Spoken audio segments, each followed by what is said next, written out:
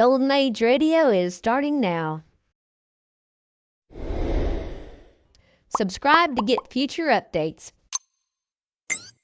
Buckle in and prepare for a great lineup tonight, starting with The Twilight Zone, 0 Hour, Suspense, Mystery Theater, The Inner Sanctum, Theater 5, Escape, X-1, Dimension X, and Space Patrol.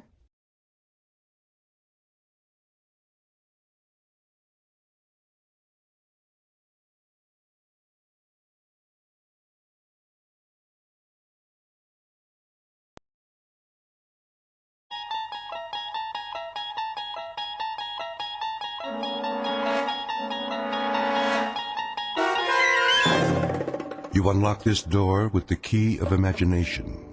Beyond it is another dimension, a dimension of sound, a dimension of sight, a dimension of mind. You're moving into a land of both shadow and substance, of things and ideas. You've just crossed over into the Twilight Zone.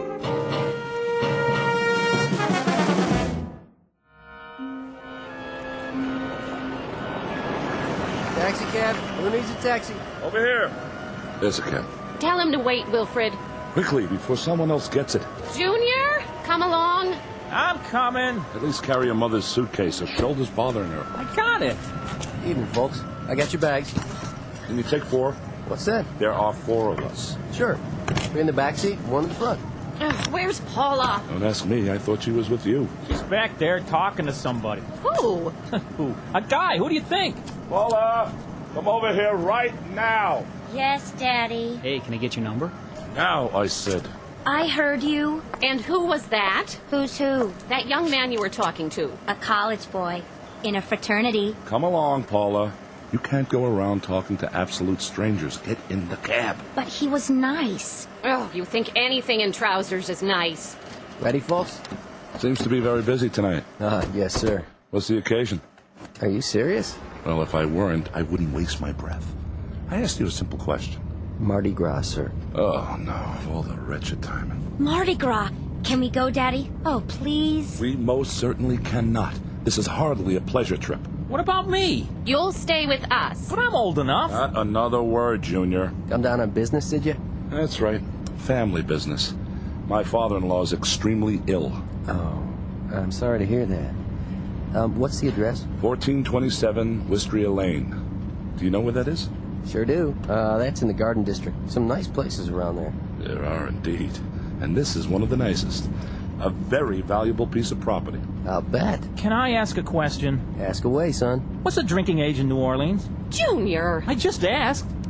Driver, how do you turn the light on back here? Now, what in the world do you need a light for? So I can see myself in the mirror? I have to fix my hair. Will you all please try to control yourselves? No one wants to be here. That's understood. But now that we are, we'll just have to make the best of it. Step on it, driver. We don't have all night. Yes, sir. Put on your seatbelts, please. I know a shortcut. Otherwise, we'll never get there. They don't call it Fat Tuesday for nothing. Meet the Harpers. Not your typical American family, perhaps, but people who belong together, like birds of a feather. First, there's Wilfred Harper, father and husband, a money-hungry, conniving sort with shifty, piggish eyes that reflect the contents of his soul. His wife, Emily, on the fading side of 45, with a petulant, mousy face and a voice to match, a thin-lipped hypochondriac. Then there's Wilfred Jr., with a face devoid of any suggestion of character. He has inherited much of his father's avarice and all of his mother's weakness. The combination gives him a half-hungry, half-cruel look that one usually finds on cornered animals. And his teenage sister, Paula, a vast desert with only one structure on it, a mirror. She is committed to her own appearance and nothing else on earth. These 4 received a phone call concerning the health of Emily's father, one Jason Foster, who lies dying in his mansion. Soon we'll meet Mr. Foster, a tired ancient who on this particular evening will leave the earth. But before departing, he has a few things to do, some services to perform, some debts to pay, and some justice to mete out. Because this is not only New Orleans at Mardi Gras time, it's also the Twilight Zone.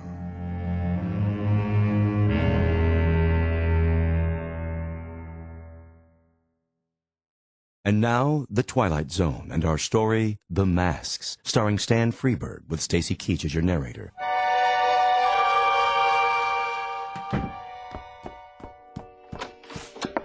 How do, Nola? Jeffrey? Give you a hand with that? Oh, thank you kindly. Crowded downtown? Yeah, the biggest Mardi Gras ever. At least that's what it looks like. I almost couldn't get a seat on the streetcar. Got everything, I see. Everything he asked for. How is he? He looks badly. And he's much weaker. Ever so much weaker. Can't say as I'm surprised. He wants to be advised when his relations arrive. Knowing his relations, I'm sure they'll make themselves known. You're right about that. The doctor still here? Mm-hmm. With him now. I'll get dinner started. You do that, Nola. You do that. Oh, my. A sad and mournful day.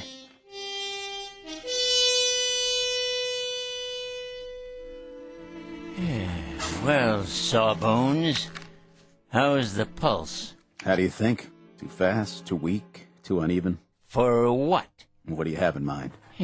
Where were you when they taught bedside manners in medical school? Trying out for the soccer team? I've been your physician, Jason, for, how long is it now? 42 years. First time I attended to you, it was for a head cold. I allowed myself one compassionate cluck. Just one. And you threw a lamp at me. That established the pattern right then and there. That's why I've suffered your inept ministrations all these years. Your candor has been a refreshing departure from the modern medical norm. I ask you a straight and simple question, and you give me a straight and simple response. What is it, Jason? The oft-asked question of the condemned man. How long? Well, there's really no telling. How long have I, Sam? A week? A day and a half? Huh? Or is there no need to wind my watch to cover the exigencies of the next 4 hours? My guess is that you may now measure your life in moments. I think it could come at any time. That you've lasted this long, Jason, is a tribute to an inner strength most of us are not privileged to possess. Nonsense! It's a tribute to a streak of recalcitrant, cross-grained, unaccommodating orneriness. And the fact that there are 1 or 2 things left for me to do on this earth. That's why I must stay alive, at least until midnight. I hope I see you tomorrow, Doctor. I'm sure you shall, God willing.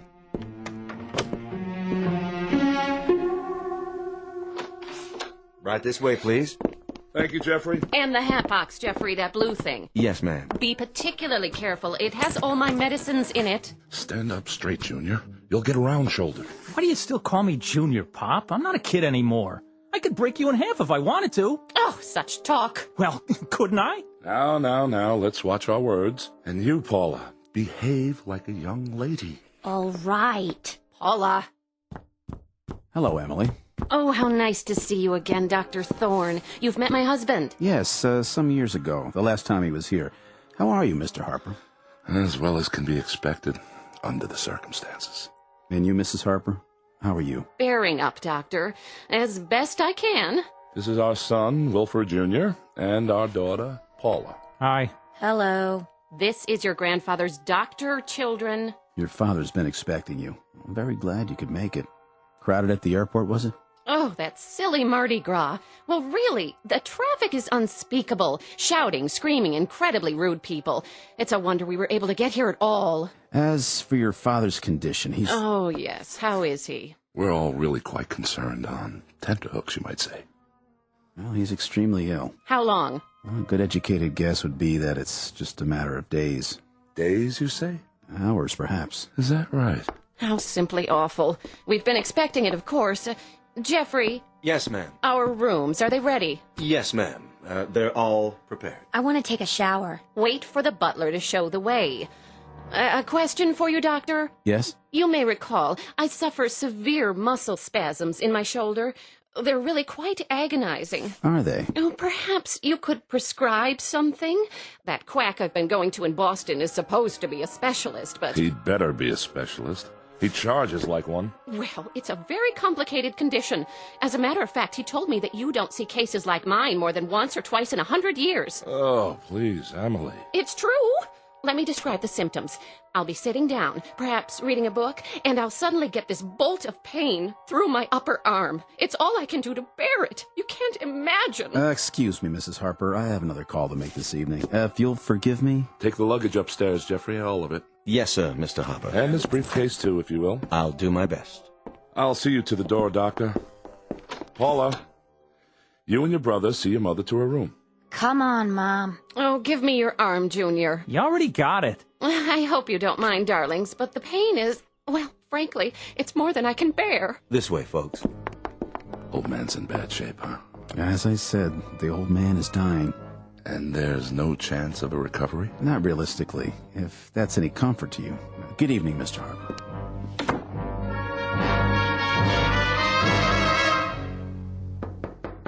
Father? Don't worry, I'm awake.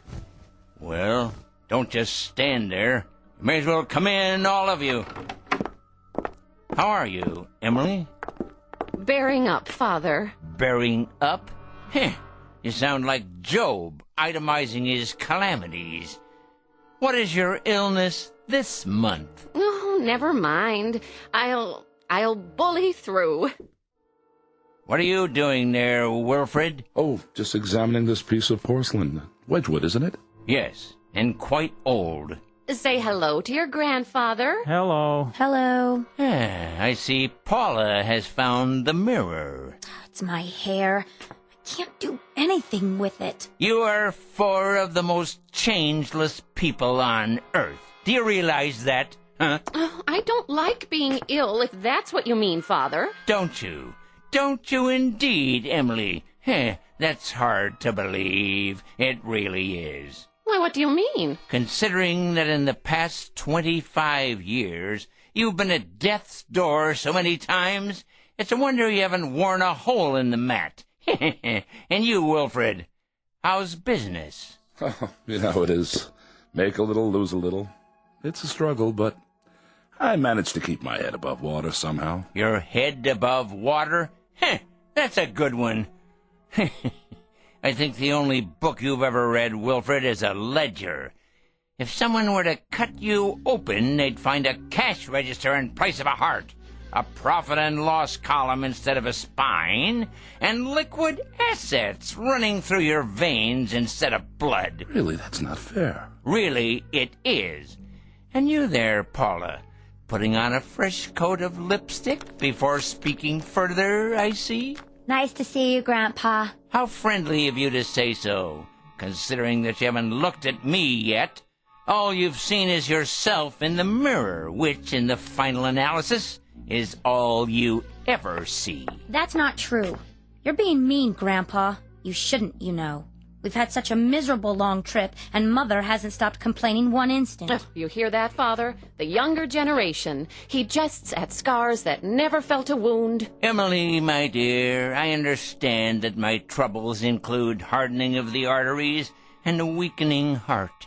But if you continue playing Sarah Bernhardt, I may well succumb to an intestinal affliction. What does that mean? It means you're in danger of making me sick to my stomach.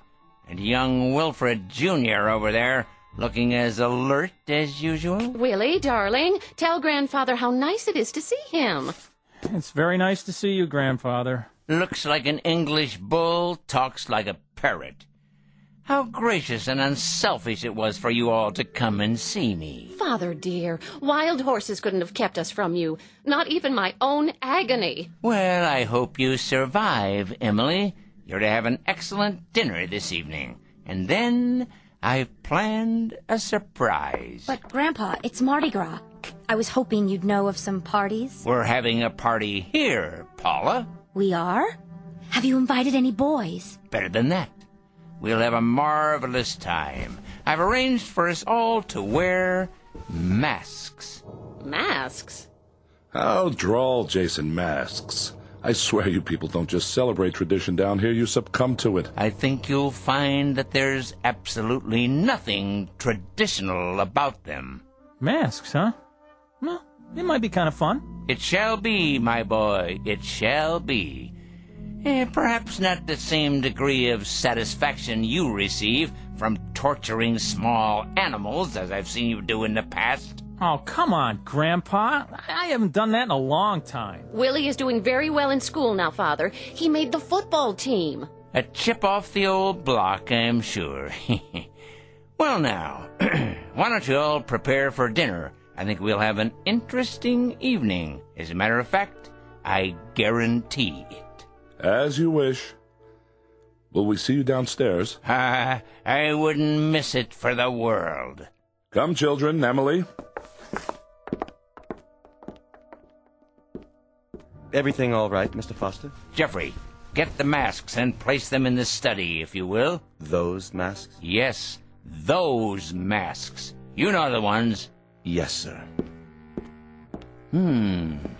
A tremendously interesting evening for all, I promise. Come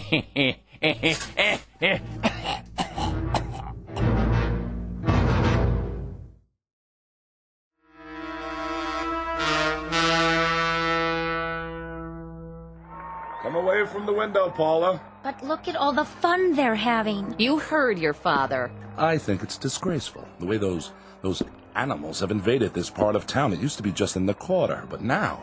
I want to go with them. Paula! Well, why not?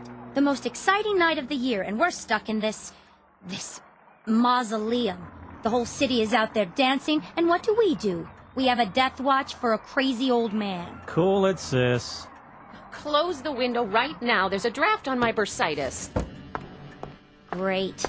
What did you do in New Orleans, Paula? Did you go to Mardi Gras? Oh, yeah. We wore funny masks and sat around and stared at each other. Look at those stupid things. Don't touch the masks. I'm sure they're very old and valuable. Everything in this house is valuable. They are if Father bothered to collect them. Without question. Look at the chandelier, the furniture, and the paintings. I've never asked you, Emily. Is that an actual Matisse in the hall? No, it's a Picasso. Oh, is that all? Here you are, Mr. Foster. Thank you, Jeffrey. That will be all. You sure, sir? I can take it from here. Yes, sir. Well, now, my loved ones, was your dinner satisfactory? Sumptuous, Jason. Really, truly excellent. Must have cost a pretty penny. Father, do you think it wise for you to be up like this? Wise? Probably not, but necessary, assuredly. Have you, examined your masks? Our masks? You must mean they're a gift. Well, in that case, thank you. They're certainly unique, Father. Indeed. They're made by an old Cajun. Actually, made is inaccurate. They're created, each one separately and individually. Is that so? I'd be interested in any provenance you can provide. Their history, ritual meaning. You mean so you can resell them? No, of course not. I wouldn't worry about that just yet. We're simply curious. No doubt, no doubt. I'm told that not only are these works of artistic perfection, but they possess certain, properties. Very unusual properties. Can I look at the magazine? No way, I'm reading it. Children, your grandfather is speaking. They're only worn during the Mardi Gras, and there's a ritual to the wearing. You see, one tries to pick a mask, which is the antithesis of the wearer. How so? Oh, for example, the ugly man might cloak himself in beauty, whereas the shy and retiring put on the facade of boldness. Youth wears age, and age, youth. You get the idea. In other words, it's a masquerade of opposites. Very interesting. Oh. Now, why would anyone do that, Father? Why question it? This is a special evening. And now, dear ones, let's pick our appropriate masks, shall we? If you say so. You, Wilfred, how do you fancy yourself? I don't understand. Come on, be candid. When you shave in the morning, who looks back at you? Why, I do, of course. I don't see... Please, it's a crucial question. What do you see? Really, Jason, I think we're a little old for parlor games. Let me be the judge of that. Indulge an old man. Oh, all right. Give me a self-assessment. Come on, be honest. You're serious? Never more so. Well, I suppose you could say I'm good-natured. Congenial. Ah, now we're getting somewhere. I've always been a congenial man. No matter what the circumstances, I try to take things in stride. Very good, Wilfred. Congenial, friendly, outgoing, even extroverted. In short, amiable. I think so. So it follows that as part of this amiability, this general goodwill, you feel a deep rapport with your fellow man. Hmm? Oh, yes. Yes, indeed. Now, the opposite of your affability would be, this face, here. This one? Surely not. Look at it, Wilfred. Hold it in your hands. Feel the way the wood is carved. The angry, feral lines, the gnawing, rat-like teeth. The opposite of the way you see yourself, remember? Charming. I take your point. Hardly an appealing image, though. Live with it a while. Try it on. Come on. It has great subtlety. The features reflect greed, avarice, cruelty, like a predatory animal. In short, all the character traits that you don't have. An ironic choice, wouldn't you say? Quite. And now, the brave lady on the couch. Oh, really, Father? I don't feel well. I'm not up to... Of course you are, my dear, darling daughter. You're up to anything. Your courage dictates that you accommodate a relatively brief period of self-sacrifice. It should come naturally to you. How about this one? But it's hideous. Of course it is.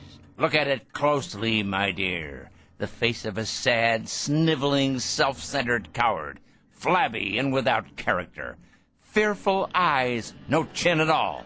In contrast to your own bravery, your doughty, intrepid strength. Well, I suppose it does serve as a contrast. Next, the one over there, who walks in beauty like the night. What? Pay attention. Your grandfather is speaking. If you want to know, I think this whole thing is a bore. Paula! Well, it's the truth. Wear this one, just for a short while. All right. But it's horrible. Ah, look closely. The round porcine features. It's the face of a pig, with beady eyes, puffed out jowls, and a shiny pink snout. A self-indulgent face that's never satisfied. Not like you, my dear. It has none of your heart, none of your selflessness, none of your great concern for others at the expense of yourself. Well, if you put it that way. And last but hardly least, the timid one over there. The gentle and quiet Wilfred Jr. Oh, come on, grandfather. But you haven't seen it yet. What's this one supposed to be? You're opposite, my boy. The face of a dull-witted, stupid clown. Thanks. Notice the low brow, the bulbous nose, the slack, oversized mouth, as opposed to your own manful refinement, your courteous, deferential gentility. Yeah, I get it. And now, we're almost done. What about your mask? This one. But that's a skeleton. The face of death, because I'm alive. Understand? I'll wear the very thing that stalks me at this moment. Oh, you don't mean that we actually have to wear these hideous things? I believe I explained that. Only for a few hours, I should add, until the unmasking. And that's at midnight. Paula, you'll break it. I don't care. Everybody else can do what they want. I'm not wearing mine. Then I'm not either. I'm afraid, Jason, that we're somewhat at odds here.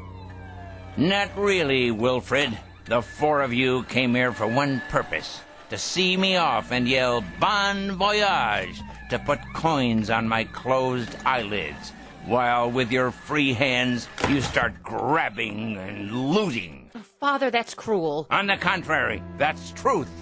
You came here to reap everything I've sown, to collect everything I've built, to covet everything I possess. And I'll not disappoint you.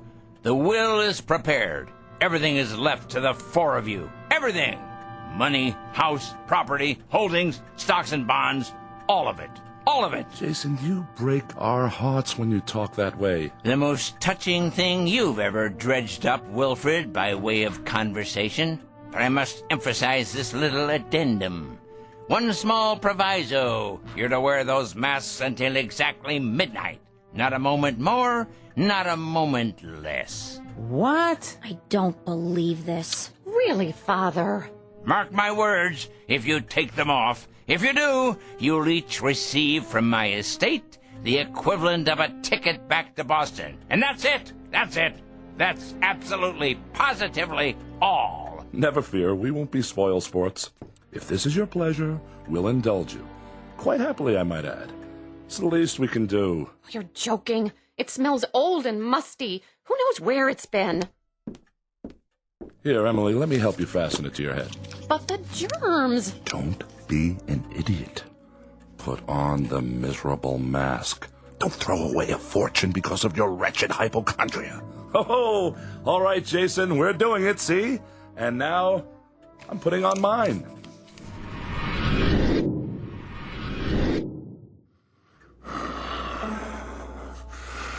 How do I look, everyone? Oh, Paula! Willie! Do as your father says! What do we do now? Dance, sing, or vote for the ugly prize? You win, sis. Man, look at the stout on her. Very good. And now, dear ones, it's my turn. Now let's all wait for the stroke of midnight, when all things will be revealed.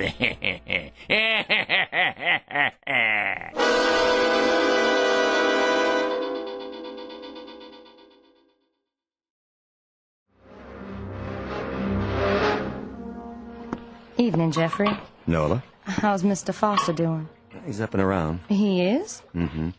In his electric wheelchair. I took him into the study. That man. I reckon he wants to spend time with his relations. Well, they look like they don't want to spend time with him. Let me ask you something. What does he plan to do with those masks? I think he wants to play a game with them. With the masks or his people?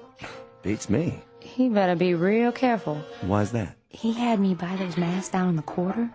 Wanted them made special by some witch man who does voodoo and such. I told him, Mr. Foster, don't you go messing around with that stuff. That's the devil's work. Nola, he said, don't you worry. I know what I'm doing. I surely do hope he was right. Me too. Once you go that way, there's no turning back. That's the truth. Help me put away these dishes, Jeffrey. It's getting late.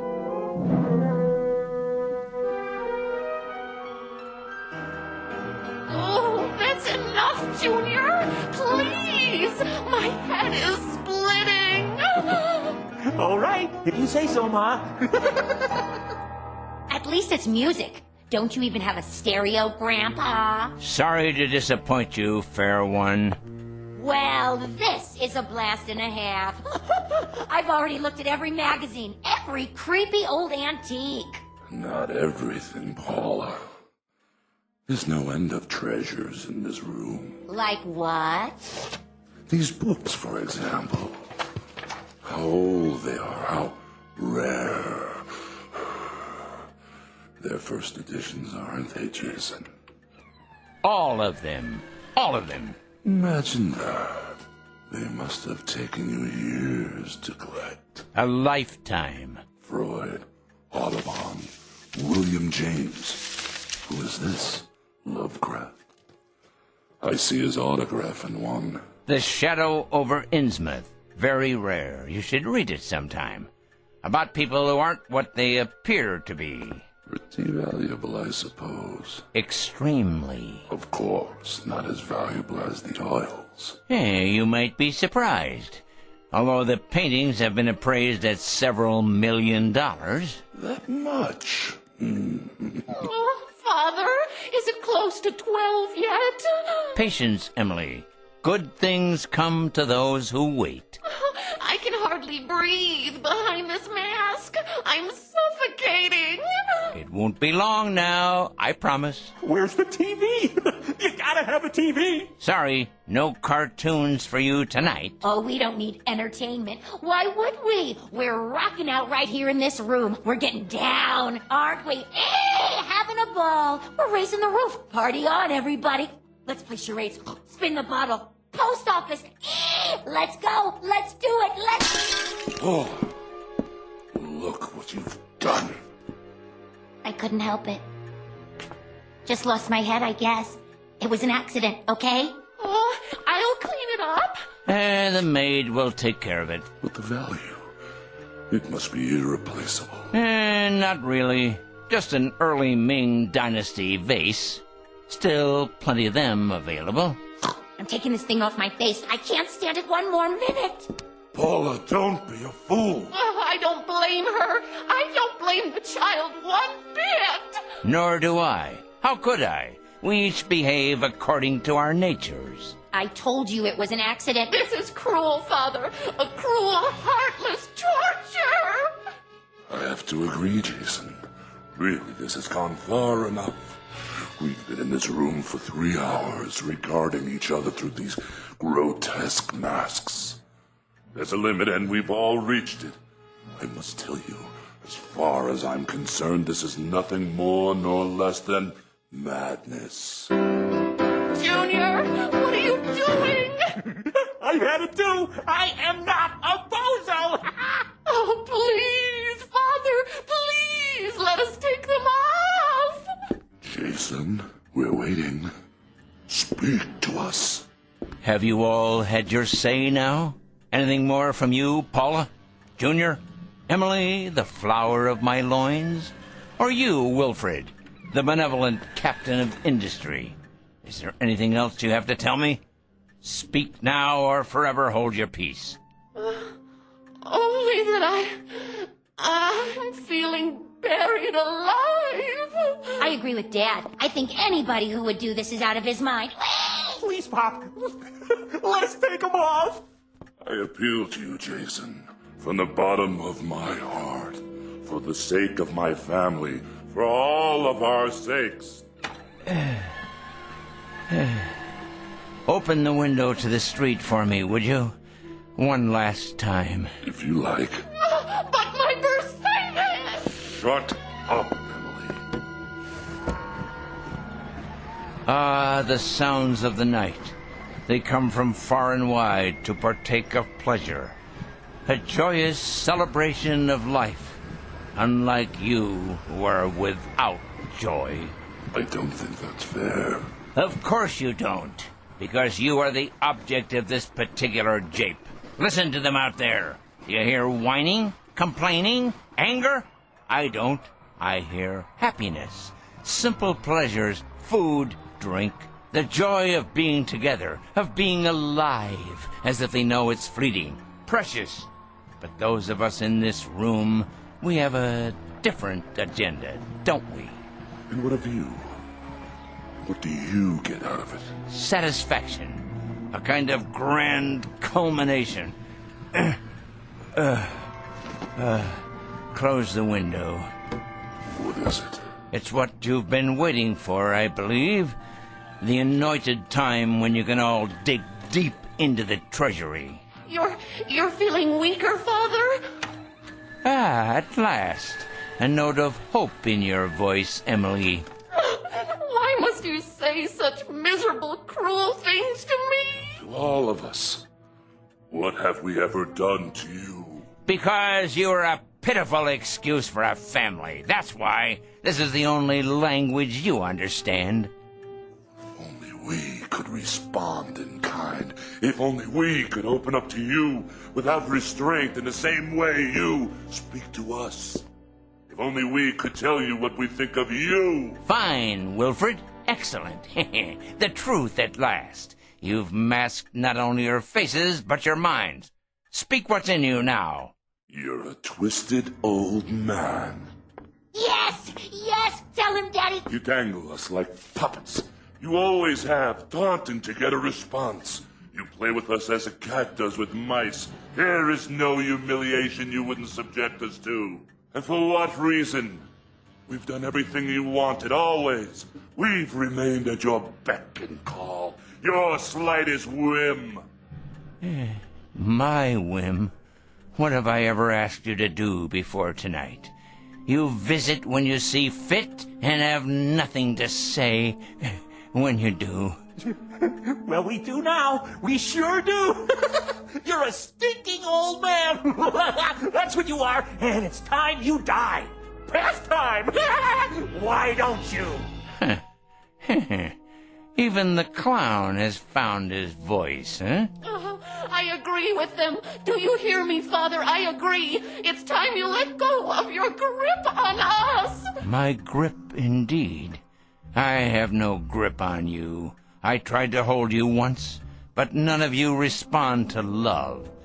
You, Emily, you respond only to what your petty self-absorption dictates. That's enough, Jason. Wilfred responds only to things that have weight and bulk and value. He feels books with his hands. He doesn't read them. He appraises paintings. He doesn't seek out their truth or their beauty. And Paula there. Paula has lived her life lost in a mirror. The world is nothing to her but a reflection of herself and her brother. Humanity to him is a small animal caught in a trap to be tormented. His pleasure is the giving of pain, and from this he receives the same sense of fulfillment that most human beings get from a kiss or an embrace. So unfair, Father. You're caricatures, all of you, even without the masks. And this last note, I haven't held any of you here. You were always free to go. What's held you here has been my daughter's weakness, my son-in-law's greed, my granddaughter's vanity, and my grandson's cruel subhuman sadism. As soon as the clock chimes 12, you will all be very rich. It's as good as done. Now you own everything I have owned. You've kept your bargain. You've worn the masks. So now enjoy yourselves, my pretties. Live full lives. And may God have pity on you.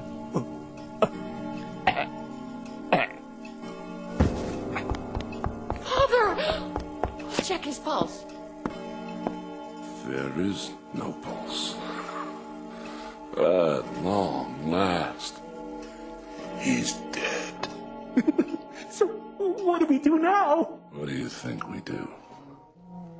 We take off the masks and celebrate. This nasty thing, it's stuck to my skin. Mine too! Pull, Junior. Put your fingers under the chin and pull. Watch me.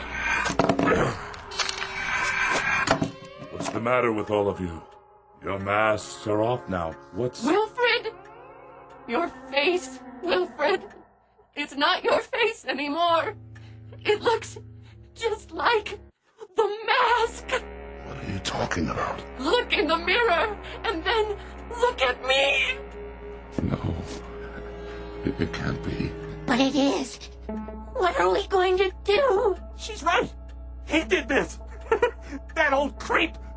If he weren't already dead, I'd kill him. No.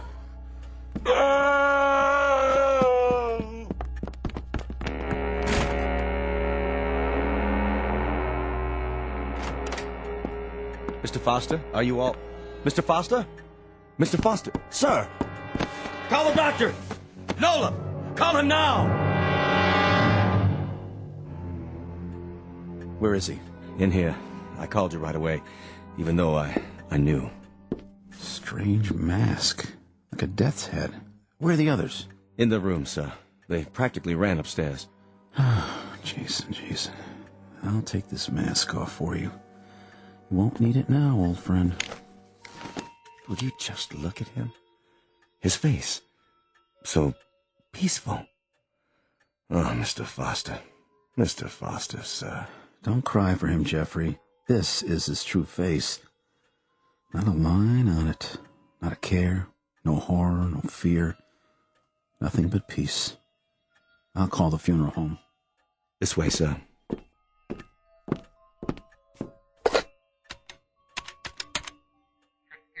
Yes, this is Dr. Sam Miller. I'm at the Foster home. Yes, that's right. Mr. Foster has passed away. Time of death, 12 midnight. Right, I'll fill out the death certificate. Someone will be here. His family.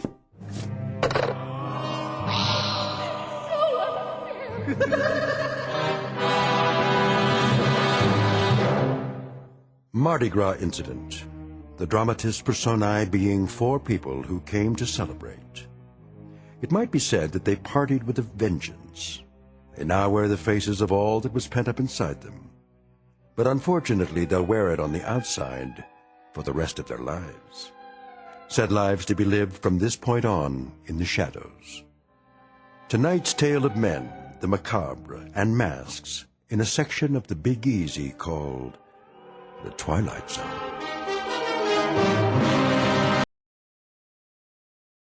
Thank you for this radio, rumble.com/C/GAR. Please support our veterans by visiting veteransradioministry.com. Together we can honor their great sacrifice. Thank you.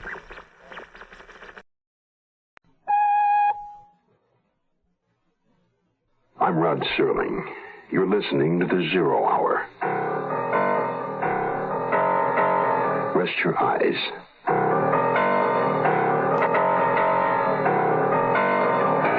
Exercise your imagination. This week, Tony Hillerman's haunting tour of terror. The Blessing Way.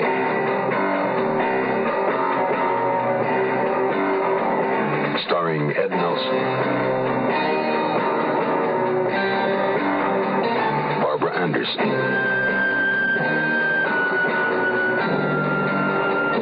and Tig Andrews.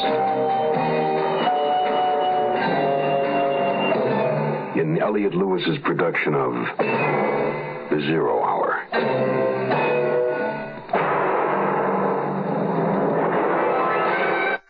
Mutual Broadcasting System presents The Zero Hour. Sponsored in part by State Farm Insurance and the makers of Beech Nut Chewing Tobacco.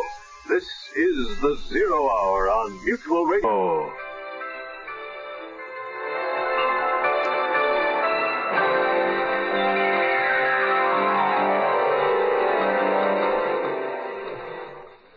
Dr. Bergen McKee, anthropology professor, had been busy doing his homework. An old Navajo woman had told him stories about wolves and witches.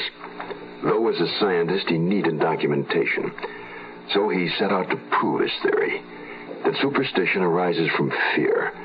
In short, witchcraft is a scapegoat for those who cannot explain away their woes rationally. Dr. Bergen McKee went to an abandoned grazing grounds and came across 5 dead rams, their throats slashed. Coyotes, he conjectured. But how could a relatively small animal scale a 6-foot fence? And where was his colleague, Dr. Canfield? Why hadn't he returned to camp? And why was there a letter from him signed John, when his name was Jeremy? Dr. Bergen McKee has several questions for which there are no scientific answers. And he has a fear. Irrational, perhaps, but real nonetheless. He's beginning to get the feeling that something is wrong in Many Ruins Canyon. Something dreadfully wrong. The Blessing Way resumes following this word. Here's a tip from your Better Business Bureau. Properly cooked vegetables add interest and enjoyment as well as nutrition to a meal. Cooking only long enough to make the vegetable tender tends to preserve more flavor and better texture than prolonged cooking. And when you buy vegetables, demand freshness. Check the characteristic signs of freshness, such as bright, lively color and crispness. Handle produce carefully. Someone must pay for vegetables lost by rough handling, and in the long run, it'll probably be you. Incidentally, don't buy just because of low price. It doesn't pay to buy more vegetables than you can properly store in your refrigerator, or you can use without waste. Most vegetables can be stored for 2 to 5 days, and it's really penny foolish to buy fresh vegetables affected by decay. Because even if you do trim off the decayed area, rapid deterioration is likely to spread to the salvaged area. A few cents extra for vegetables in good condition is a good investment.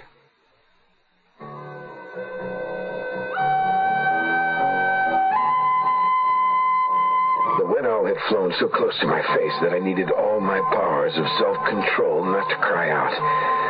Something out there had frightened that bird, and owls are not easily frightened. I studied the worn outcroppings of sandstone across the canyon, straining to hear. I felt like a young child afraid of the dark, the unknown. An irrational fear, I thought, but perhaps not. I could think of nothing that had happened to this point that made any sense. One dead man with sand in his lungs, 5 dead rams with their throats slashed, and a wrong name signed to a simple note. So why be logical now? I moved cautiously away from the tent, back into the darkness, climbing slowly over small boulders, carefully skirting larger ones, until I reached a pocket of water-cut rock directly under the oak of a hanging cliff. The light of the climbing moon had moved halfway across the canyon floor. Nothing stirred. What I scanned was a quarry of immense, motionless, brooding quiet.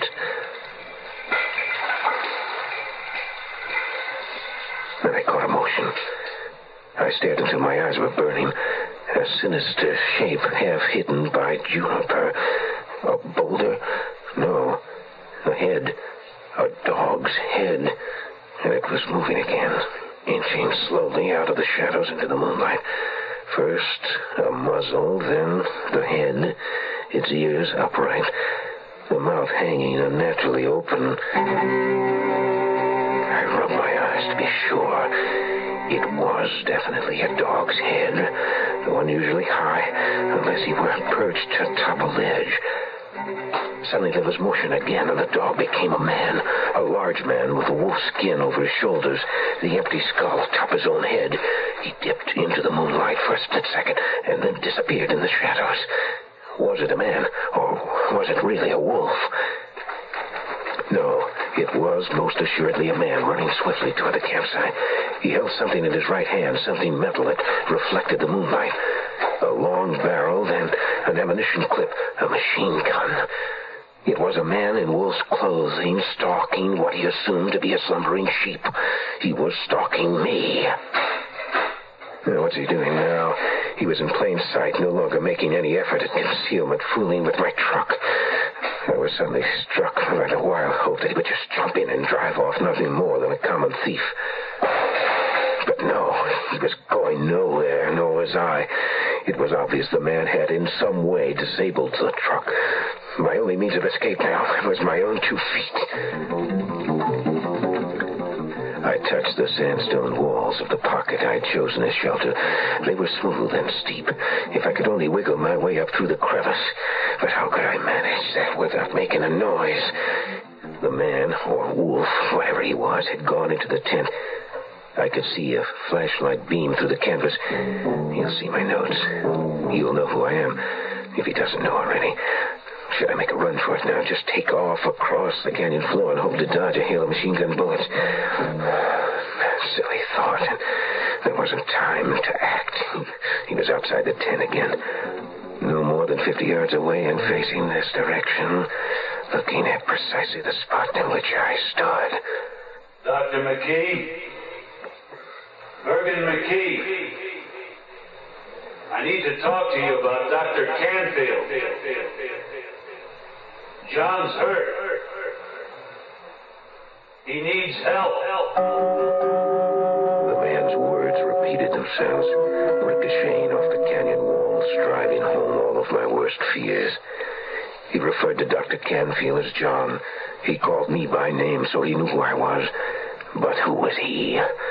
All I knew was the man standing there in the darkness, this man in the wolf skin brandishing a machine gun, this man who had stalked me like an animal had come for one reason and one reason only, to kill me. We're number one, we're the largest company, and you don't get to be the largest company unless you're doing a little extra for people.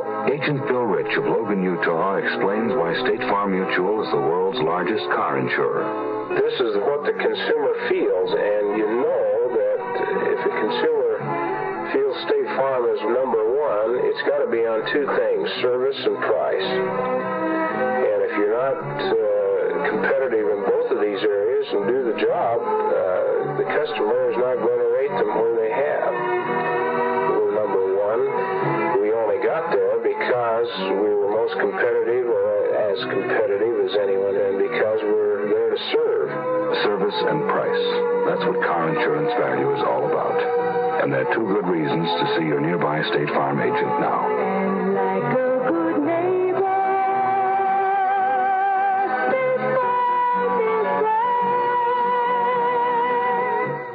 We'll return to our story in a moment. Hello. My real name is Florencia Vicenta de Garcias Martinez Cardona Moss. No, it's not a new rock group. I'm known professionally as Vicky Carr. But my real message today sings out good news for all of you. A new federal aid program to provide education and training after high school, especially if you don't have the money for it. It's called Basic Grants and helps provide money for full-time students entering for the first time a college or university, vocational school, technical institute, or a hospital school of nursing. It helps you pay for tuition, books, and other expenses. Basic Grants makes it possible now to prepare for the special vocation or career you've been hoping for. And best of all, it's not a loan. That's right. You don't have to pay it back. So apply right away. Simply contact the school or college you're planning to enter, or post office, or write Basic Grants, Box 84, Washington, D.C. Buena suerte, mis amigos.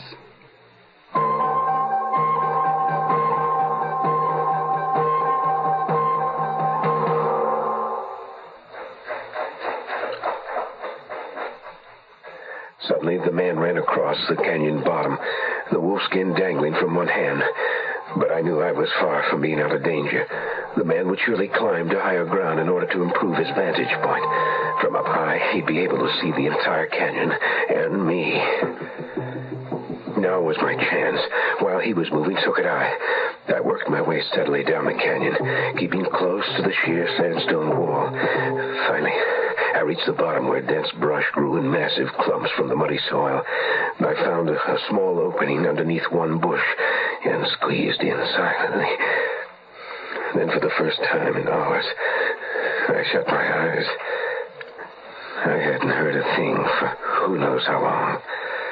I had lost touch with time. All I knew was it was dark and the stars were out. Was the man gone? I had waited for what seemed like a full hour, and then moved. I crouched in the shadows, listening.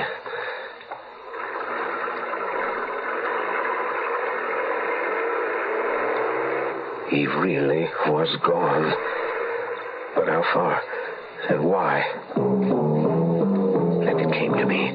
If that lunatic had gone to all this trouble to learn who was living in the tent, he would also know of Ellen Leon. The letter announcing her impending arrival was on the table. The wolf. Oh, the wolf. He would only have to wait for her. Well, I'd have to do the same. I decided the hell with self-preservation in the sedentary academic life. If I was going to get killed, I might as well do it with style. I no longer had the faintest hope that the morning would bring Jeremy Canfield driving up the canyon, but it would bring Ellen Leon. I took one deep breath, let it out slowly, then sprinted across the sand to the south wall. I had to get as far and as high as I could and find a place where I could watch the floor of the canyon. I'd wait there to intercept the car and Ellen Leon. I was making good progress, having scaled a third of the way up the south wall. There was a large boulder up ahead, surrounded by enough sandstone to afford me a blind. It would be a perfect viewpoint. Only it was so dark, I could barely see my way. It must have been nearly dawn, the darkest time of the day or night.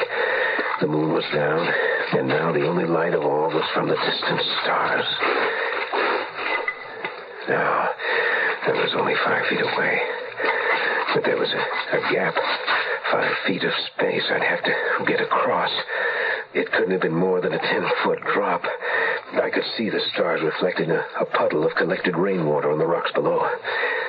I reached out and felt the rough bark of a tree limb. I held onto it with both hands and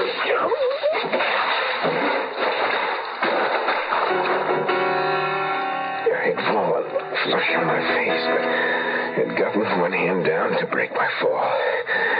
I scrambled to my feet. I was out in the open. And suddenly there was a roaring in my ears and this grinding pain in my hand. The lights went out.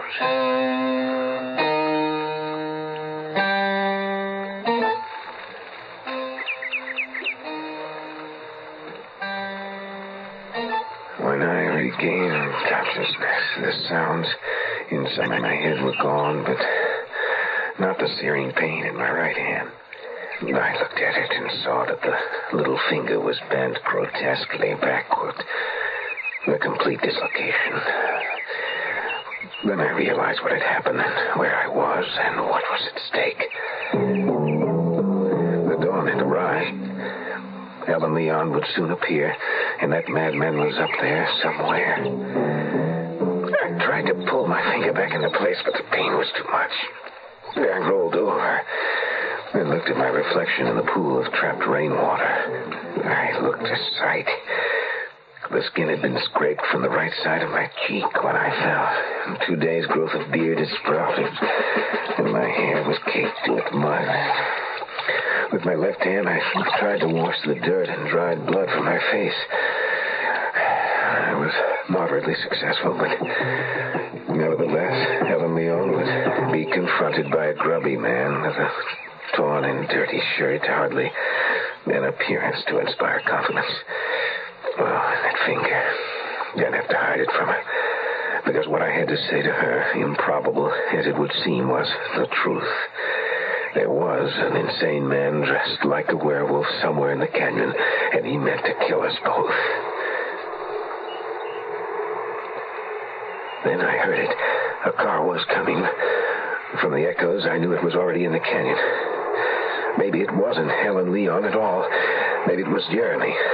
And the whole thing was all just a bad joke. Maybe it was the wolf coming back to finish me off. Then I saw it rounding the bend. A Volkswagen. And behind the wheel, I could see the driver was wearing a hurried expression. It was Helen Leon.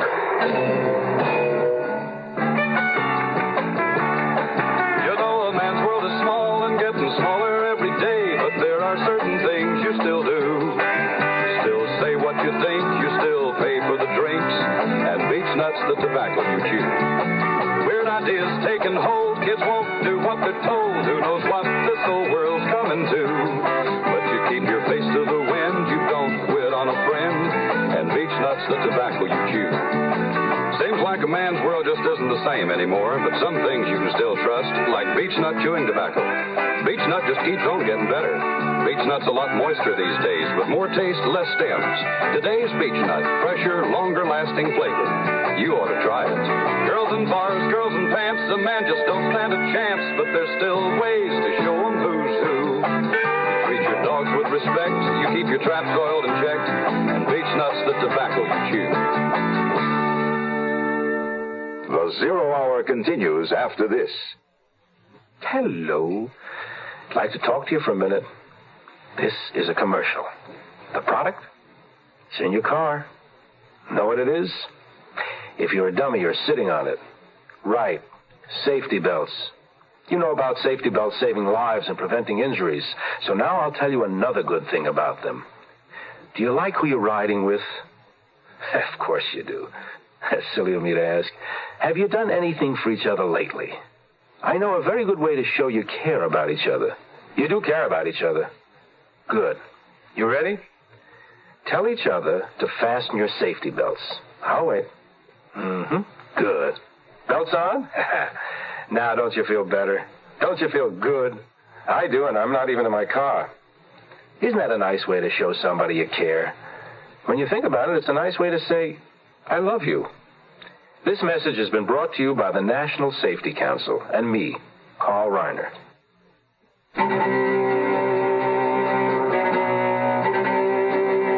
As soon as I saw it was Ellen Leon, I dashed out onto the road. Miss Leon! Miss Leon! Miss Leon, stop!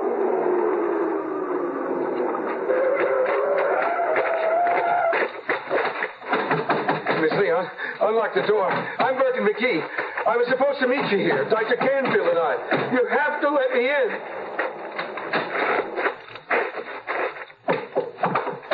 turn the car around, headed out of here. What's wrong? Where's Dr. Canfield? Look, I'm not sure exactly what's wrong, but I want you to get out of this canyon until I find out. There's a man somewhere up this canyon who isn't acting rationally. I think he may have done something to Dr. Canfield, and I don't know where the hell Canfield is, and I can't start looking for him until I get you out of here. Oh. Canfield was gone when I got back to camp yesterday. He left me a note, and he signed it John. His name is Jeremy. Well, what did the note say? Oh, something about taking a Navajo to Tignos Pass, something about a snake bite. Look, that's not the point, Miss Leon. He signed it John. Listen. Now, you wait here. Come back. Miss Leon? Sounds like a motor. What is it, a truck? Look, I'm going to find out. All right. We'll both find out. This woman, Helen Leon, had a certain Girl Scout quality about her. Delicate and yet determined. I was sure she doubted my story, but I'd expected that. Somehow, I'd have to stress the urgency of the situation without giving her further cause for alarm. It was less than 50 yards to the bend of the canyon. My hand throbbed violently every step of the way. When we reached the bend, I cautioned her to stay back. I peeked around the rocky point. There was a gray Land Rover parked a ways down the canyon. A cable from the winch reel on its front bumper was attached to a fallen ponderosa pine. The massive trunk of the long dead tree was being swung slowly across the canyon. What is it, Dr. McKee? It looks like we walk out. What in the world is he doing? He's blocking us in with that tree. Is that the man you saw last night, the man with the wolf skin? Yes. With all the racket the winch motor was making, the man couldn't hear us walk back to Ellen's car, started up and back off. At least she hadn't asked me how I knew that this was the same man. I don't know what lie I'd have made up. I couldn't have told her that I'd seen a long machine gun barrel sticking out of the Land Rover window, nor could I divulge the fact that I now had a pretty fair idea who the man was. The terrifying truth was, I'd met him before, face to face. It was the hat that gave him away. The man operating the winch was wearing one. A black felt hat with a wide brim, with a silver concho band around the crown. It was the big Navajo from Shoemaker's. Is your hand broken? No, I sprained my finger. But it hurts a lot. It's all right. It would feel better if you'd let me bandage it. Don't you have a first aid kit at your campsite? Look, I think it'd be better if we kept going. I want to find a place where we can climb out of here. Maybe Dr. Canfield's back by now. Maybe. Can't we just... All right. It's just up ahead. We'll need a few things anyway. Stop at the camp. Thank you. Don't mention it. Canfield wasn't there. I hadn't expected him to be, but she had. She sat glumly in the tent while I rounded up supplies. Harley, I filled my canteen, shoved 2 cans of meat into my pocket, grabbed a box of crackers in my pocket knife. Then I trotted over to where my truck was and raised the hood. I could feel her watching me from behind, but I didn't turn around. Instead, I examined the engine. The spark plug wires were ripped out. Dr. McKee, really, shouldn't we have waited back there just for a little while? I'm sure Dr. Canfield will be coming right back. And if he doesn't, I'm sure this man will help us. This is absolutely insane. I'm turning the car around. What are you doing? Take your foot off of mine. You'll get us killed. Now, get this straight. I had a hard day yesterday. I was up all night. I'm tired. My hands hurt. And I'm worried about Jeremy. Now, you're going to behave and do as you're told. And I'm telling you again, we're going to climb out of this canyon. Look, if I'm wrong about that guy, I'll apologize. I can't take that chance now. Please. You have to trust me, Miss Leon. Better slow down. The road's getting too narrow. Bully. Wait, I saw something. What is it? Tire tracks, you see? Along the bank there. Somebody's been here. Dr. Canfield? I need to find out. Put the car over there. Now get it past the brush. Out of sight. Then what? Wait in the car. And I'll be back for you. The tire tracks told me a lot. They were obliterated along the road, but visible on the bank. That meant whoever made them had done so before last night's rain. There was only one set, and from the angle of the flattened brush, I assumed that whatever went in, it hadn't come out. At least not this way. The road stopped completely, but the deep tread marks went on. Over rocks, through the brush, until I could see where they were heading. There was a brush-covered outcropping of rock 50 feet away. Quietly, I approached. My heart was racing. It could be a trap set by the big Navajo. Slowly, very slowly, I peeked around and saw a truck. Jeremy Canfield's camper. It was locked up tight, and the muddy streaks on the windshield suggested it hadn't been moved for a while. I looked in through a side window. No keys in the ignition. No Jeremy either. I wheeled around and saw up on the rimrock a flash of red.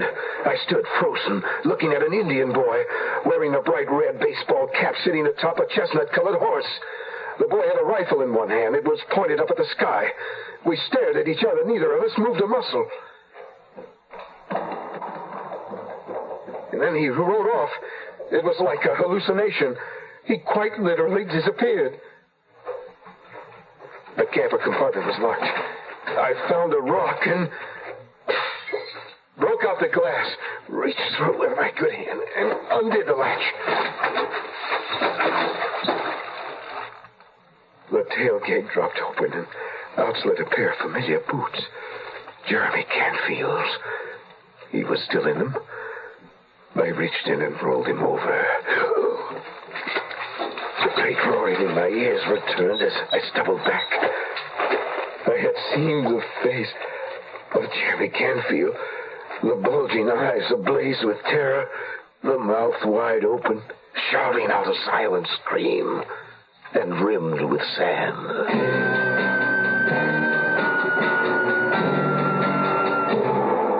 You are listening to Mutual's presentation of The Zero Hour.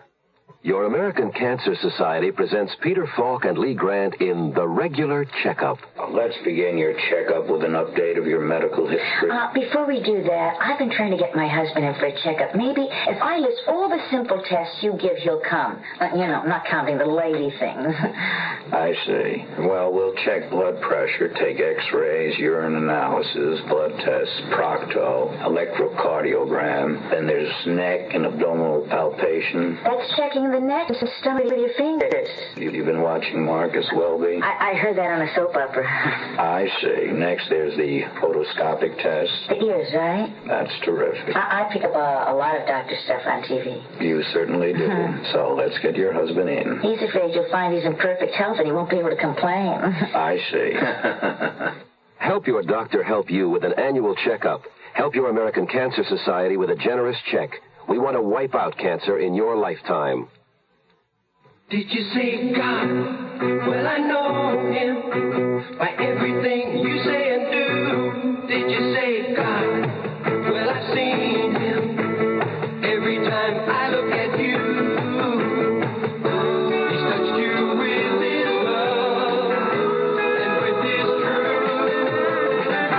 Don't look any further. You are his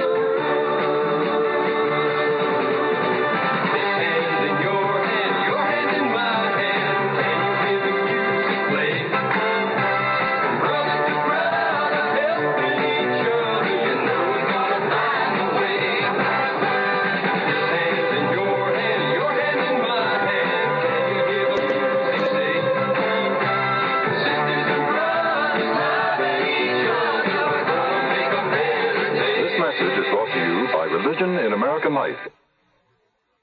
Tomorrow at this time, rest your eyes and listen here to this week's continuing study in suspense, The Blessing Way. I'm Rod Serling, and this is The Zero Hour. This episode brought to you in part by State Farm Insurance and Peanut Chewing Tobacco. This is the Zero Hour on Mutual Radio.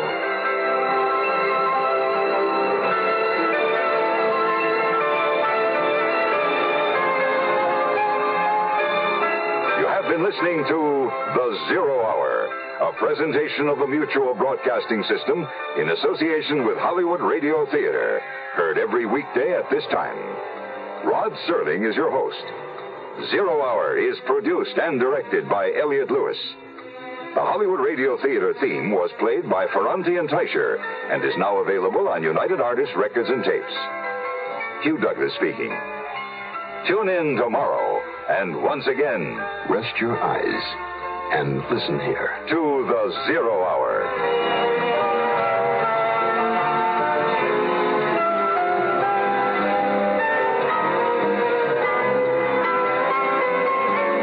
This is the Mutual Broadcasting. And provide a every moment waiting to be discovered. Join us as we uncover the soul of Brazil, one incredible experience at a time. Click on the link in the description and embark on the ultimate Brazilian.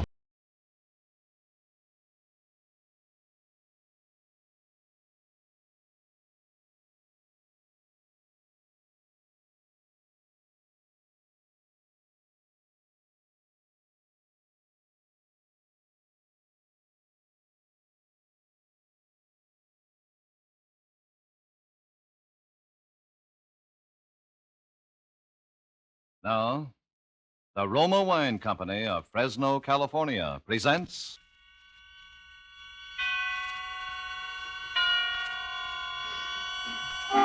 Suspense.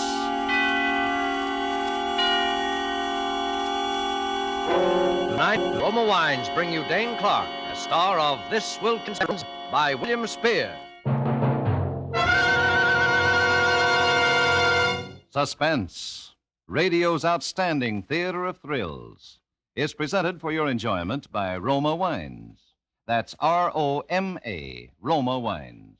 Those excellent California wines that can add so much pleasantness to the way you live, to your happiness in entertaining guests, to your enjoyment of everyday meals. Yes, right now a glassful would be very pleasant as Roma Wines bring you Dane Clark in a remarkable tale of suspense.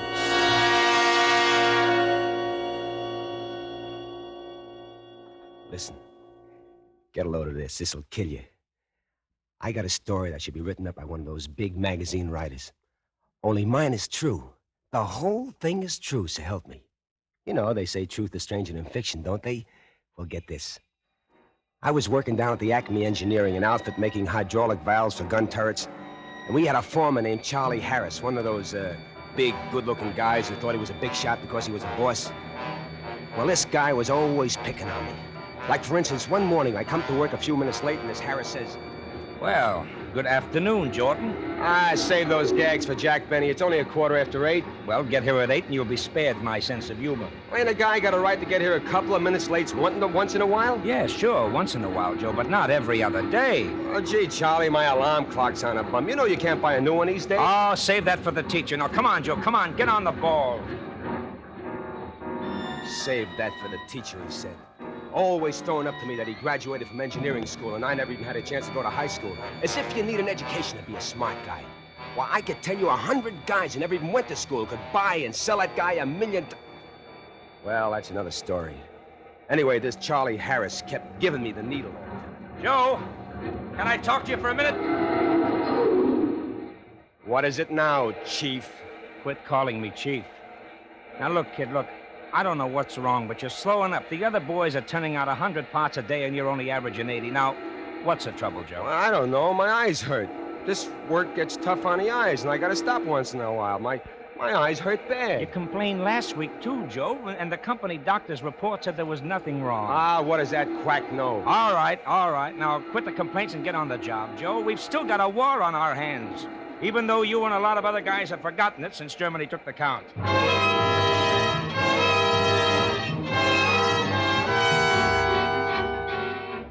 There's a war on. Did you get that? At the time, he was technically right, but giving me the business just because he didn't like me, waving the flag and singing, "Oh, say, can you see?" Look, I'm just as patriotic as him or any other guy. Could I help it if my eyes hurt bad? But he had to go make a big thing out of it just because I got in the habit of stepping out a little here and there, and he found out. Well, ain't a guy got a right to have a little fun once in a while, just because those Japs are still popping away? So my eyes hurt a little the next day. Is that so terrible? Are the Japs going to win a war just because I've had a little fun? Well, anyway, he keeps picking on me and picking on me. And one day, while I was knocking my brains out, Joe! Oh, let me ride in the wide open spaces that I love. Don't offense me. Joe! What? Yeah? Now, look, Joe, look. I don't like playing cops, but you know there's oil and gasoline all over the place. Yeah? And that a cigarette dropped into one of those pools could burn the plant down? So what? So read the sign beside your machine. Well, I can read it, Charlie. Go on, read it. No smoking. Drop that cigarette. Why, what cigarette, Charlie? You stupid jerk! Why, I'll break your head for that! Oh, you will, eh? Hey, you asked for it!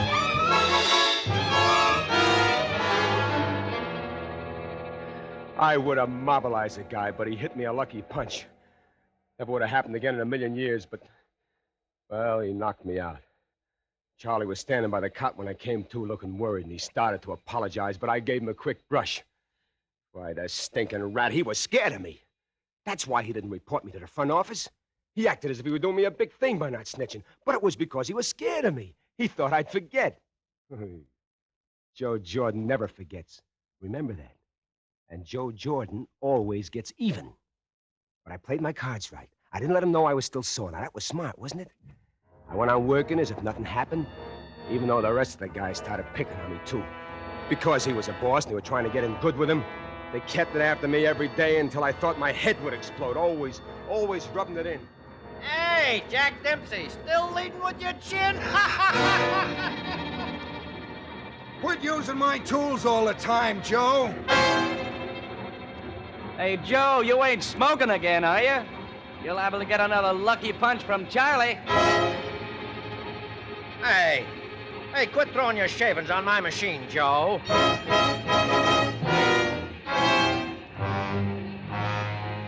I used to get splitting headaches from the pounding on my brain. Well, you would, too, getting it from all sides like that, wouldn't you? It wasn't so bad during the day. The machine drowned out the noise in my head, but at night, that pounding would start steady like my machine, banging away all the time so I couldn't sleep. It might have got another guy, but not me. Not me. I'm too tough. And I got plans for Joe Jordan. Be a big guy someday with my brains. No foreman of some small-time outfit. Be head man of the biggest shop in town with a classy car, a big house with servants, and a beautiful wife. Yeah, beautiful wife. And I had her all picked out. Her name was Harriet Slate. She was a stenographer at Acme. All the guys was on the make for her, but, well, she had a yen for me. Not that she ever said anything, but I can tell. You see, I know dames. Well, at the water cooler this day, I managed to bump her as I got a paper cup and... Oh, pardonnez-moi. Oh, you speak French. Oh, a little. I knew a guy from Paris, France once, and he taught me a couple of things. Cherchez la femme. Comment allez-vous? Quite an accent. Excuse me, Joe, I gotta get back to No, wait a minute. I got a lot of accomplishments. I'm a good dancer, too. Did you know that I took second place in the jitterbug contest at Ocean Park last year? No, I didn't.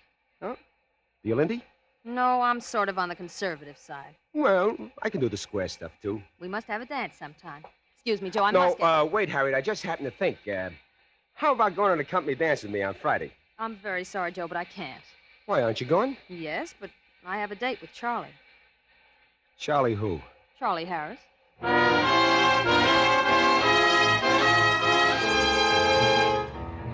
Charlie Harris. Charlie Harris. Charlie Harris.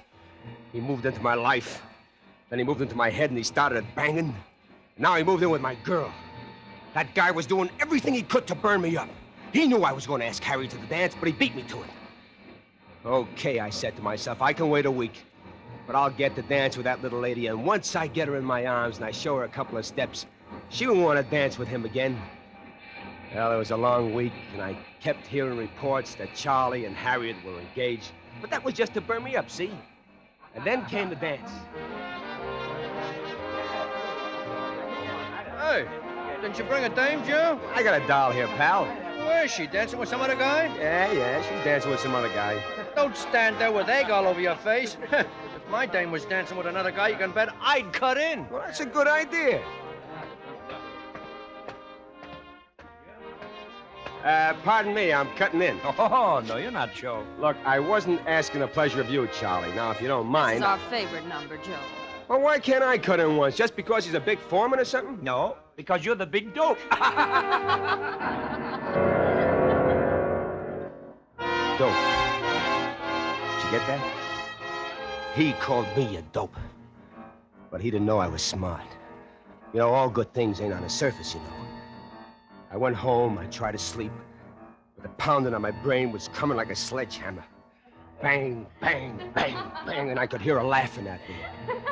That dirty, double-crossing dame, laughing at me. Laughing at me! And the bang in my head was coming louder and louder and crashing against my brain, exploding on my forehead. And then the pounding stopped.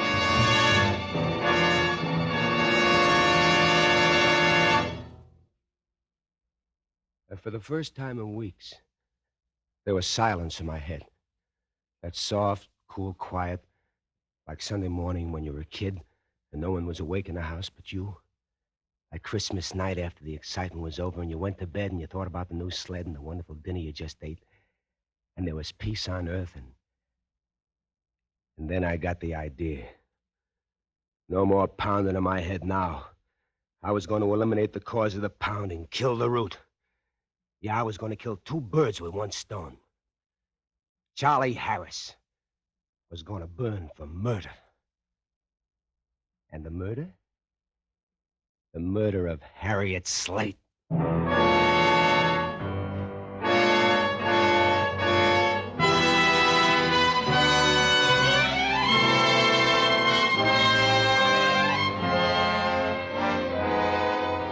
For Suspense, Roma Wines are bringing you as star Dane Clark in This Will Kill You by I.A. Finley. Roma Wines' presentation tonight in radio's outstanding theater of thrills, Suspense.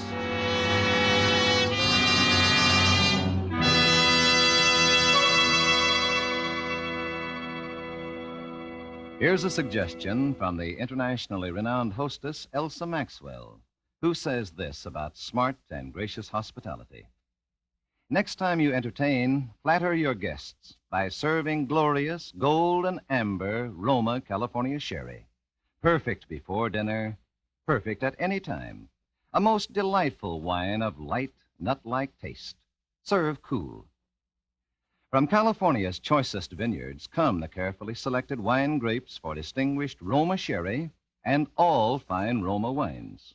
Remember, good Roma wines never vary in fine quality, are always pleasing, the happy result of selected grapes, carefully picked at their peak of flavor goodness, gently pressed, then unhurriedly, guided to perfection by the ancient skill of Roma's famed wineries. Yes, good Roma wines are always delicious, yet cost only pennies a glass. Remember, because of uniformly fine quality at reasonable cost, more Americans enjoy Roma than any other wine. R-O-M-A, Roma Wines. And now, Roma Wines bring back to our Hollywood soundstage Dane Clark in This Will Kill You, a narrative well calculated to keep you in suspense.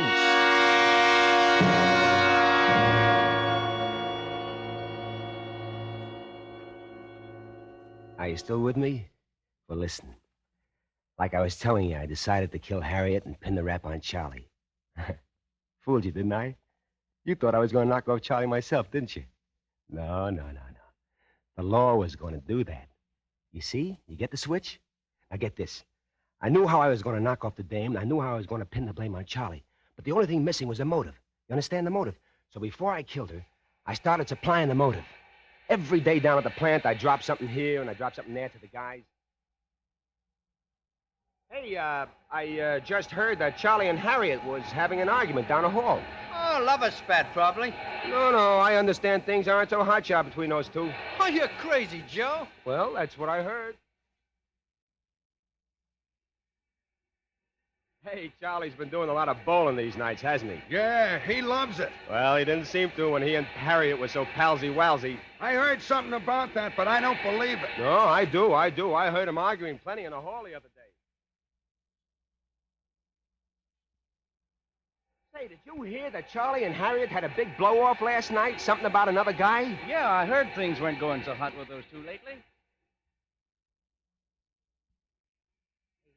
Did you hear that Harriet and Charlie had a big scrap the other night? Old news, Marty. It's old news. I understand she's got a guy up north, and Charlie is burning. Oh, he ought to bust her head wide open. It'd serve her right for two-timing a white guy like Charlie.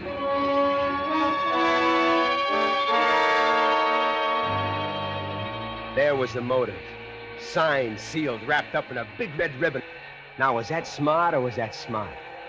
The next afternoon, I heard Charlie making a date with her for that night. He didn't know it, but it was going to be his last date. When the 5 o'clock whistle blew, Charlie went in to wash his hands. I slipped over to his workbench. I grabbed the steel pipe he used on his drill press, and I slipped it under my coat. I wore gloves so my fingerprints wouldn't show on it. Smart, huh? Only Charlie's fingerprints were on the pipe. I waited outside the plant, and in a little while, Charlie walked by. Got a minute, Charlie? Huh? Yeah, I guess so. Look, there's an idea I've been working on that can speed production in our department. Now, can I talk to you tonight for an hour or so? Oh, I'm sorry, Joe. I can't tonight.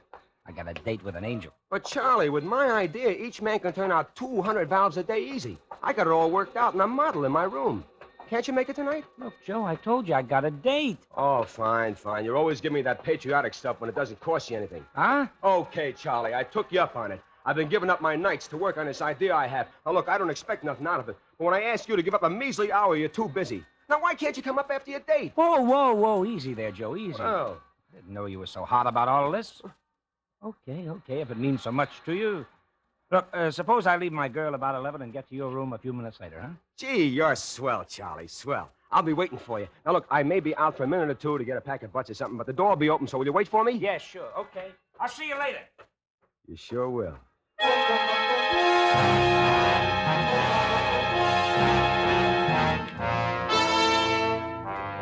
Everything was working out just like I planned. Pretty good for a dumb guy, huh? I grabbed a bite of dinner, and then I dropped over to Charlie's boarding house. He lived on the first floor in the back. I looked at his window, and it was open. Perfect. I waited until dark. I pushed up the window, and I dropped in. It took only a few seconds to find what I wanted. A handkerchief with Charlie's initials on it. I was outside and walking down the street before I had a chance to even get nervous. I killed time till about 10:30, and then I drove over to Harriet's house, and I waited across the street. In a little while, Harriet and Charlie walked up. And they talked, and then Charlie looked at his watch, and he kissed her goodnight. Kissed her goodnight. I waited for a few minutes after he left. Then I walked up to her room and knocked on the door.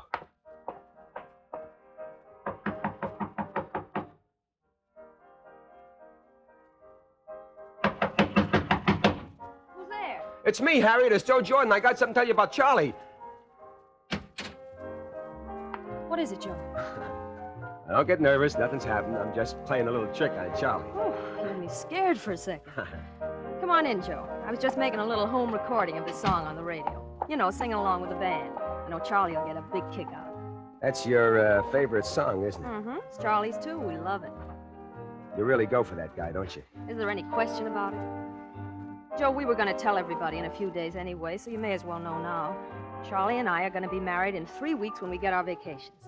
Isn't that wonderful? Yeah, that's wonderful. Only you're taking your vacation a little sooner than that, baby. What do you mean?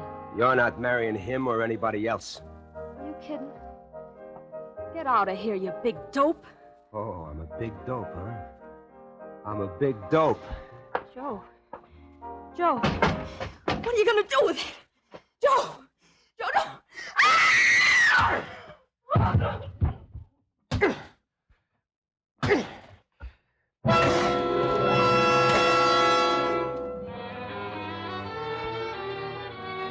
I did it. It was done. I looked at the clock. It was 11:10. He'd just be getting to my room now. 5 minutes to kill. Hey, did you get that? Now I had time to kill. That was a good one, wasn't it? I dropped Charlie's handkerchief on the floor, then messed up the joint to look like a struggle. And I waited till 11:15, and then I smashed the clock. It stopped dead. Did you hear that one? The clock stopped dead. Good, huh? I dropped the steel pipe on the floor, blew the place fast, and raced home. I ran up the stairs worried that maybe Charlie had left, but he was still there. Well, where have you been, Joe?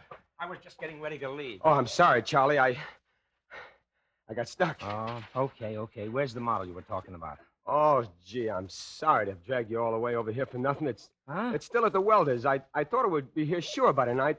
Can we make it tomorrow? Oh, you're a corker, Joe. You've messed up my whole evening. I sure did. I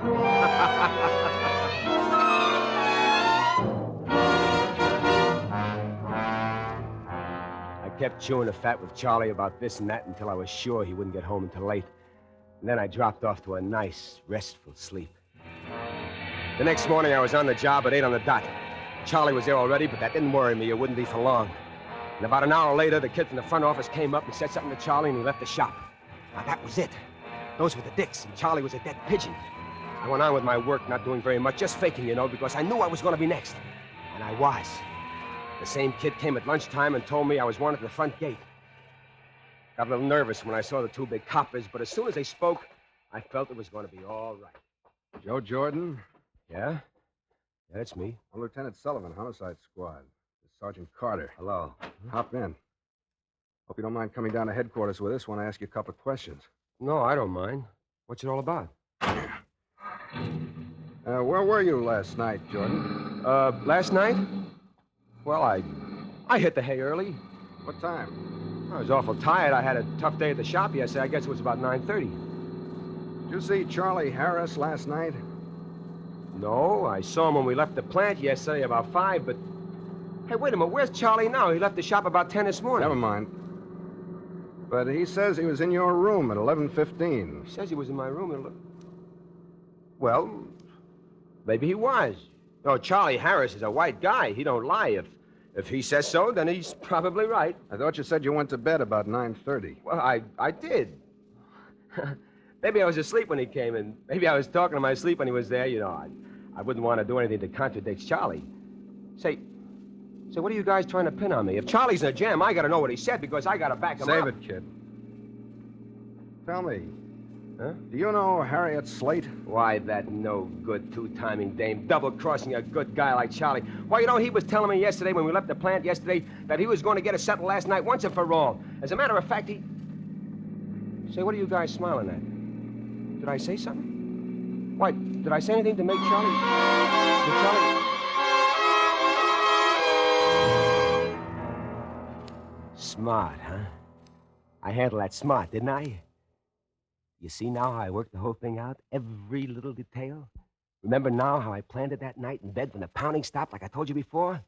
Oh, the trial was a cinch. The DA had all the evidence he needed and a little more. Charlie was with her that night? Proved. The steel pipe was his, wasn't it? Proved. There were his fingerprints on it, wasn't they? Proved. And the motive? The boys in the plant furnished that. They were perfect witnesses. They liked Charlie. They tried to help him, but they had to admit the stories that were going around. And the piece de resistance, that's French, was the way I knocked his alibi for a loop. Now do you see why I smashed the clock at 11:15? Do you? It was airtight. Charles Harris, will you rise and come before the court? Charles Harris, the jury of your peers have found you guilty of murder in the first degree, and I...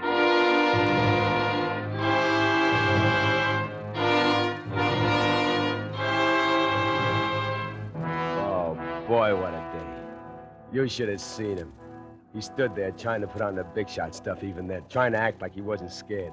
But I could tell he was ready to faint right there and then. But the newspaper guys were taken and they said he stood straight and fine and brave, like a soldier facing a firing squad. That's what they said, the dopes. But I knew he was yellow. Or else he wouldn't have picked on me just because he was boss, would he? Would he? Huh? So you see, I was smarter than he thought, than anybody thought, even the DA and those dicks. Now there was a funny situation for you, wasn't it? The real murderer was in court, furnishing the testimony that convicted that poor... and no one knew it. That's a good one, isn't it, huh? Isn't that wonderful, Father, huh? Wasn't that marvelous?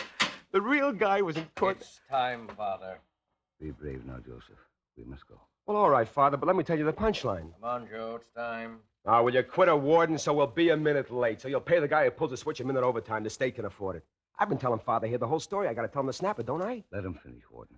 Go on, my son. Well, you see, it was a fluke, Father. 1,000,000 to 1 shot. They never would have got me if not for just one thing. One little mistake, Father. You see, the night I knocked the doll off, she up and told me that she was making a recording of that song on the radio. She told me, do you hear? And I forget all about it. So all the time I was spilling my guts to Harriet, that machine was taking down every word.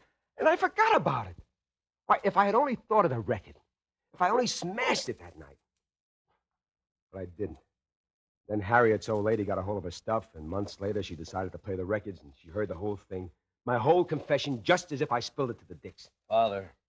We must go now, Joseph. Okay, Father. I'm coming. Come on, Warden. Come on. Watch a real man walk down the last mile. The Lord is my shepherd. I shall not want. He maketh me to lie down. You seen plenty of guys walking down this road, didn't you, Warden, huh? I bet none of them ever took it as good as me, did they? They say guys crack up on this little walk, don't they? Not me. I got guts. I bet Charlie would have cracked up by now, huh, Warden? You know, those newspaper guys said he stood straight and fine and brave that day. He wouldn't be standing that way now, would he, Warden? He'd be screaming his yellow head off. He wouldn't be taking it like me. See, there's nothing to be scared of. Guy pulls a little switch, it's all over. They say you don't feel a thing. You don't feel nothing, do you, Warden? You should know, you see plenty of it. It doesn't hurt.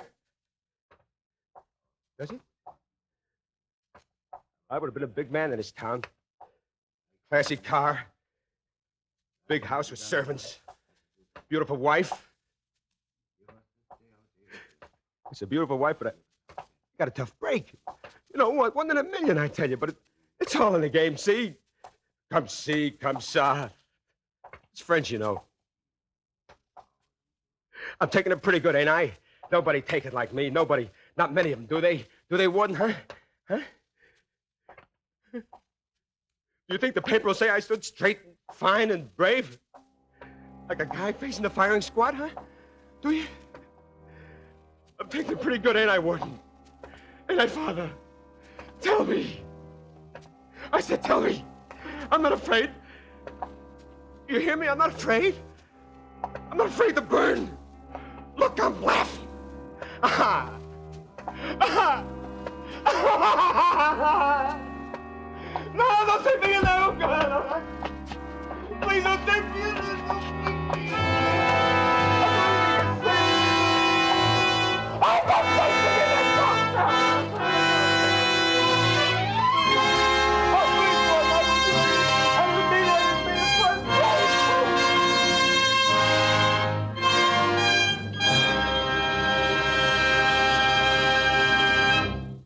Roma Wines have brought you Dane Clark as star of This Will Kill You. Tonight's study in Suspense. Before Dane Clark returns to our microphone, this is Truman Bradley for Roma Wines, the sponsor of Suspense. As the temperature goes up, so does the popularity of tall, frosty, thirst-quenching drinks. And as Elsa Maxwell recently said, one of my favorite iced drinks, and one everybody enjoys, is the delightful to look at, delicious to sip Roma Wine and Soda, made with distinguished Roma California wines. And, Miss Maxwell might have added, made so easily, too. Half-fill tall glasses with Roma California Burgundy or Sauterne. Add ice cubes and sparkling water and a bit of sugar. And for a decorative touch, garnish with fruit or cherries. Good Roma wine is unvaryingly delicious, always pleasing, yet costs only pennies a glass. And next time you use vermouth, choose Roma vermouth, sweet or dry. Zestful, full-flavored Roma vermouth is blended and developed with all the traditional winemaking skill of Roma wineries. is made and bottled in the heart of California's famous vineyards, yet surprisingly low-priced. Try Roma Vermouth soon, won't you? This is Dane Clark. It's been a great pleasure, as always, to make an appearance here on Suspense. Mr. Spear wanted me to pass along to you the word, which I know will be of interest to many thousands of listeners, and that is that 2 weeks from tonight, on September the 6th, in response to overwhelming public demand, Suspense will again bring you the Lucille Fletcher Study in Terror, Sorry, Wrong Number, starring Agnes Moorehead. That's the show you remember about the woman on the telephone. It's certainly one of the landmarks of radio. Next Thursday, you will hear Peter Lorre in a suspense play, which also promises to be most unusual. I know you will want to be listening, as I will. Dane Clark appeared through the courtesy of Warner Brothers and is currently being seen in their production, Pride of the Marines. Next Thursday, you will hear Peter Lorre as star of Suspense, radio's outstanding theater of thrills. Presented by Roma Wine. Thank you for visiting Golden Age Radio, rumble.com/C/GAR. Please support our veterans by visiting veteransradioministry.com. Together we can honor their great sacrifice. Thank you.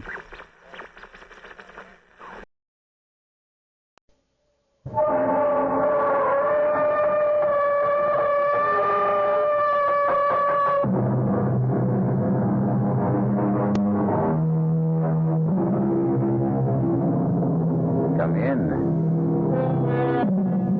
Welcome. I'm E.G. Marshall, your companion on these journeys we take to the outer boundaries of the unknown. Perhaps the greatest unknown of all is not what exists out there in the nether regions of distant space, but that which beats constantly inside each of us, the human heart. The human heart.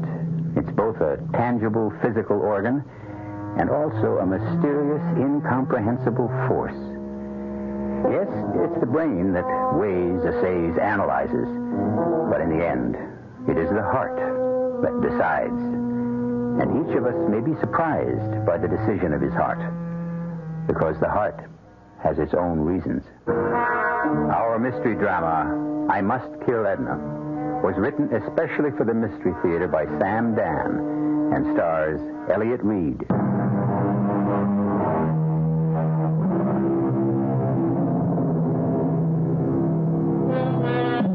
We are commanded by laws, both human and divine, to tell the truth. But what is truth? If sages, philosophers, and saints have disagreed, what hope is there for us ordinary, modest folk? The ancient Romans actually exempted certain areas of human behavior from the truth. For instance, you didn't have to tell the truth about love. And a famous saying of the times was, the gods laugh at the lies of lovers. And talking about love, we now arrive at that delicate balance of falsehood and truth, from which is drawn all of love's nourishment and sustenance. And to a consideration of Chester Masefield, a lover par excellence.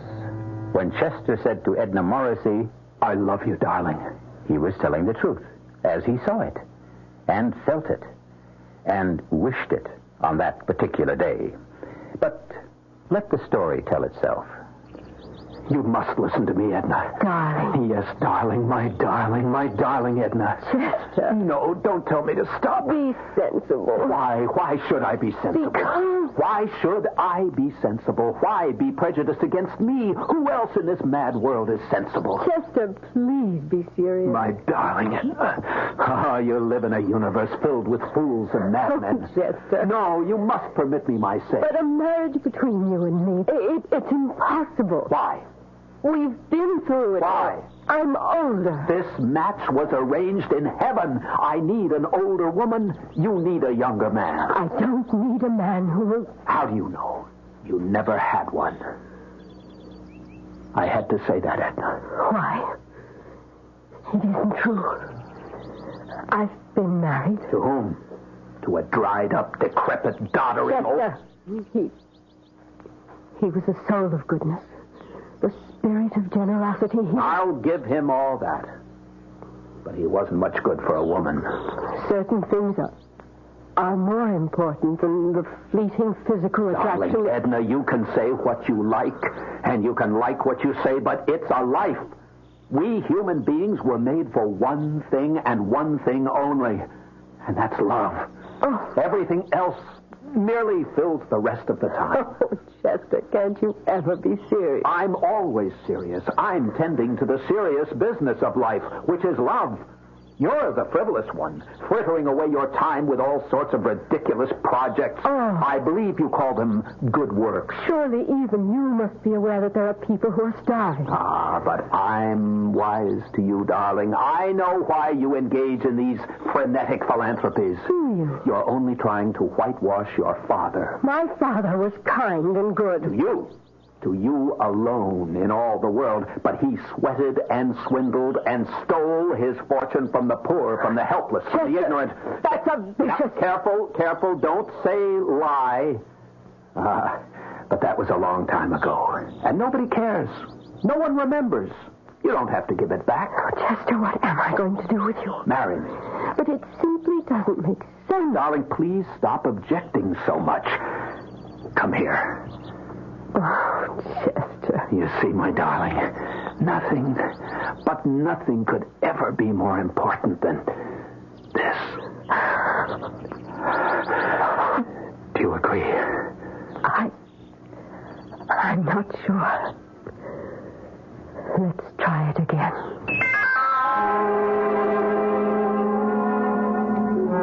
And so, we were married. Edna, of course, was deliriously happy, and I was happy too. It was an exciting, a heady experience for each of us. For Edna, it was an introduction to love. For me, it was an introduction to wealth. There are, after all, very few men in our society whose wives are millionaires, and I had joined this extremely select group. And I tell you, there's nothing like it. However, there was the matter of some of her charities. But if we could have everything we want here on Earth, there'd be no point in going to heaven after we die, would there? And this, my darling, is our newest building here on Animal Farm. I see. It's a serpentarium. A what? A serpentarium. A house of snakes. How fascinating. Yes. Poor, maligned, and misunderstood creatures. Come. Would you like to see them? Well, Oh, they're all secure behind glass. In that case... These are called pit vipers. That's because they have that indentation between the eye and the nose. Fascinating. These are all rattlesnakes and copperheads. Charming creatures. They are. Lovely, graceful, elegant. And yet mankind will soon exterminate them completely. Now, darling, is that bad? Oh, my dear, you're such a barbarian. I love them. They're beautiful, cool, and pleasant to the touch. My dear, you don't touch them. I've been told that they won't harm you Yes? if there is neither hate nor fear in your heart. Is it all right if I never touch them? Oh, Chester, darling. I know you're laughing at me. I'm doing no such thing. I believe everything you're telling me. You lie so beautifully. You think I'm a nut. And all these activities of mine... Oh, I approve of them completely. They bore you stiff. No. As a matter of fact... I didn't marry you in the hope of changing you. Why don't you drive to town today? Have lunch at your club. Do something you like. And you'll come back refreshed. Are you sure you can spare me? No. But I'll get through the day. Somehow.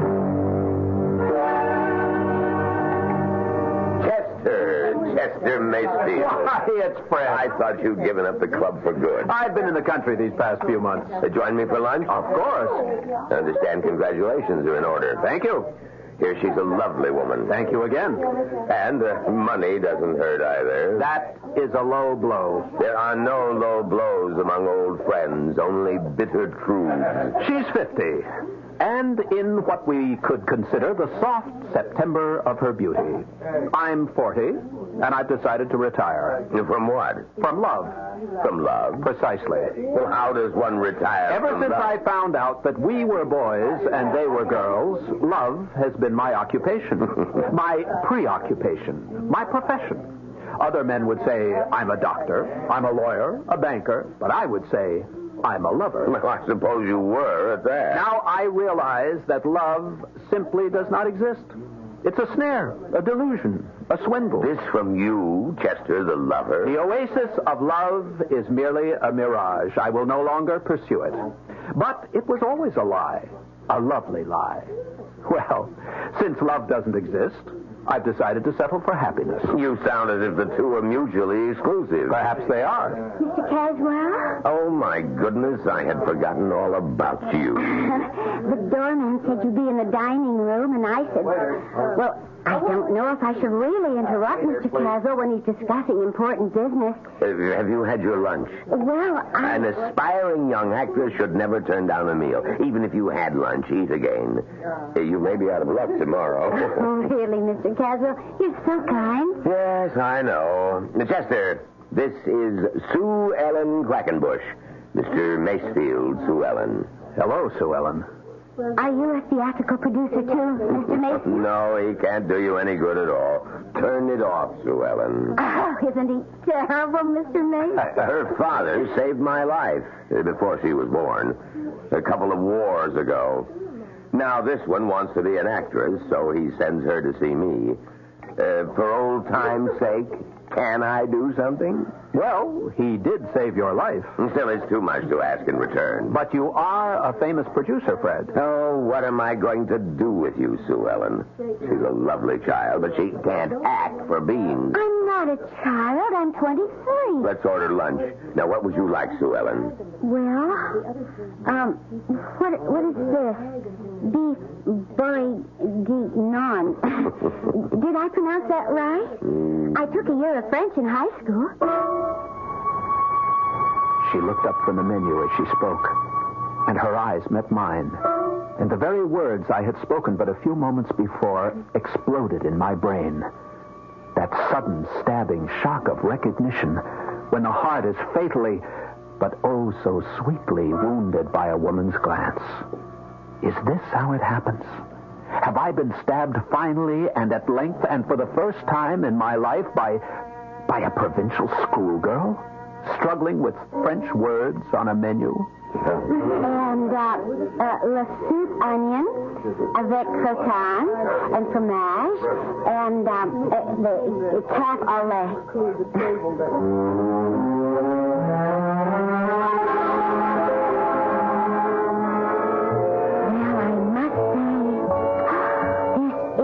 Elegant apartment. I mean, it's like the movies. Is it yours? Oh, yes. That car and this place? Oh, you must be a very wealthy person, Mr. Macefield. Chester. Chester? We have some folks in Talbot Corners who are well off, you know, but no one who's actually wealthy. May I fix you a drink? Oh, you don't have to fix my drink. Just open a bottle of pop. Well, here we are. Yes, here we are. And isn't it just like a book? A simple girl from the country in this luxurious millionaire's apartment. It's like a movie I saw at the Ritz, where they had this... Sue Ellen. Yes? Please, shut up. Mr. Macefield. I have something to tell you. I love you. Mr. Macefield. Chester. I fell in love with you. The only way people can really fall in love. At first sight. Sue Ellen, please. Now say something. What? I don't know what to say. Look at me. They'd never believe it back home. Sue Ellen at a loss for words. But this is... Well, I know. It's crazy. I'm twice your age. Don't say it's impossible. Oh, no, it's just... what? I just don't know what it is. Because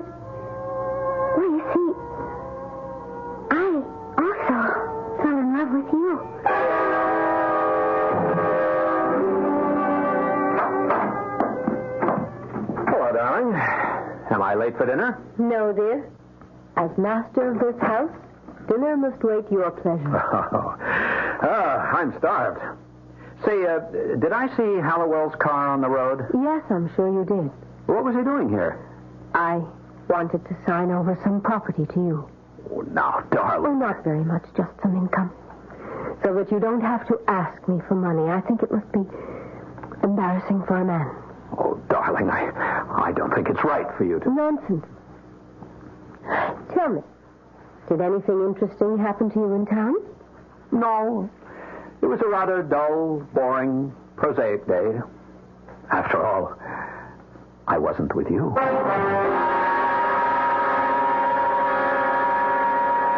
True, this may sound like the worst kind of male chauvinism, but could a man ask for a better deal?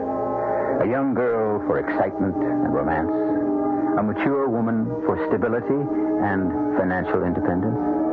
Sounds great. Looks good. But the problem with a structure of this kind is that the foundations rest on quicksand. Something will have to give.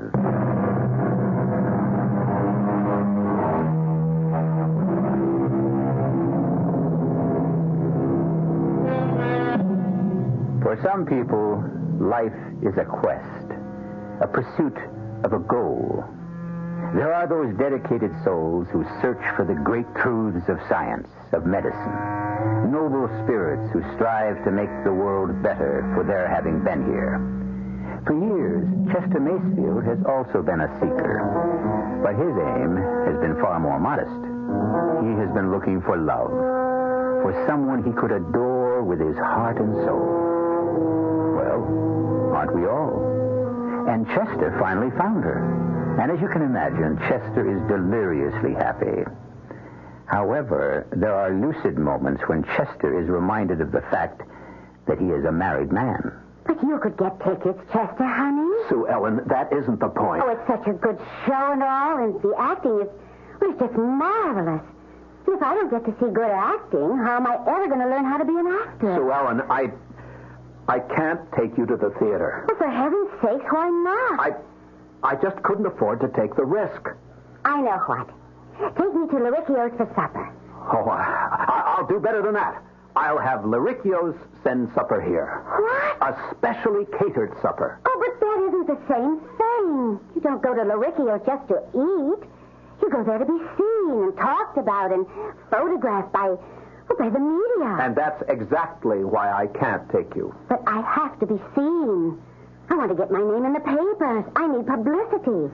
That's how I can get an acting job. Darling, Well, I mean, you know, it just gets to be a drag sitting around here all the time. I love you, Sue Ellen.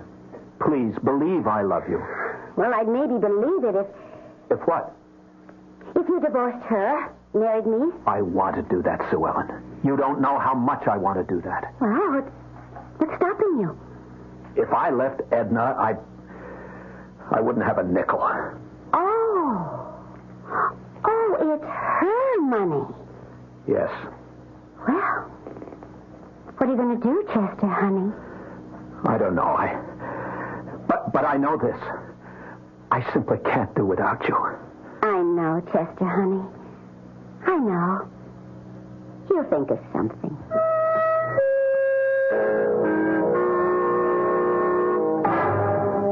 Morning, Mr. Macefield. Oh, good morning, Arnold. Have you seen Mrs. Macefield? Yes, sir. She's over at Snake House. Yes, thank you. Yes, sir. Sure goes for them snakes. I mean, I've been working for that woman, it must be 20 years now. I never seen nothing like this. What do you mean, Arnold? Well, I guess she found what she's been eating to support all her life. True underdog. Genuine loser. Somebody nobody loves. That's a snake, hands down. Well, as you know, my wife is a most tender-hearted woman. Oh, she's a saint. I bless her. But what's that? Well, I think you should talk to her. About what? Well, how could I put this? There's a big rattler. Well, they do come large, some of them. But he's just overgrown. Well, what about him? They ain't getting bit by a rattler, no peckneck, but it don't necessarily have to be fatal. You follow this? I can't say that I do. Well, on the other hand, this ugly critter's got fangs at least twice the normal length. You know, one chew out of them and... But what does this have to do with... She's taking a fancy to this varmint. She says to me, oh, Arnold, he's so beautiful. If only I could pet him. So, well, maybe you better talk to her. Maybe I'd better. Yeah, well, after all, she's the only woman.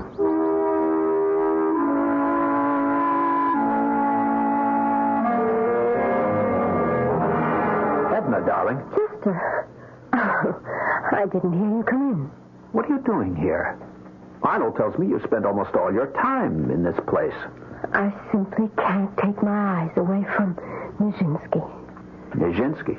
I've named him Nijinsky after that famous, I should say immortal dancer. I know. The one who went mad. Yes. It's my name for him because his movements are like a ballet. Would you agree? Oh, yes. I've made Nijinsky the star of the Serpentarium. He has this huge cage, all to himself. I notice you're dressed for town. Are you going to the city today? Yes, dear. Oh, that'll be the third time this week. Well, Oh, no, I'm sorry. I shouldn't have said that. It sounded as if I were counting. Oh, some people at the club want my advice on a venture. I have the right to tell you to stay at my side all day. You should have a rich, productive life of your own. Oh, darling, I owe these men a favor. No, you just go ahead. Is it a promising venture? Oh, well, it could be. If you need any money, let me know. Oh, darling, you shouldn't be so good to me. Why not? I love you.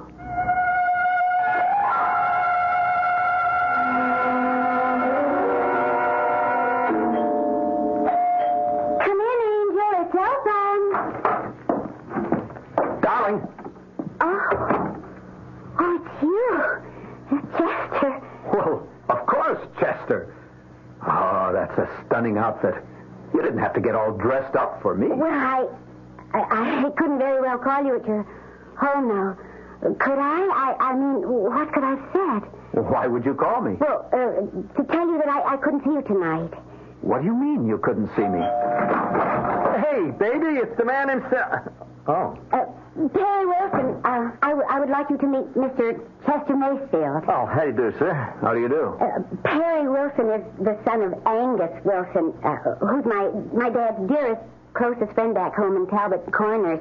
Well, Perry and his mother and dad are here in town, and they want me to have dinner with them at the hotel. Sort of like old times at home. Isn't that right, Perry? Oh, yeah, dinner, and, afterwards we're going to play bridge. That's right. But you can't be my partner, Perry. You always get so mad when I forget which is trump.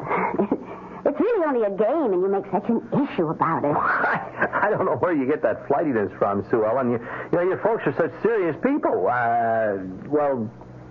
Shall we be going? Mother and Dad, they like to be prompt. Yes, I know. Well, Perry, would you call your mother and Dad and say we're on the way? Oh, yeah, sure, of course. It's good thinking.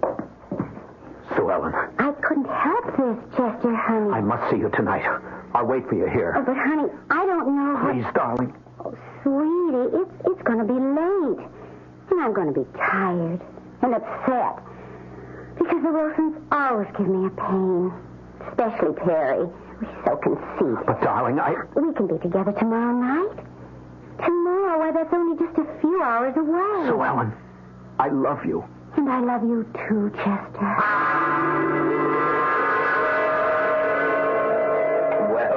Well, if it isn't Dante, then how's Beatrice? Cut it out. Mind if I sit here? You're a member of the club. What are you doing dining alone? What's that smirk on your face? Oh, I don't know. These May and December romances always inspire smirks, leers, winks. What are you talking about? Miss Sue Ellen Quackenbush. I understand you see quite a bit of her. I'm interested in her career. A fatherly interest, no doubt. She's a talented young lady. Yes, and her talent seems to be in getting men interested in furthering her career. Chester, you're talking to me. See here, Fred, I resent... Now, drop it. I thought we were friends. But if you want to fill the time with trivia, let's talk about the weather. Fred. Chester, I remember what it's like to be 40. The age of anxiety. But it passes. I don't know what I'm going to do about her. She's a tough little cookie. Now, see here. Okay, let's talk trivia. Chester, people are beginning to talk. I'm not interested in other people's hypocritical notions of morality. I don't care if they disapprove. Oh, they won't disapprove. What they will do is worse. They'll laugh. You're starting to become a ludicrous figure. I know. Now, you can't afford that, not you, Chester. Thanks, Fred. Thanks. That's what friends are for, no?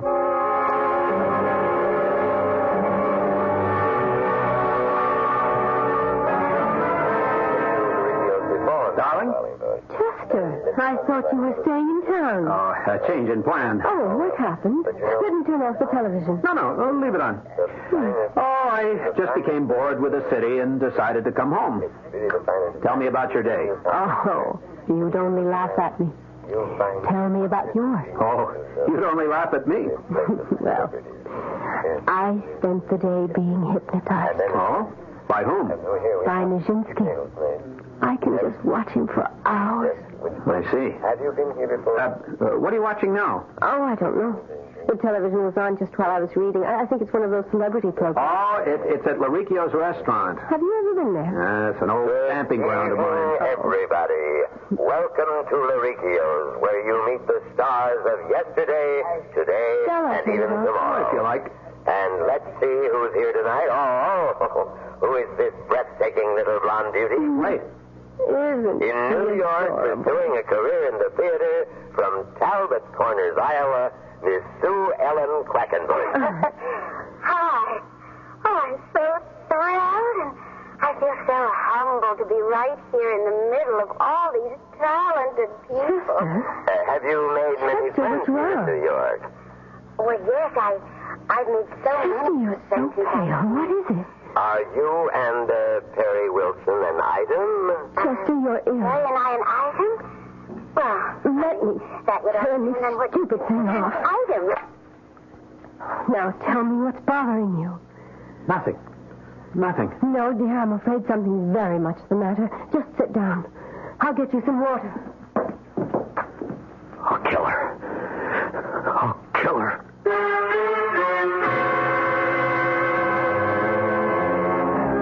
Say there's no fool like an old fool. But still, Chester Macefield isn't that old. So how could he be that foolish?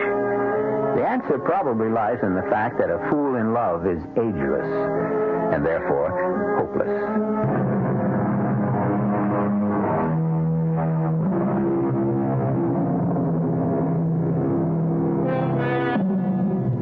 Chester Macefield is speeding into the city with blood in his eye and a .32 caliber pistol in his pocket. Chester Macefield, a man of the world, has been betrayed by a woman, a slip of a girl, barely out of her teens.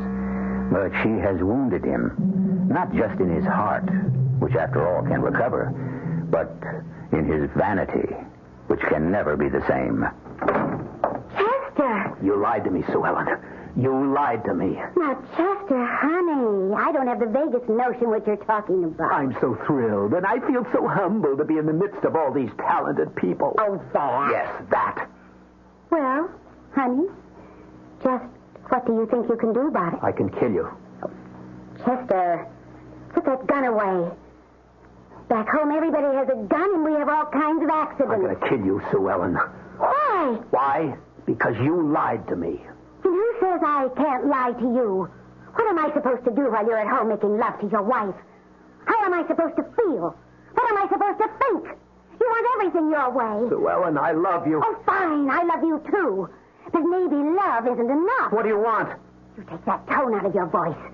Don't you make it sound as if I want something unreasonable. I want what I have a right to want. A man I can be seen with. A man I can be with all the time. I don't want a man who's ashamed of me. But I'm not ashamed. Then take me places. But you know I have a wife. Then turn between us. Sue Ellen. It's your problem. Wait for me. Why? What is going to happen? I don't know. I'll think of something. Please. Well, all right. All right. But I don't want to wait forever. I had the gun in my pocket. I'd rushed out of my house filled with an insane rage to kill. But the moment I saw her, heard her voice, touched her hand, I knew I couldn't. I knew I couldn't kill her. And yet, if I wanted Sue Ellen, I would have to kill Edna.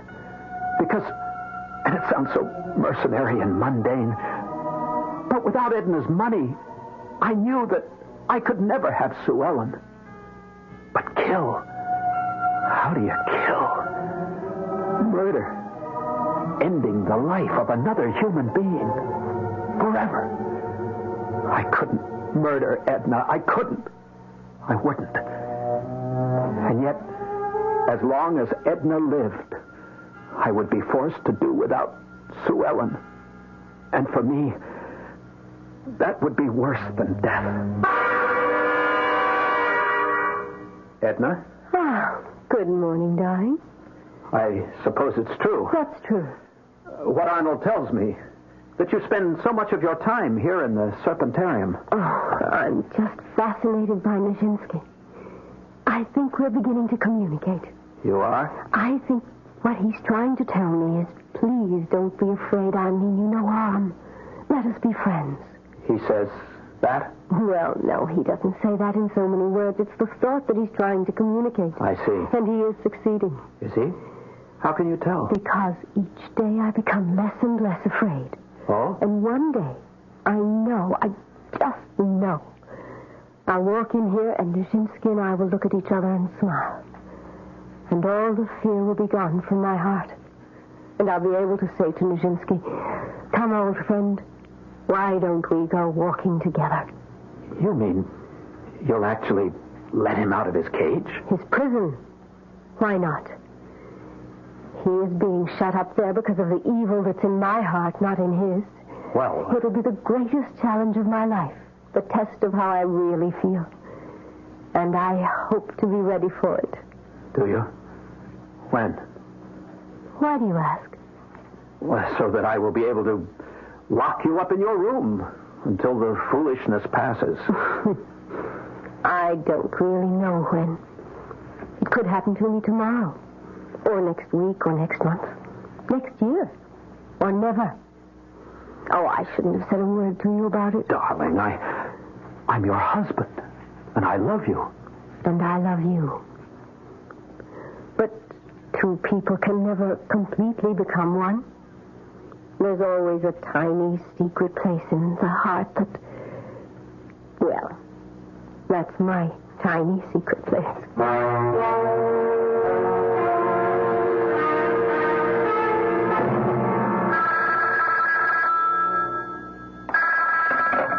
Hello? Sue Ellen, darling. Oh, it's you. Is that the chump? It's the chump. Sue Ellen, darling. Well, where are you? I'm at home. Oh, you're at home. That's nice. What have you got to say to me? Hang up on him. He pays the rent, remember? I just wanted to tell you, things will be looking up very soon. That's what you said last night. I know. And the night before? Perry, you stop that now. You and I will be married very soon, darling. Have you asked her for a divorce? No, but... But what? Perry. I've got something better planned. What could be better? Now, just be patient. How long am I supposed to be patient? Just a little while longer. And what do I do in the meanwhile? Sit around all alone every night? Perry, you're terrible. Sue Ellen, I love you. I need you. Soon, I'll be able to give you everything your heart has ever desired. Tell me you love me. Honey, you know I love you. I have to know that. I have to be sure of that. And now I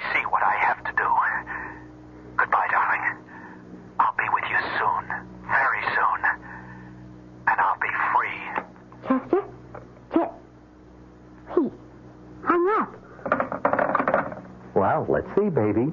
Where were we? Darling, would you mind terribly if I went into the city this evening? Of course not, dear. It's these same people at the club. You know, the ones I told you about. Oh, yes. For some reason, I can't imagine why, they seem to think I have a knowledge of land values. Well, Chester, you are a very capable person. Oh. Well, this thing may run late, so don't wait up for me. I will. I always feel, well, incomplete unless you're in the house with me. I'll always remember how she looked. She was almost pretty when she had that shy smile on her face. But would it be murder? If all I did was help her to kill herself, she had this insane affinity for a lethally poisonous snake. Sooner or later, she would release him from his cage in the mad delusion that he was her dear friend. Would it be murder? No, it isn't murder. Look at him. This enormous monster coiled in his cage, sleeping. No one had seen me enter this house of crawling, murderous creatures. Here on the side is the latch. All I need do is turn it to open and just slide the glass a few inches to the side. And when he wakes up... Oh, no. Don't wake up just yet. Give me my chance to get out of here. That's it. Sleep soundly. And when morning comes, you'll notice the opening, and you'll slither out. And when she walks in here, you'll greet her the way a poisonous snake usually greets people. Good night, Nijinsky. And good hunting. Honey? Maybe I better leave? Why, Shook? Well, maybe, well, you know, the chump. Oh, the chump never shows up unless he calls first.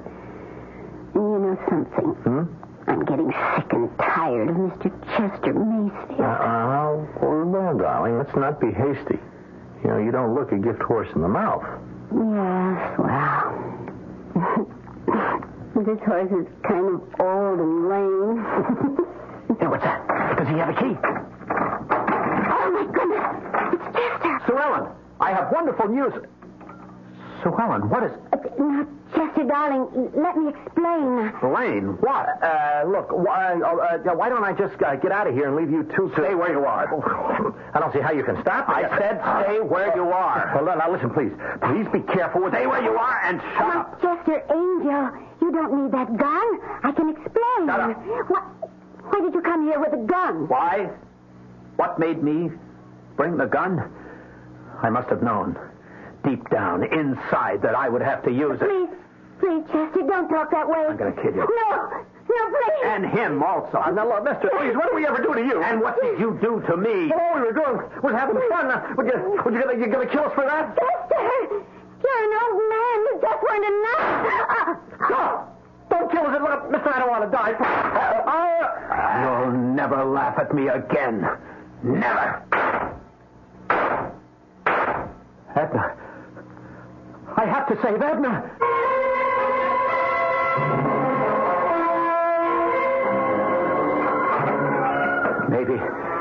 Maybe he's still asleep.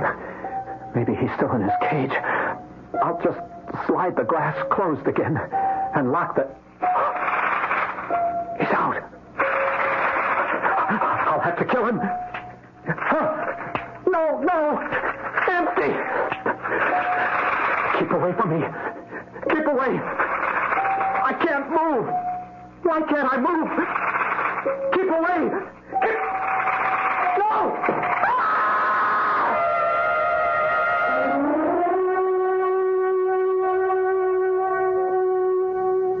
I'm sorry, Miss Macefield. Thank you, Arnold.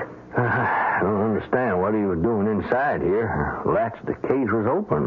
Yes. Why did you let Nijinsky out? It's my fault. Your fault? Well, why'd you say that? I must have given him the idea. Maybe he wanted to show me that he would do it first. Uh-huh. He was becoming interested in animals. Toward the end, he had become a much more gentle person. But Nijinsky shouldn't have been able to kill him.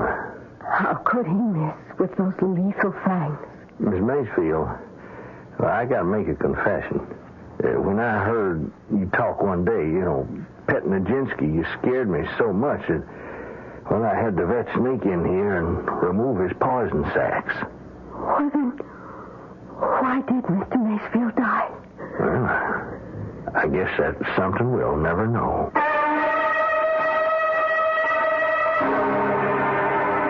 But we know Chester Maysfield died because, in so many cases, fear itself is more than enough, especially when it's aided by a guilty conscience. As William F. Cody, better known as Buffalo Bill, used to say, if a man is scared enough of a gun, you can kill him with a blank cartridge.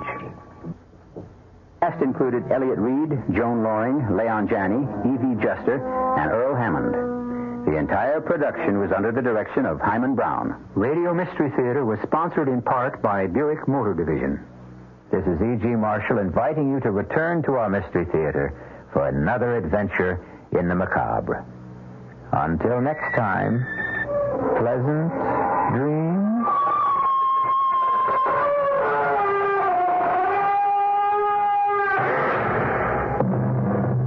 Preceding program was furnished by the Columbia Broadcasting System. This is WOR New York and RKO General Station. The preceding episode of the CBS Mystery Theater was originally aired in 1974, and it was recorded off the air by Gary C. Dudash of AM Treasures, Babylon, New York. In turn, I have taken the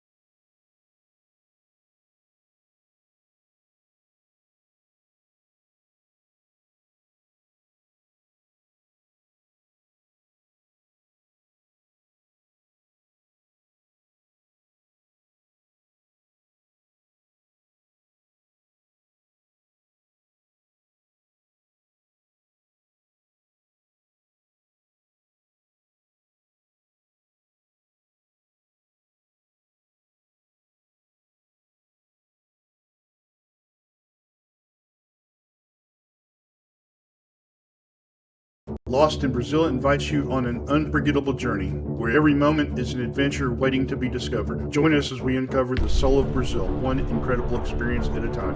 Click on the link in the description and embark on the ultimate Brazilian odyssey.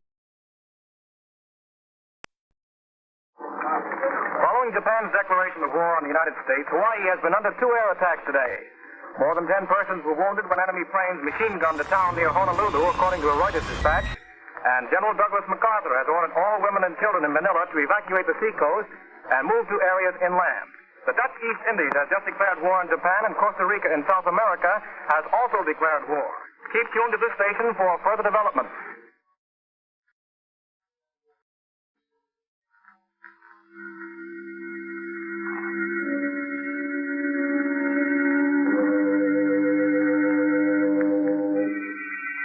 Inner Sanctum Mystery, brought to you by the makers of Carter's Little Liver Pills, the best friend to your sunny disposition.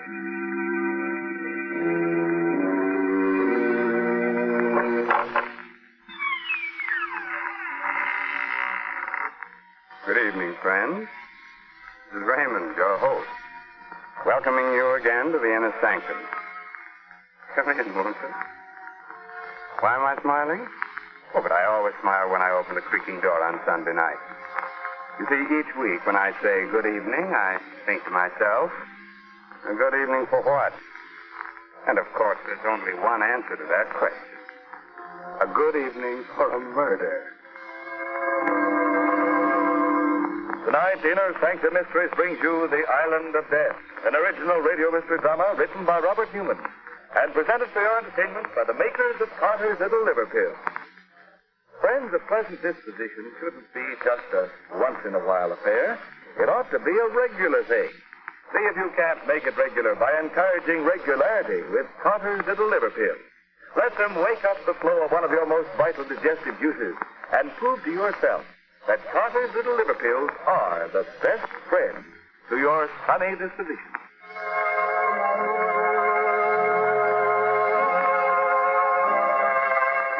Now I think we're ready to begin. Ready to begin as strange and terrible a tale as ever turned a man's hair gray overnight. A tale of voodoo, conjuring, black magic.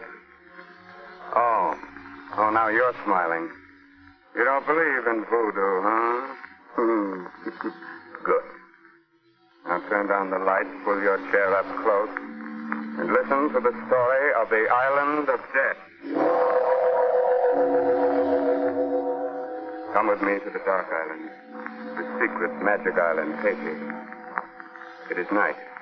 A fierce tropical storm is raging. A car drives slowly down the road with a cane field on one side of it, a jungle on the other. Now which way? I don't know, John. Last Brandon. Why did he let us go off alone? How are we going to get back there? But he told us not to go off alone, John. John, look, Where? ahead there. An old native walking up the road. Maybe he can... Yeah. Hey, you! Hey! Now, what's the matter with him? Is he deaf? Now, you keep blowing the horn while I put my coat on and go after Muriel. All right, John. Look, there's something wrong with it. Hey. It doesn't work. Well, it was working just a minute ago. Now, what in the name of... Something, monsieur. So you did hear me. Why didn't you come when I called you? I am not in the habit of coming when I'm called that way, monsieur.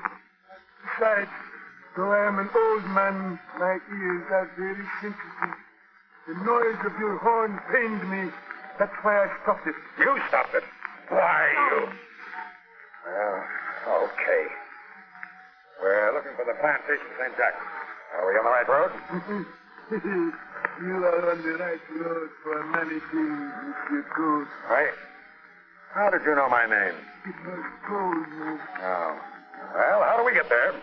If you go down this road 1 mile, you'll see it on your right. And when you get there, well, perhaps we will meet again. If we do, I'll...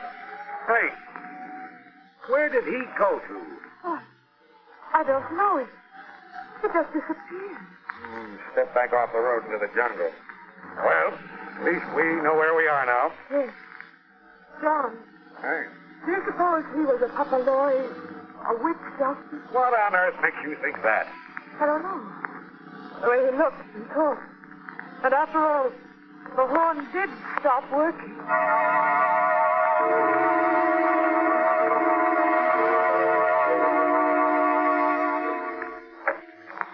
Coach?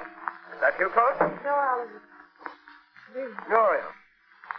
All right. Sorry, Mrs. Coach. Alan, we have to make things even more difficult than they are already. Would it make things any easier if I pretended that we were just old friends? It didn't matter to me that you'd married him instead of me. No, Alan, I guess not. Sorry, Muriel. Hello, Alan. Order me a drink, will you? Of course. Yeah, thanks, Mr. Coach. Yes, Monsieur Randall. What? Did you find out what was wrong with the horn? Yeah, one of the wires had come loose. Met an old native on the road, and Muriel's convinced that he was a witch doctor. But it's just that he was so strange, and, well, even though I know that there are no such things... What we know or believe isn't terribly important. What is important is what the natives believe. They don't like being laughed at. You mean they really still believe in voodoo, stuff like that? Well... Yeah, your drinks, Monsieur. Pierre, do you believe in voodoo? But naturally, Monsieur. Oh, this is funny. This is really funny. Hey, what's that? The drums. Nothing, Monsieur. Just the steel hands doing the Dos Congo. Oh. Well, they can't have done a hard day's work if they've got enough energy to dance at night. I think maybe I'll go down there. Oh, no, Monsieur. No. What do you mean I must not? I am sorry, Monsieur. I just meant, well, if you are interested in voodoo conjuring, perhaps I could show you some. You, Pierre? Oh, I'm no papalois, Monsieur Bandot. I have some skill with the knucklebone, telling fortune. And if Monsieur Coach would like... No, why not? Go ahead, Pierre. Very well, Monsieur. There. An arrow 9 times. That means unhappiness. For whom? I see a city far away from here. I see 2 men, both in love with the same woman. Yeah, easy, Alan. Let him finish. Go on, Pierre. One of the men is rich, powerful. The other is not. The one who is rich has his rival sent away, and in his absence marries the girl. She knows she is making a mistake. Oh, she does she? Why, you insolent! Stop! You coach. How dare you hit him for 2 cents? All right, Monsieur Bandon. You did not hurt me. Oh? Well, I haven't even started yet. You're fired. Just a second, Coach. Oh, Brandon. I had a hunch you weren't getting as much as you could out of the natives, that you were too soft with them. Now I know it. You're fired, too. John, so that's why you insisted I come down here with you. Of course. Don't you think I know that you're still in love with him? Okay, Coach, you asked for it, and I'm... Oh, no, you're not, Alan. I've got a gun here. Now, you stay where you are. I'm going to have the field hands hut and really show them who's boss. Alan. Oh, Alan. It's all right, Alan. Being fired doesn't bother me. But the other things, are they true? That is really you are love. Made you even ask. Monsieur Bandot, excuse me, but I think you should know. The drums, it is not the Dos Congo. It is the Service Petro. Marron is down with the hill. What? Oh, it's Marron. He's the most famous witch doctor on the island. John may be a swine, but he tangles in him. Listen, Muriel, you stay here with Pierre. I'm going after John.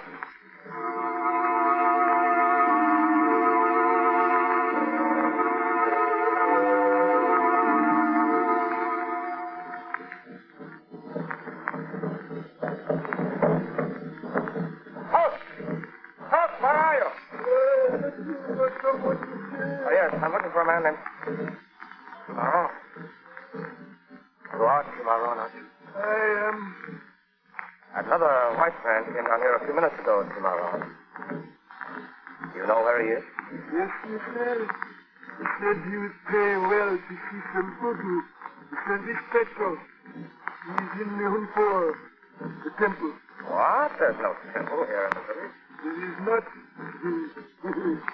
Come with me into this hut. That iron ring there, lift it up. trap door. Now down the steps.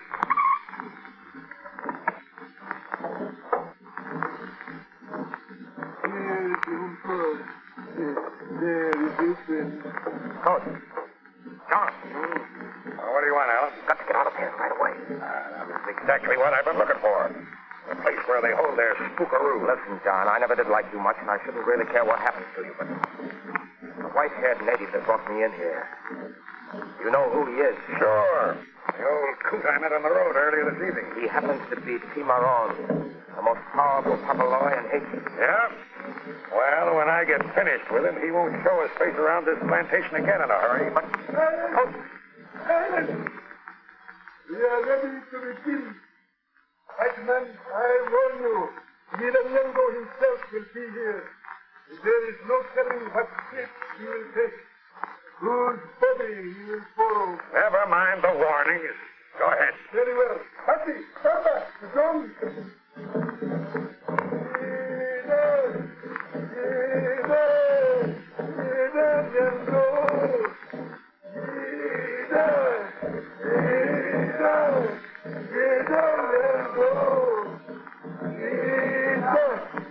From on high, the middle air, from the jungles of the night, come, Ida, come, see the body, loose its soul, point its feet this way, and come, Ida, come,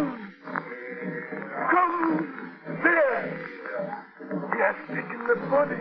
He's coming. Quick, Patty. The war water sprinkles down the ground in front of the altar. Hey, what is this all about? What do they think they're doing? The bells. The bells of death. He's coming. Here comes. Listen, you hear them? Something is coming. What do you mean, something? The stooges. You who or what it is? No, not yet. He died. Bear. Holy smoke. There. They're white. The youngers come. Down. A woman. A white woman. Walking as if she were asleep or in a trance. As soon as she gets to the altar, we'll be able to see. Oh, great Scotty.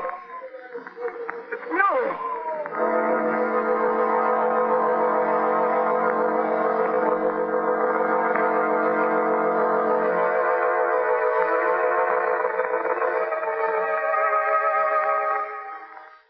So, John Coates insisted there was no such thing as voodoo. Dared the witch doctor to invoke the god Yiranyango. And when the god did appear, he found he'd taken possession of the body of his wife. Very unusual. But not any more annoying than when a simple thing like a mean, sulky, gloomy disposition takes possession of us. Oftentimes irregularity is entirely to blame. So the sensible thing to do is get right after it with Carter's little liver pills. Now don't let the gloom of irregularity hold you back, keep you from enjoying life and getting ahead in the world. Wake up the flow of one of your most vital digestive juices with Carter's little liver pills. Let them help you to feel up and mad and bubbling with enthusiasm, and alive with the glorious feeling that goes with regularity. Just give Carter's little liver pills a trial. And I think you'll agree that Carter's little liver pills can really be the best friend to your sunny disposition.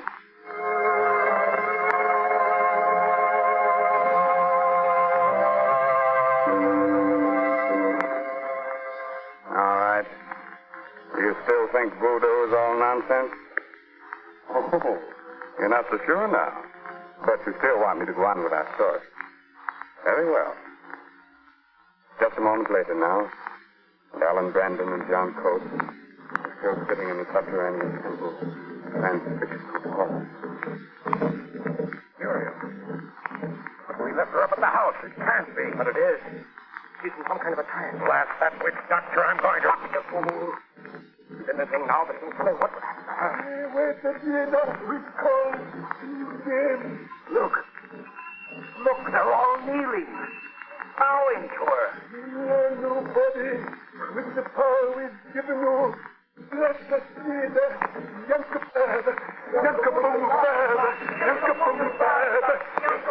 By night and by day, through the 4 seasons, as the green things grow, watch over us, Lord, and bless us. Look, she's raising her hands. She's blessing them. And now, the image, the goat without horns. Take it in your hand, leader. Breathe your spirit into it. Look, that image. She's picking it up. Putting it to her lips. Now, you black devil, I'll cheat you. You idiot, what have you done? What I should have done before. Killed him. Probably killed not only him, but Muriel, too. Look. Yeah, she's just fainted. Let's get her out of here. Back to the house now, quick.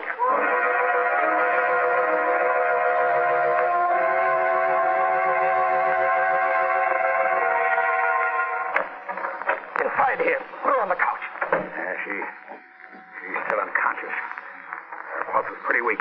Pierre, some brandy, hurry. Why did they let us go like that? Not even try and stop us. All of them just sitting there, staring. I don't know, but I'd have been happier if you...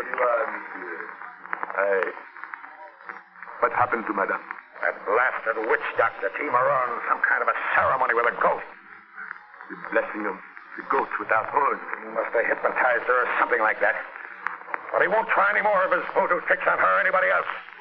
I killed him. Killed him? Killed Timaron? Yeah, hold her head, brandy, while I give her some of this brandy. All right. Brandy. I am afraid that will not help, monsieur. You do not give brandy to someone who is dead. Dead? What are you talking about? Her heart is still beating, yes. But she is not really alive. You see, her soul left her body when Timaron called to her. When you killed him, it could not find its way back. It is out there. So, now, wandering around, lost in the night. Why, look, John, haven't you done enough harm already? Well, we've got to get a doctor for her. Right away. Yes, monsieur. For if her soul does not find its way back soon, it will never come back. But there is no white doctor that can help her. Will you shut up? Where's the nearest one, Alan? Up the Ghost Inn, about 9 miles up the road. I'll show you the way. All right, well, come on. You stay here and watch up here. And if anything happens to her... Yes, monsieur. I will stay. Are you coming, John? Hurry up. Yes, all right. Soul is gone, wandering around somewhere in the night. She's fainted, that's all. Maybe it's a fever and she's out of her head. Well, which way? Shortest way is that way there. You mean through the jungle? But it's dark. We won't be able to see her. Listen, Coach. You may not know it, you may not care, but Muriel's life is in danger. I'm not sure a doctor can help her. But I'm going to get one if I have to crawl on my hands and knees.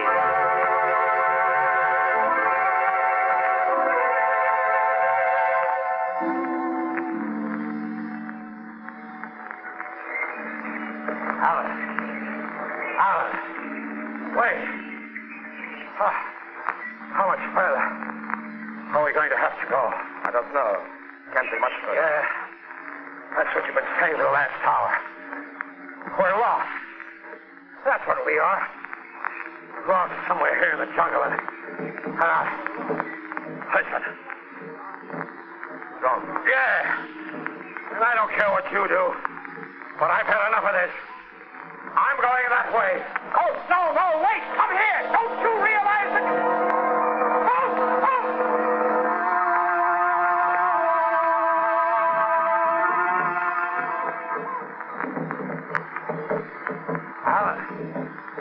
Alan, look. Huts. A fire. We're out of the jungle. Safe. It's a village. Oh, Code. Not a village. The village. The native quarter of the plantation. Huh? What do you mean? I mean, we've been walking in a circle and we're back where we started from. Why? It's impossible. No, monsieur. It is not impossible. It is true. Yeah. What are you doing here? I knew this is where you would end up, so I came down here to wait for you. It's a trick, that's what it is. You did this, the two of you. No, monsieur. It was not us. It was he, Cimarron. But he's dead. Yes, monsieur. He's dead. But come over here. Cimarron. Lying in state. Yes, monsieur. And there in his right hand, an egg. It is the fast catch conjure. Monsieur Coates, your life is in that egg. And as long as he holds it, you can never leave here. Never leave. I've got to. I can't stand anymore. Ever since I shot him, those drums, the jungle surrounding us, waiting. Now listen, Pierre. I don't care what it costs. I don't even care about Muriel. But I gotta get away from here. Oh, but that is very easy, monsieur. The egg. If you will take the egg from Cimarron's fingers, smash it, you will be able to go. Take it? But that means that I'd have to touch him, and well, all right. I'll do it.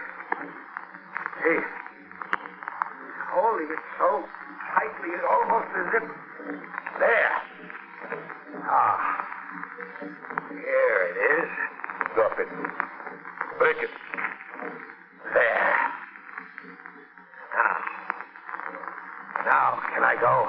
In just a moment, monsieur. But you said that Yes, monsieur. But I will not advise you to move at just this moment. Turn around. Slowly.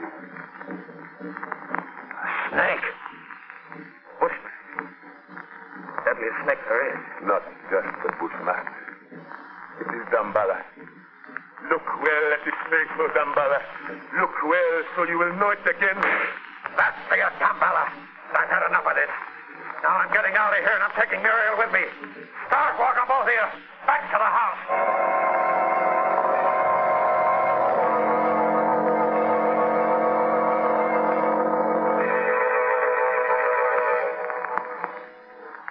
All right.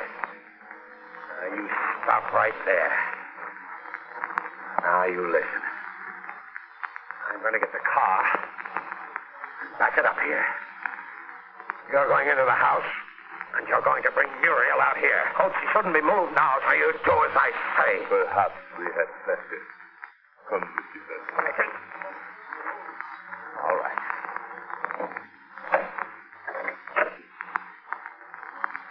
Yeah, just a second. Yes, monsieur. I'm asking you this as a friend. Isn't there anything that can be done? Any way she can be saved? You see, I love her. I know, monsieur. But you know what is written. An eye for an eye. A tooth for a tooth. A life for a life. You mean Cimarron? But she didn't have anything to do with that. No, monsieur. That is why I think she will recall it. Now that what has to be done has been done. Muriel, darling, are you all right? Yes, Alan, I just feel terribly tired and weak. Is it... What happened? You don't remember? The last thing I remember was John going down to the native quarter and you going after him. Where is John? He's outside getting the car. Should never have brought you down here with him. He's going to take you away. Away? Oh, Alan, no. After all, he is your husband. I don't care. I hate him.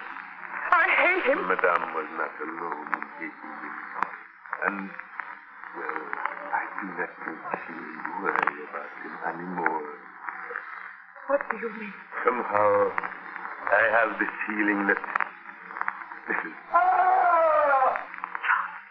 Hey there, Muriel. We'll go. Come on, Pierre. There's his car, but where's he? There he is. Yes, monsieur. John, what happened? What is... Oh. Good Lord, he's dead. Yes, monsieur. What killed him? Look there, monsieur. Crawling back into the jungle. A bushman. The same one that can't be the same one he shot at. Perhaps it is the mate of the one he shot. Wait. There's only one way the snake could have bitten. It was in the car. How could it get him? Yeah. You did it. I? No, monsieur. The egg in Cimarron's hand. The egg with his life in it. Have you forgotten that he broke that himself?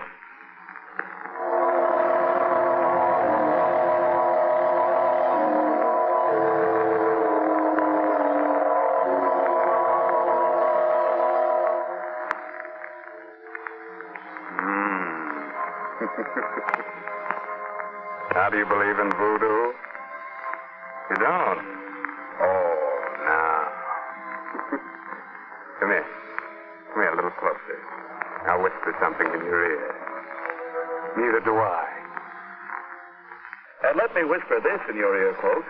There are just 15 shopping days until Christmas, full of rush, hurry, and crowd. About all you can do is face things armed with a good disposition. So don't let irregularity get you down. Get after that logy, cross, irritable feeling with Carter's Little Liver Pills.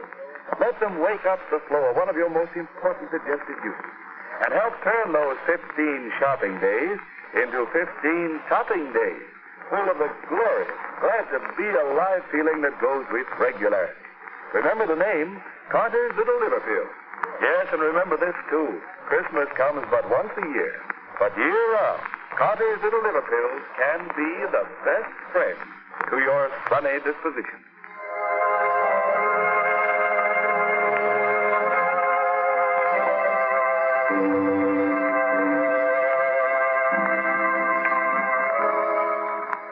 Well, this is Raymond, your host again.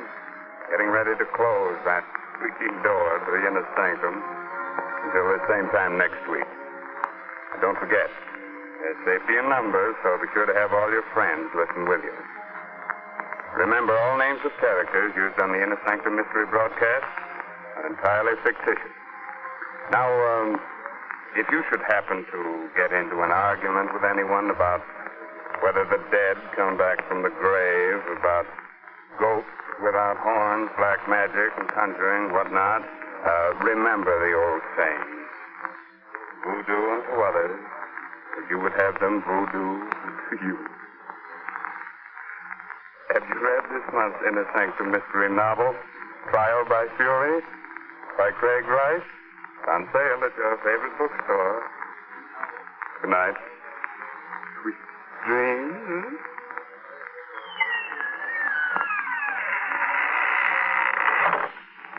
Listeners, be on guard. Don't let it sneak up on you like a thief in the night. What is it? Listen to this report from the Harris home as Mrs. Harris says to her maid. Hannah, I'll never give another party. I'm going straight to bed. Oh, before dinner, ma'am. I'm exhausted. All those chatty, noisy women depress me so. I wouldn't be too quick to blame the guests, ma'am. You've been kind of edgy and cross all week. Not like yourself at all. Oh, you're right, Hannah. I'm sorry. Oh, I know how it is. And when I get to feeling that way, I know it's time to try Carter's Little Liver Pills. Right. And when you don't feel good, try Carter's Little Liver Pills. They do the work of calomel, but have no calomel in them. Well, they are simple pills made of vegetable drugs. They wake up the flow of one of our most vital digestive juices. When this vital juice flows at the rate of 2 pints a day, it helps to digest our food and bring back the glorious feeling that goes with regularity. Then most folks feel like happy days are here again. But be sure you get the genuine Carter's Little Liver Pills. 25 cents at all drugstore. This is the Blue Network of the National Broadcasting Company. Thank you for visiting Golden Age Radio, rumble.com/C/GAR. Please support our veterans by visiting veteransradioministry.com. Together we can honor their great sacrifice. Thank you. How would you like it if they wrote a story about your boy and called it Deedle Deedle Dumpling, My Son, X1? It's all so dreadful that I don't want to believe it. And I don't want to talk about it anymore. But you can hear it for yourself on Theater 5. Deedle Deedle Dumpling, My Son, X1.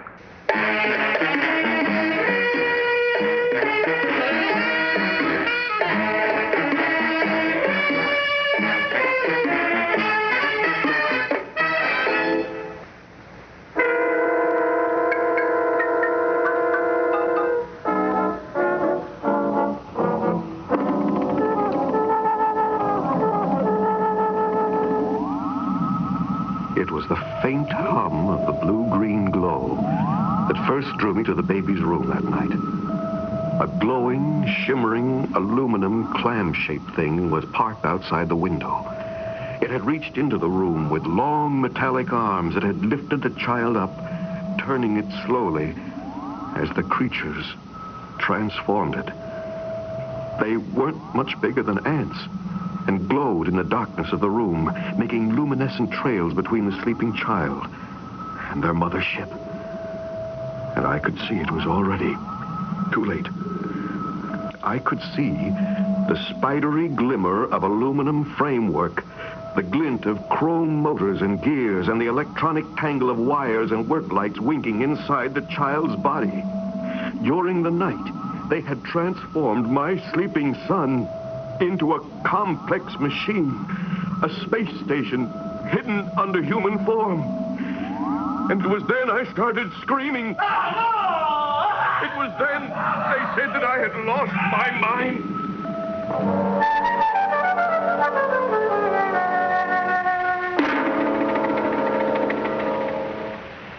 Dad, can I have the car?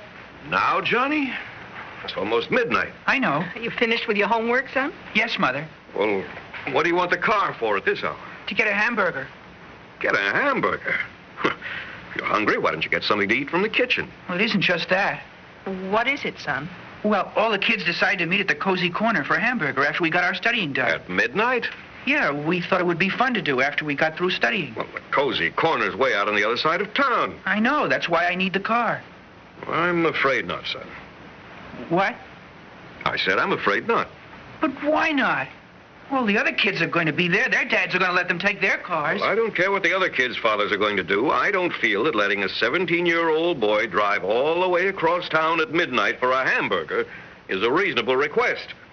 Especially when tomorrow's a school day, and especially not on the spur of the moment like this. But all the other kids are going to be there. Well, you're going to have to resign yourself to the fact that all the other kids are going to be a lot of places that you're not going to be. Oh, Mother. John, I don't think it would hurt. Just this once. Well, the other kids will be there. I don't care what all the other kids are doing. Paul, I think it's important that John be with the other children as much as possible. Well, so do I. I don't think a teenager driving around at midnight is normal behavior. Well, the other kids do. I don't care what all the other kids do. I don't think Johnny's request is unreasonable. I do. Whatever you may think, I believe you have to deal with it in a rational manner. I am being rational. And stop raising your voice. I am not raising my voice. Oh, please, Dad. No, no, no. How many times do I have to say it before the word becomes clear around here? What's that? What's what? Don't you hear it? Hear what? I don't hear anything. Paul, sit down. You look as white as a sheet. Dad, can I have the car tonight? Yes. Yes, go on, take it. I won't be using it. Thanks, Dad. I'll be back before 1.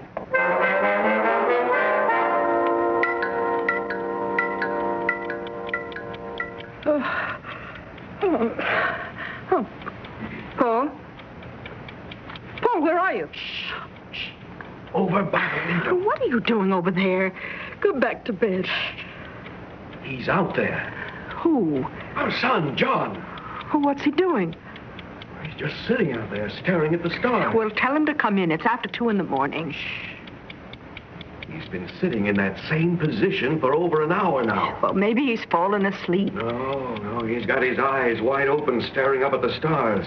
What do you suppose he's doing? He's communicating with them again. Oh, Paul, let's not start that. His eyes are fixed, wide open. His head is like a stone. His whole body is as immobile as a machine. Paul. I tell you, he isn't human. Paul, come away from that window. He's not a human being at all. He's an outcast from outer space. Paul, do you hear me? Come away from that window. You don't believe me, do you? Oh, Paul. We've been all through this before. You didn't believe me then, and you don't believe me now. Paul, it's all too fantastic. I tell you, I saw them that night working on him in his crib. Paul. I saw how they'd taken him over and replaced portions with an interior of metal. Paul, please. I tell you, he's not a human being at all. Oh, I know he's built to look and feel and grow like a normal boy on the outside. But on the inside, he's all gears and wires and motors. Paul, please. We've been all through this before, and you know it isn't true. I saw it. Paul, the first time this unpleasantness happened, I wasn't sure at first. Anything is possible, and I couldn't believe that any man, not even an insane man, would try to murder his own son in his crib, but I wasn't sure. So I took him to every pediatrician I could find. He was tested by specialists. He was x-rayed, electroencephalographed. His blood was tested. He was measured by anthropologists and psychologists. He was found normal in every way. You read the reports, you know it. Not a trace of metal was found. Not a wire, not an impurity, not a foreign substance of any kind. Even his chemical balance was perfect. Johnny was just a normal, healthy baby. And now he's grown into a normal, healthy boy. What would you say if I told you that right now, right this very minute, he's sitting in the car with his head thrown back, his eyes fixed on the stars, and that right this very minute, there are two blue-green rays of light coming from his eyes, probing the sky. Now, Paul. Don't take my word for it. Come to the window and see for yourself. Paul, please. Come on, right now. Oh, don't pull at me. Oh, all right. There now. See? Look for yourself. There's nothing out there. What? The car's not even there. It's parked in the garage. How could it be? We would have heard the motor start, the car door slam. Paul, I think it's time we sat down and had a talk. His room. What? His room. He couldn't possibly be in bed yet. Oh, Paul, that's insane. Come on. Paul, don't do this. This is the time. Here. You see, I told you. Sleeping? You wait here. I'm going to cover him up. How could he get here? Nobody could move that fast. Keep your voice down. Come on. We have to leave him alone. Now, you and I have got to sit down quietly and discuss this thing. But I saw him outside. That's impossible. I saw him outside in the car, Martha. I swear that I honestly saw him. How could he possibly get the car into the garage without our hearing him and upstairs into bed instantly? I don't know. I suppose you're going to say it's because he isn't human, because he's really some kind of advanced space mechanism of some kind. Yes? Paul, look, suppose everything you say is true. Suppose he really is nothing but a shell housing a space station with little creatures inside. What would be the harm in that? He's not hurting anybody. Because the beings who took him over are hostile. They're going to invade us. If they can take him over, they can do it to anybody. Oh, Paul. Darling, I love you. I love you very much, but I can't afford to let this happen again. There's nothing wrong with Johnny. The last time you started talking like this, you tried to kill him in his crib. I don't want either of you hurt. There is nothing wrong with Johnny. But if I hear you mention or even suggest anything like this again, I'll have you committed again. Do you understand? Yes, Martha.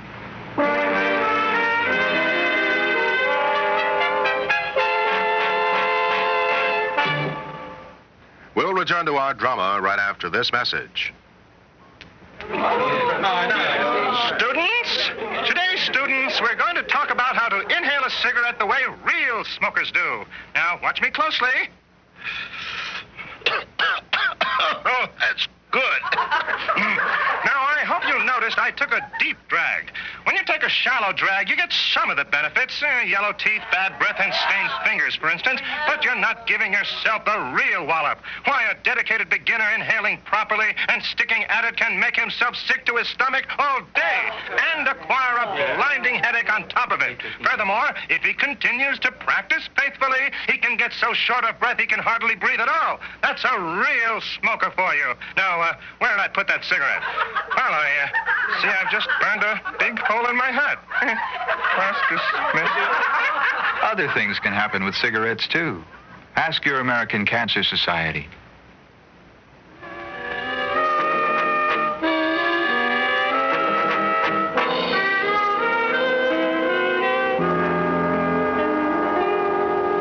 Good morning, dear.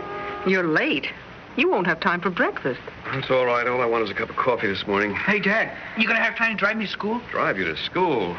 It's only 10 blocks. Why can't you walk? When I was your age, I know. You used to walk 3 miles to school both ways. Young man, I will not tolerate rudeness. Paul, John didn't mean it the way it sounded, did you, John? No, Mother.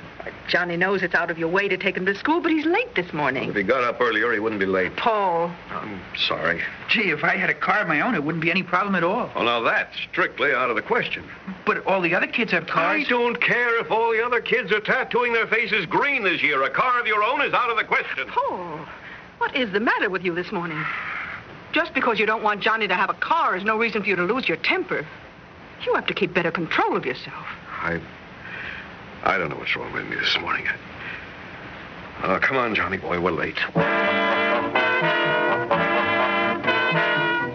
On the way out to the car, I tried to get my feelings under control. He seemed so normal that I couldn't believe what I had seen the night before. But I had seen it. Or had I? Maybe I was losing my mind. You know, Jimmy Martin's dad is getting him a 1954 super convertible. I've always admired Jimmy Martin's dad myself. And Billy Hodges is getting a 1959 Jeep. Where's he getting the money? His mother gave him $200 for his birthday. He's got to earn the rest. Good for him. Wish somebody would give me $200 for my birthday. If I earn the money myself, can I have a car? No. Why not? Because it's been statistically proven that when a teenager gets a car, his grades automatically go down. But I need it for my work. What work? You know, I heard you and Mother talking last night. Well, could you? The door was closed. We were in our room. I think you'd better turn left here. We have some things to discuss. Well, I have to get to work. You're not going to work today. Don't tell me what I am and am not going to do.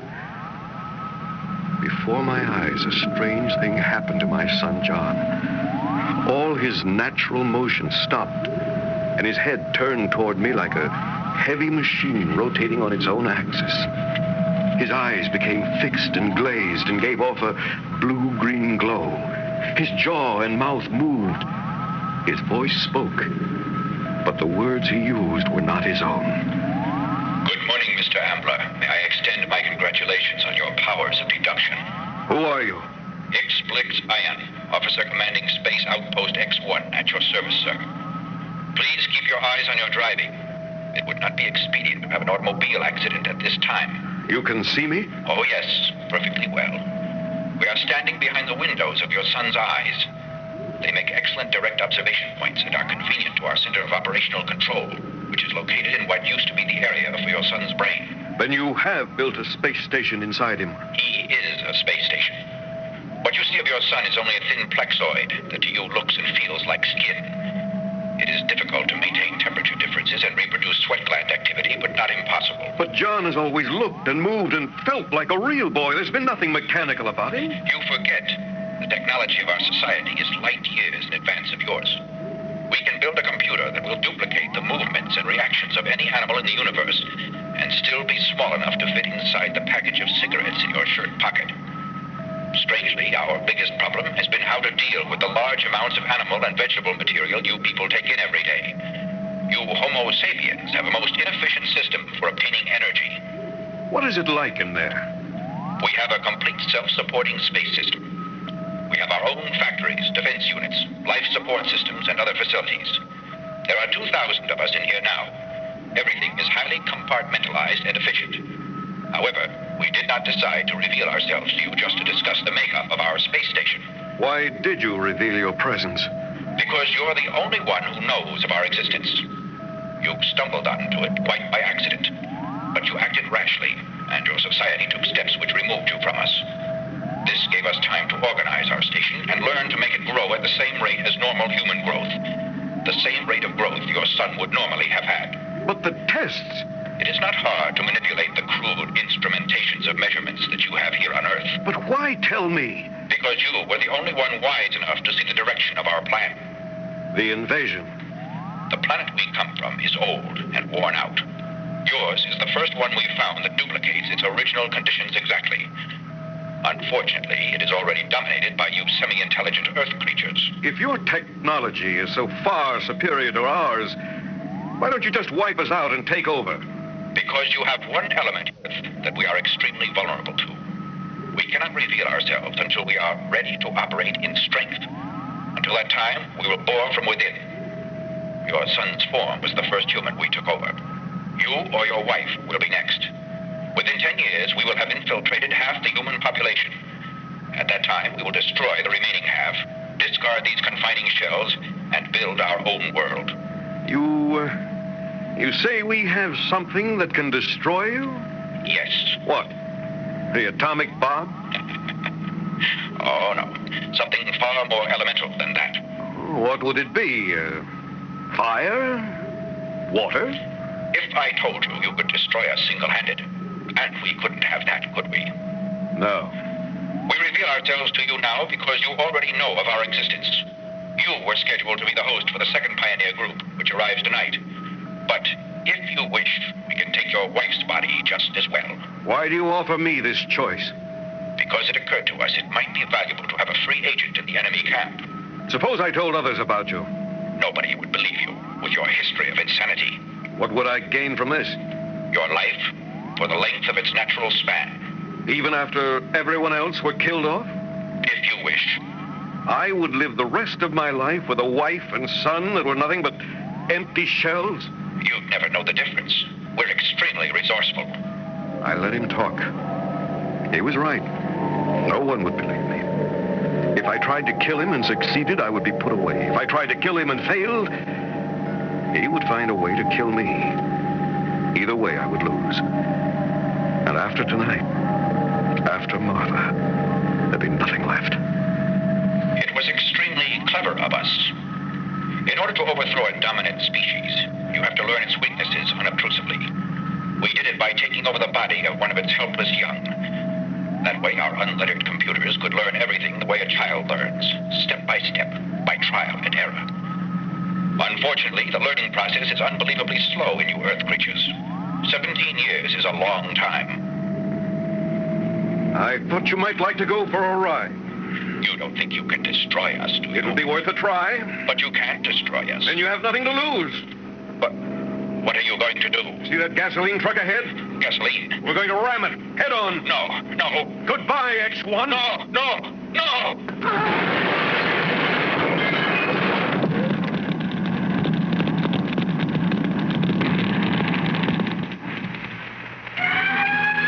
Try to get control of yourself, Mrs. Ambler. We'll be there in a few minutes. Consider yourself lucky to have one of them survive that crash. Yes, but is he all right? He isn't burned or Not anything. a scratch on him. It's miraculous. He must have been thrown clear of the car, away from the fire. But will I be able to talk to him? Well, I don't know if he's conscious. The doctor says he's suffering from shock. Here we are. All right, let her through. Please. Oh, darling. Oh, my darling. Are you all right? It's all right. I'm here. I'll take care of you. Can you hear me? Can you answer me? Hi, Mom. What's new?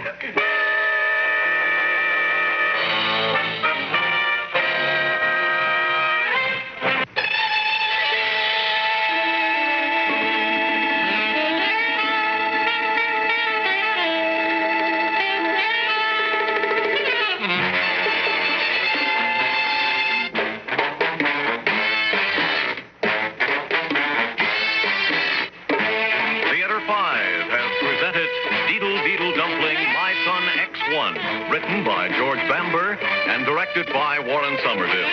In the cast, Bryna Rayburn, William Griffiths, William Mason, and Peter Fernandez.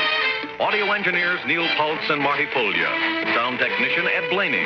Script editor Jack C. Wilson. Original music by Alexander Vlastotsenko. Orchestra under the direction of Glenn Oscar.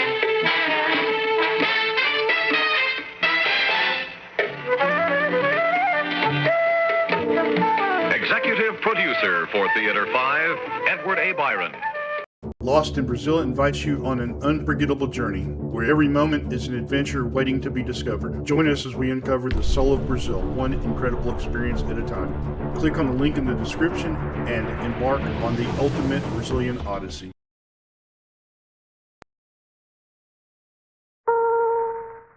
Tired of the everyday grind? Ever dream of a life of romantic adventure?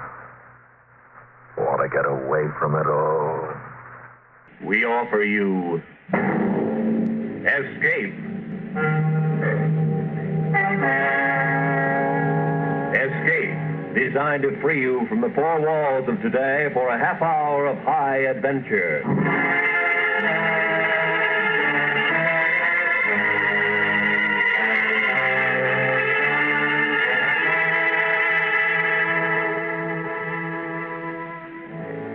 You are standing at the entrance of a walled Arab town, while behind you, coming slowly through the night, are the shuffling footsteps of a blind beggar who will lead you into a harrowing world of darkness and terror.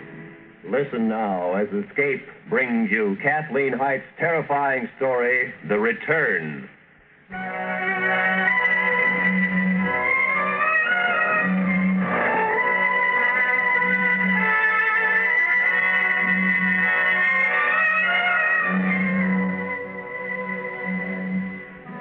Freighter Menlo coursed slowly through the breakwater of the outer harbor.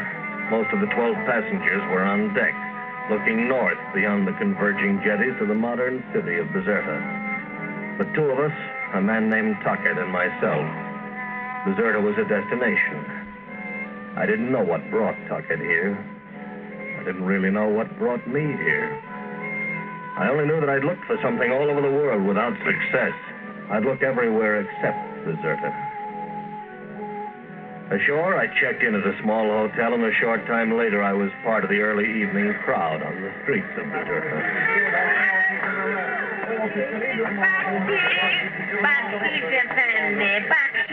All right, there you go. Hey, can you tell me how to get to the Arab? Oh, sorry, I didn't notice about your eyes. One does not need eyes to perceive truth, Effendi. No, I suppose not. What's your name? Nega. The Arab town is north, due north of here. And the truth is everywhere, for all to see, if they will but see. I hope you're right. Well, goodbye, Nega. Nega, Effendi. Saida.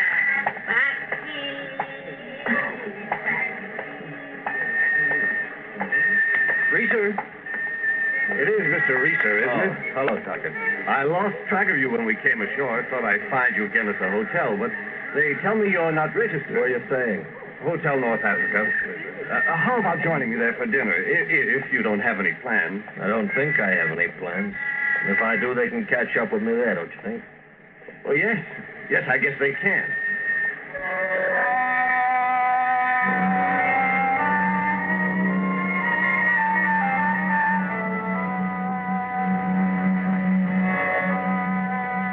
Didn't mean much more to me than they did to Tuckett. I tried to explain during dinner. Maybe the wine was talking, maybe me. Either way, Tuckett seemed interested enough to ask the question. I think I understand, but have you any idea what you're looking for, Risa? I'm looking for a place where there's no struggle. No struggle for you, for anyone. I'm 40 years old, Tuckett. For a little over half my lifetime, I've traveled the world, worked my way, freighters and expeditions, bummed along on foot, worked the sea and the earth, flown fighter planes and freight lines above it. And I tell you, there's only one thing that's universal, the struggle. I suppose that's right. But it seems to me we're making a lot of progress in some directions. Now, medicine, for example. Well, medicine's a good example. They licked pneumonia and found cancer waiting for them. They inoculate for smallpox, they find bubonic plague. For every achievement, there's a struggle waiting. I wonder if that's progress, Tuckett. Well, I don't know. I never thought of it this way. Well, you take food, clothing, and shelter, the basic needs.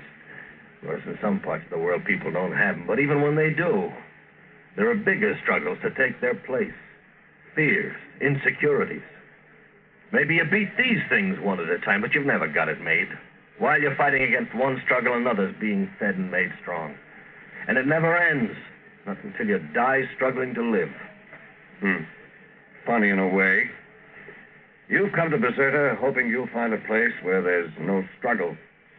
And I've come here, well, to get into the struggle, I guess. I'm opening an import-export business. It's small and I'm sure full of struggle, but I'm not cynical about it or disillusioned.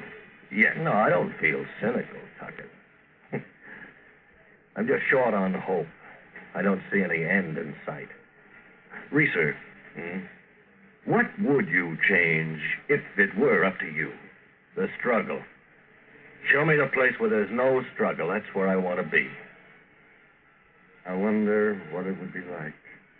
Yeah. If you find it, let me know, will you? If I can, I will.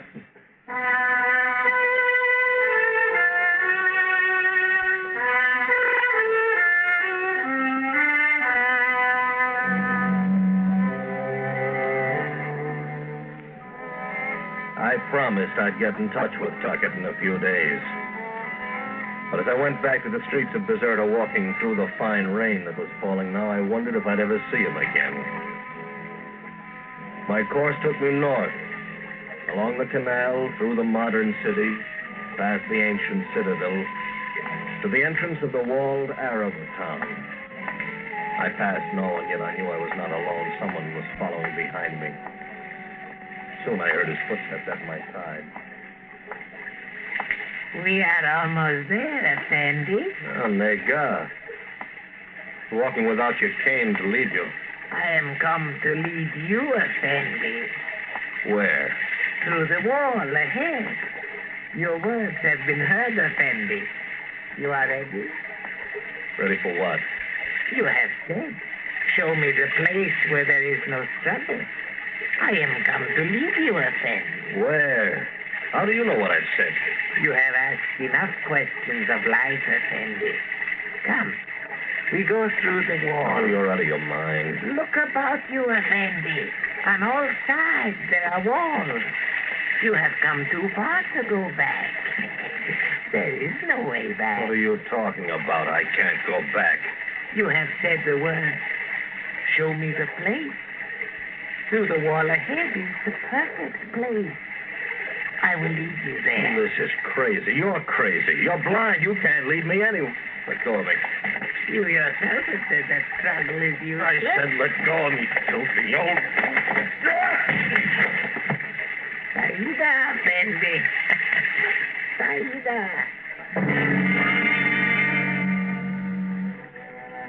I had swung at Nega with all the force in me, only to find myself flattened against the wall. Did I slip on the wet pavement or trip? I don't know. But it was no imaginary wall I'd hit. I felt the hard pain of it in the rain beating against my face. And then it was over.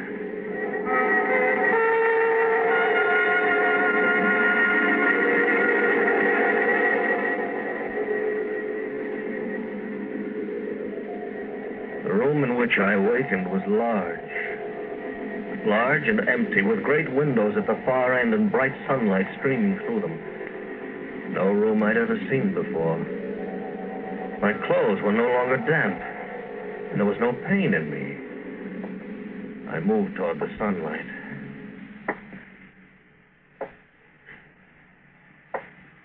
You were a long time coming, Lisa. I don't see you. Come out of the shadows toward the light. You will find me.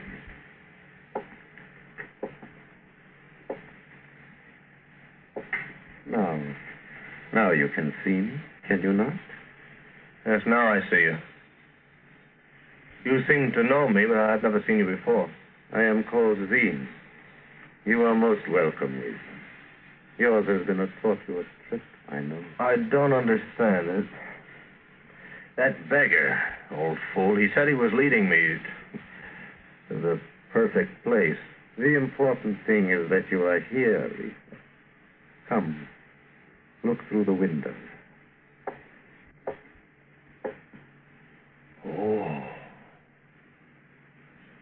Oh, that's beautiful. Mountains, the valley, lakes and fields.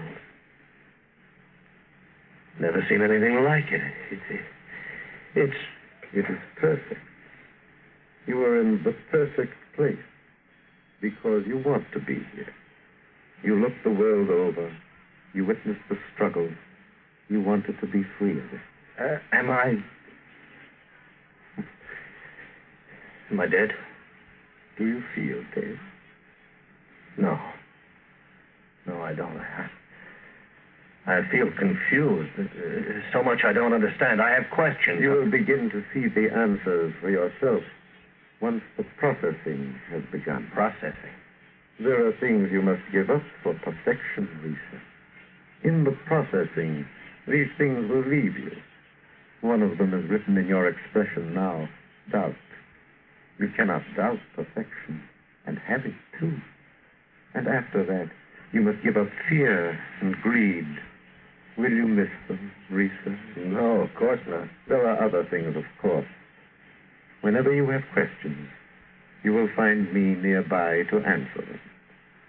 Do you have any more questions now? No. Then you are ready.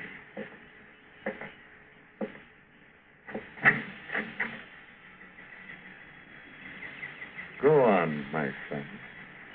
Go out and live in the perfect place.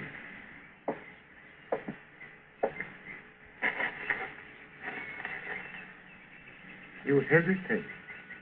Why? Well, I don't know. Surely there's nothing to fear from perfection.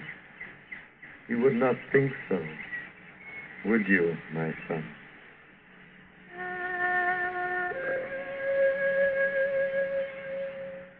I went out the door and down the path into the perfect place. Hesitation and fear grew less with each step.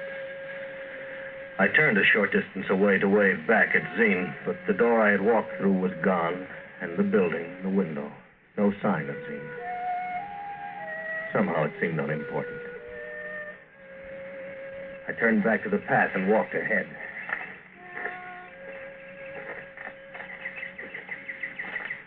Hello, my love. Hello? I am Angela. Hello, Angela. You are Lisa, my love. I knew you would be here when I wanted you most. You were expecting me? You knew I would be here? I wanted you. Take my hand. We will walk together, won't we? I think we will, Angela. Oh, my love. Ours will be a lovely time together. Perfectly lovely.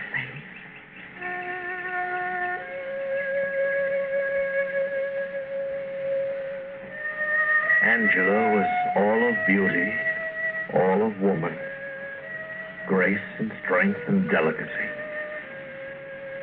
And she was always at my side as we walked the broad valleys of the perfect place.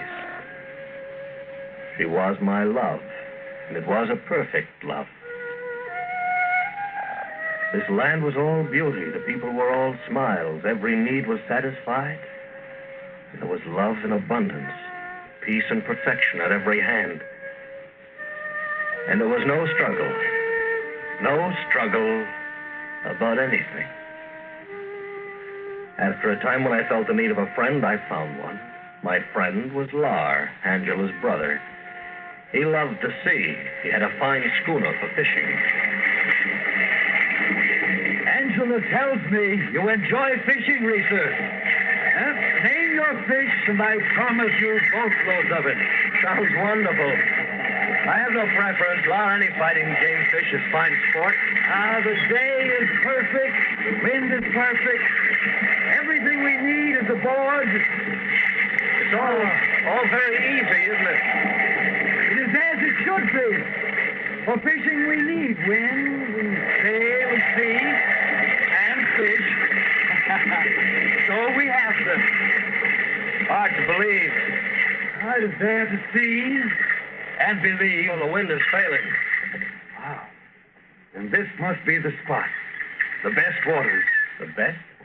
We would not have stopped here if they were not the best. Nice arrangement. Well, where's the gear? The lines are out. They're just right. Go. See for yourself.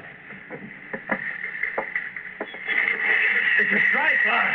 A strike here on the starboard line. Pull him in, Risa. He's all yours. Oh, it's albacore, a giant. Please, stop fighting. There's no fighting. Pull it in, Reaper. He's a perfect albacore. Perfect. I never saw a fish give in so quickly. Practically jumped onto the deck.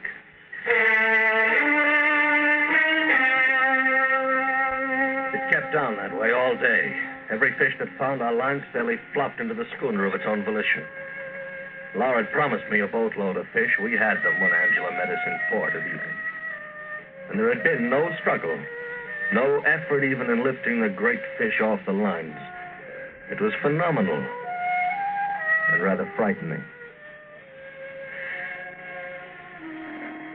Some days later, Angela suggested a deer hunt.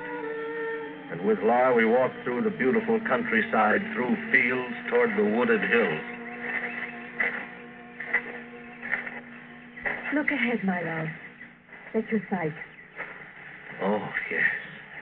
The first shot is yours, Lisa. All right. You see, love? Directly ahead. Perfect deer. Yes, I see. Perfect deer. 30 or 40 of them. Lined up like targets. Couldn't miss one if I tried. Fire, Risa. I can't.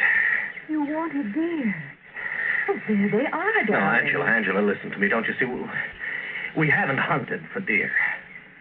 Part of the thrill of hunting is the hunt itself. And then the finding of your game, matching your wits against his. And then if you win, you've won something.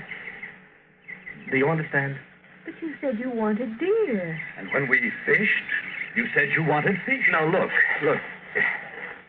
If I'd said I wanted to hunt bear instead of deer, then all the bear I could shoot would be in the sights of my gun.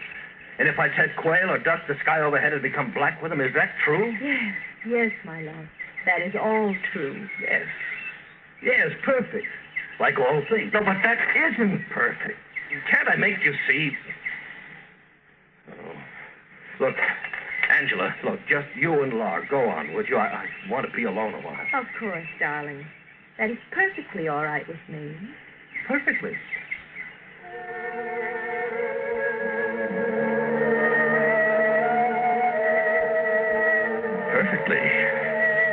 Perfectly.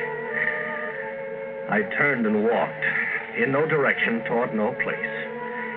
Inside, I was all fury and confusion and something more. I don't know why, but I was reacting to the constant smiles of Angela and Lar with something like terror. Then I stopped and lay on a spot of cool green grass to rest and think and not think. What are your questions, Lisa? Zane, I said I'd be nearby to answer when you needed me. It's hard to question. I just find perfection difficult to understand. Do you doubt it, the perfection? No, I've seen and known many perfect things. You wanted assurance that there was no struggle here in the perfect place. You have seen no struggle, have you, Lisa? No, none. But you must see everything. The fish, the deer, they have no fight in them. There's no sport, no challenge. You wanted no struggle. You cannot have both struggle and no struggle. You once berated existence as a thing men struggled through and died struggling to live. I know. Your processing will go on, Lisa. Step by step, it will go on. There will be no struggle. And you will realize that you cannot improve on perfection.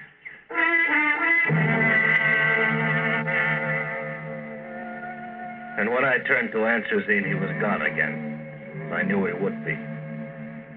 He was gone. But that terror was still with me. There was goodness and kindness. There was plenty. Why did I fear it? What was its terror? My thoughts went to Angela. And soon we were together again, as if nothing other than perfection had passed between us. She took me into a village I hadn't seen before. The life there was simple, but perfect. Is it not beautiful here, my love? Is not everything and everyone beautiful? Angela, what do all the people of this village do? Do? How do they live? Do they work? Are there jobs to do? Everyone does what he wants. No. Who tills the fields and plants them? Who builds the homes? So many questions always, my love. And questions about the simplest of things. The field. One goes there when one wants something. And one finds it. The home. Well, they're just here. What is to build a home? Nothing to be achieved because all things have been achieved. There's no work because all the work has been done. That sounds very well. Does it please you? Yes, I guess it does. Look, the men at the canvases across the way, they're painting. Is that doing something? Well, let's have a look. Oh, lovely painting. Perfectly lovely, are they? This one is quite a good landscape. And this one here. Do look at this, Lisa. You see? Perfectly lovely. Oh, but they're just the same. They're identical. Every flower, the tree, the hill. Just the same in color and size. Angela. What is it, darling? 3 men painting pictures, and they're each exactly like the others? Well, there is just one perfect landscape of this sort. How could it be otherwise? There is only one way to be, to do, to paint. And that is perfect. And there's just one perfect book? Because there's just one perfect way to set words down? Of course, my love. The perfect way. Oh, no. I wish Laura were here. Tell me, this perfection, is it conformity? Angela, you wished me here. Laura, he's full of questions. Oh, just one question, Laura. Is perfection conformity? Must everyone think and do and act and write and paint in just one way? There is just one perfect way. Well, Zine didn't say I'd have to give up the things that make me me. That I couldn't work toward goals of achievement. That I must give up challenge in order to live in the perfect place. You are so different, Risa. Angela, what if I should leave you? What if I were no longer your love? Would that be all right with you? If that is what you wish. Perfectly all right, darling. Perfectly. You're crazy. Tuckett ought to be here. Should see what I've seen. He'd laugh his head off at me. Tuckett? Yeah, someone who has a chance to work and dream and set goals for himself. And make mistakes. Honest mistakes. Gambles to win or lose. He can take his chances. I think this Tuckett must be a very strange man. And I think this is something I've been wanting to do for a long time. What an odd gesture. I've never seen one man strike another before. All right, Laura, come on, get up. Let's make a good fight of it, huh? A perfect fight. Come on. Your hand becomes a peculiar color. Oh, you won't fight back. You won't fight back because there's no struggle here. You mention this word struggle often. Is it a good word, struggle? Yes. Yes, I think it is. They were smiling when I left, the whole village smiling broadly, and waved at me happily. I ran, and walked, and then ran again. The mountains surrounding the great valley were tall and steep, but I had to get through them or around them or over them somehow. I had to escape the perfect place. You have further questions, Risa? Just one, Zine. How do I get out of here? Get out. You want to leave the perfect place? Yeah, and I'm leaving, and you can't stop me. I would not try to stop you. If you really want to go, here, let me show you the way. This is no trap? Well, there is one thing. Yes. If you go, you can never return. That's fine with me. In fact, that's perfect. You'll be going back to the struggle. This perfection, it's filthy, it's vicious, it's insidious somehow. You prefer the struggle, then? To this? Yes. The struggle is wrong. It shouldn't have to be. But we'll work on it. Every succeeding generation, at least there's work to be done, and the incentive is there to do it. Oh, brother, wait till I tell people about this perfect place. Yes, Lisa. Tell them you found the perfect place. Tell them about the beauty, the perfection, about Angela and Lars and me. Tell them you were here. You saw it. That there's no struggle. Tell them you saw all this and ran. Will anyone believe?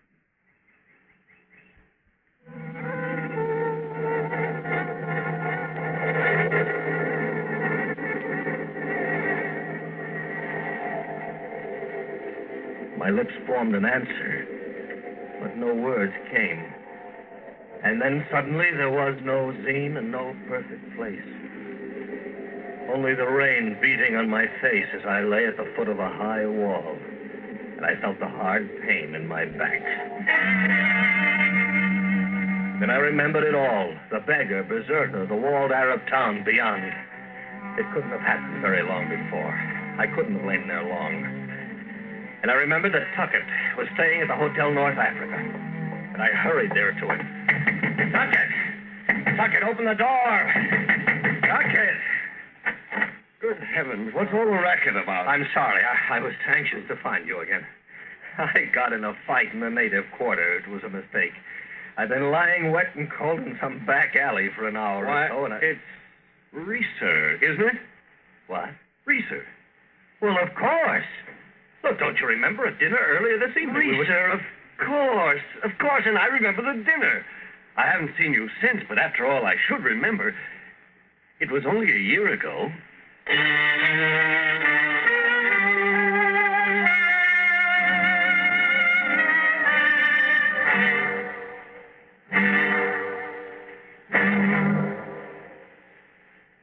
Under the direction of Norman MacDonald, Escape has brought you The Return by Kathleen Hite, starring Lawrence Dobkin.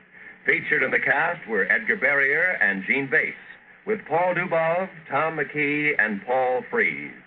Editorial supervision is by John Meston, and the special music for Escape is composed and conducted by Leith Stephen. Next week.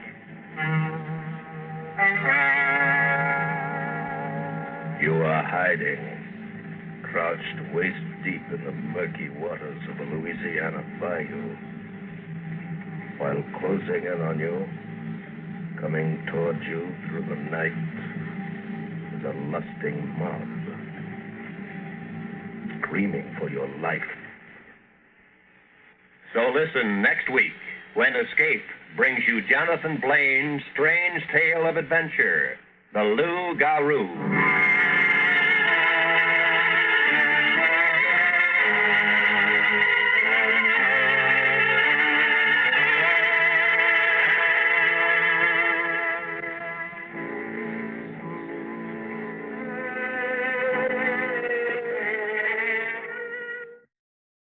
Thank you for visiting Golden Age Radio, rumble.com/C/GAR. Please support our veterans by visiting veteransradioministry.com. Together we can honor their great sacrifice. Thank you. The National Broadcasting Company at this time wishes to thank the editors and publishers of Galaxy Magazine for a special award which has just been presented to the program X-1. The award cites X-1 for the outstanding adaptation and the original method of presentation of adult science fiction stories to the vast audience that has shown increasing interest in this newest form of journalism. The NBC Radio Network is proud to receive this citation on behalf of X-1. NBC is also happy to acknowledge the enthusiastic response and support of the listening audience to this program. Your many letters of encouragement and constructive criticism are always gratefully received. Your criticisms carefully noted, and whenever possible, your suggestions acted upon. Please listen at the end of this program for a special free offer. And now, X-1.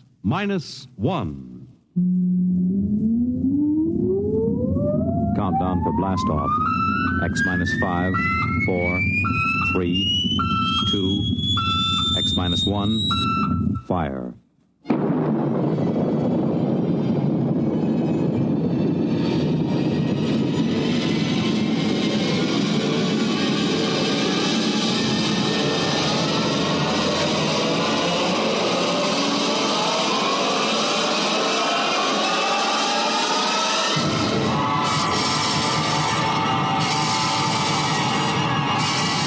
From the far horizons of the unknown come transcribed tales of new dimensions in time and space. These are stories of the future, adventures in which you'll live in a million, could be years, on 1,000 maybe worlds. The National Broadcasting Company presents X minus 1.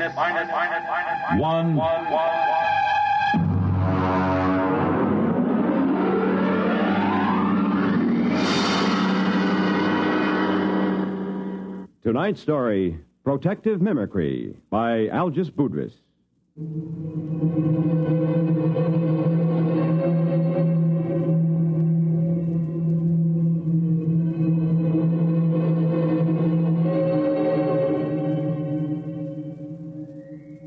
Frankly, I think I'll probably have to take my expense account clear up to the Central Gallic Civil Service Board. My friends tell me to forget it. But take it from me, a rap in the credit book like this isn't easy to laugh off. Not on a grade 4 civil service pay scale. So I've made my beef out in quadruplicate and filed it. Usually a special agent in United Galactic Federation's Department of the Treasury, Investigations Division, Currency Section, doesn't have much trouble with this swindle sheet. But this one's a corker. To understand, you gotta know how they make the stuff. The Ungallic Mint is in New Geneva on Canopus 3. I remember I went around with the 40 Deci credit tour when I first joined the staff. The guide was a cute little brunette from one of the Rim stars who was later fired following an annual Pan-Solstice office party. I didn't pay much attention to her spiel. She was dressed in the new Neo-Minoan style, but I got the general idea. This is a demonstration machine, of course, but you will notice the indestructible fiber coming off that spool at the right. It goes into the slot in the machine there. Now, if you'll pass along, you see it goes between those two rollers through 6 or 7 chemical baths. No, I'm not sure what chemicals. That's restricted information. It's stamped, analyzed for flaws, dyed, and then run through this unit here. This is the most carefully guarded part of the process. The unit is removed from the plant each night and locked in the deep space vault on the satellite station directly overhead. After the strip emerges here, it is chopped into convenient lengths and carefully removed into armored cars. It is called money. What does that secret unit do? Well, that's a very good question. You see, the currency is non-defacable, fireproof, immune to wear, weather, and water. But the most important thing is an electronic pattern impressed into the fiber by that secret pattern. You all know when you cash a bill, it is passed over an electronic plate that reads the pattern. If the serial number and the pattern match, well, but if they don't, well, first I'll put an ordinary credit note over the beeper. There. Perfectly good. Now, a simulated counterfeit bill without the electronic pattern. Well, now, that wouldn't fool anybody long, would it? Could anybody duplicate that electronic pattern? Well, that's a very good question. Only the government has the equipment to put that in. Your currency is safe and sound. Don't you worry about that. Are there any more questions? Yeah. How about a drink after the tour? Well, Oh, that's a very good question.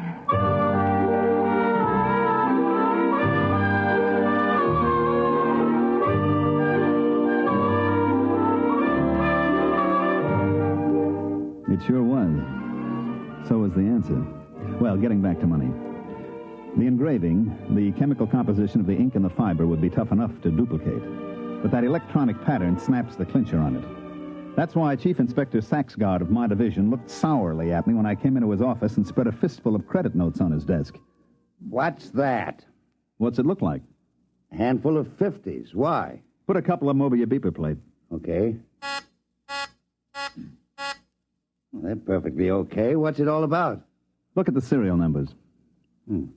3, 4, 5, 6, 5, 6, 7, 8, M. Look at the others. 3, 4, 5, 6, 5... What? Let me see them. Save your eyes. They're all the same. 14 50 credit notes with identical serial numbers. That's impossible. And every one of them goes over a beeper plate, quiet as a sophomore climbing into a dormitory window after hours. Baumholzer, where did you get these? They came into the New York clearinghouse from a branch on Denham 11. The manager blew his top. He called us the minute he spotted them and sent them out to us. How about the manager? Is he blabbing all over the Bankers Club about it? I read the Un-Gallic Riot Act to him. He'll keep it under his hat. Good. At least we won't have any financial panics for a while. Have you checked these through the lab? Well, the ink and paper is government stock, and they match government beepers. The lab plates didn't squawk any more than yours did. Now, you could spend these anywhere as long as you only pass them one at a time. Baumholzer, you know, since the beeper plate came in, we've been sitting on our tails in this department, building up our pensions. Oh, I wouldn't say that. Neither would I outside this office. But you know darn well nobody can expect to counterfeit a bill and get away with it. It's only because throughout the universe there's a certain percentage of people who will try anything once, and a corresponding percentage of purblind idiots who will accept anything with engraving on it as money that we're here at all. Now, I've seen cigar coupons and crayon sketches come into this office. I've seen premium offers from household magazines, jet bus transfers. Why, some people would try to pick a Yale lock with a quarter of a pound of butter. Now, the only reason any queer can pass is because some goggle-eyed nudnik neglects to use his beeper plate. But I worry. For 15 years, I've sat in this stinking office and waited for somebody to invent a matter duplicator. Well, looks like you can stop worrying. Look at those bills, identical down to the whiskey stain in the corner. All right, Baumholzer, you call transportation and get out to Deneb 11 and find out if anybody in that neighborhood has a matter duplicator, or if he hasn't, what he has got.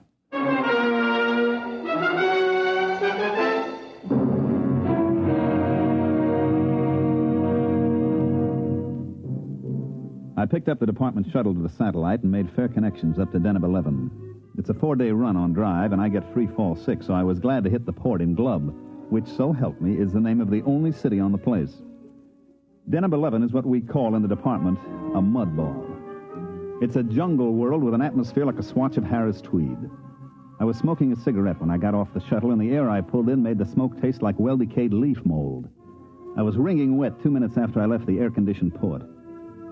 I noticed the local costume would get you arrested on any beach in the galaxy, but it didn't matter since there's nothing titillating about pasty skin dripping with weary perspiration. I checked in with the regional office and found the resident agent tinkering with his air conditioner. Hi, Baumholzer. You know anything about the sealed power pack on this condenser? Yeah, if you keep banging at it like that, you'll crack the seal on the atomic shielding, and your posterity will thank you. 3 heads at a time. Oh, I guess I better not fool with it. Now, take off your pants and pull up a chair. I don't mind if I do. Is it always this humid? Oh, no. In the hot season, it's worse. I'd send for a replacement part, but the fax line isn't too reliable. The last time I sent for a sealed unit, they shipped back an overaged sea lion. Yeah, I know. I was on Polar Station on Ganymede when my heater element broke down. I faxed for 3 feet of element, and they shipped me back 3 fetal elephants. Yeah. Well, I suppose you're here about the queer bills, huh? Yeah. Got any lines on it? Well, my orders will lay off and let the central office handle it. Be my guest. Any ideas? No. Where do you figure to start? Well, this is the only city. I'll have to check it out. Have you got a list of authorized beeper plates? Somewhere. Let's see here. Oh, look out. Why? There's a whittle fly on your arm. Hey, how does a thing that size get through the filters? Insects on denim are tricky. This one is a non-filterable virus in the larval stage, then it blows up to this size. Carve his initials in your arm if he gets a good bite. That's why he's called a whittle fly.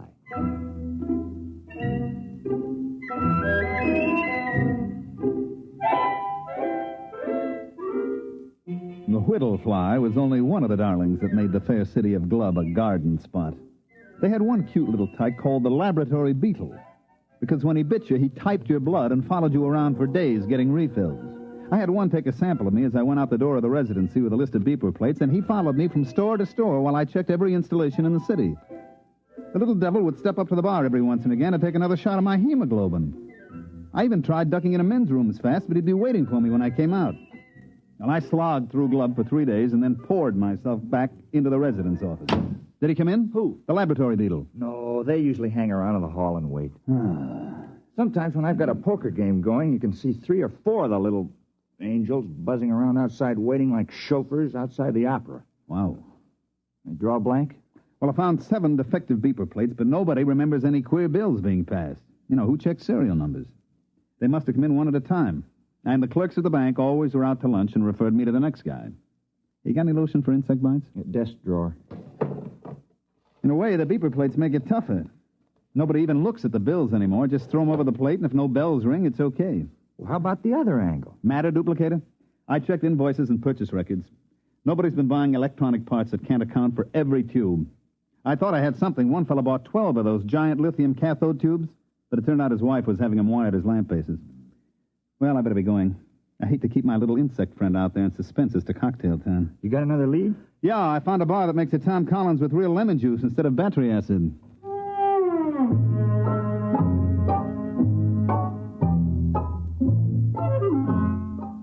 I managed to duck my lab beetle in a revolving door. He went around twice and shot out into the street, so I settled down at a table at the bar and tried to make believe that I couldn't taste Den of 11 atmosphere in my Tom Collins. I was chewing on an ice cube when I looked up. Mr. Baumholzer? That's right. I want to talk to you about money.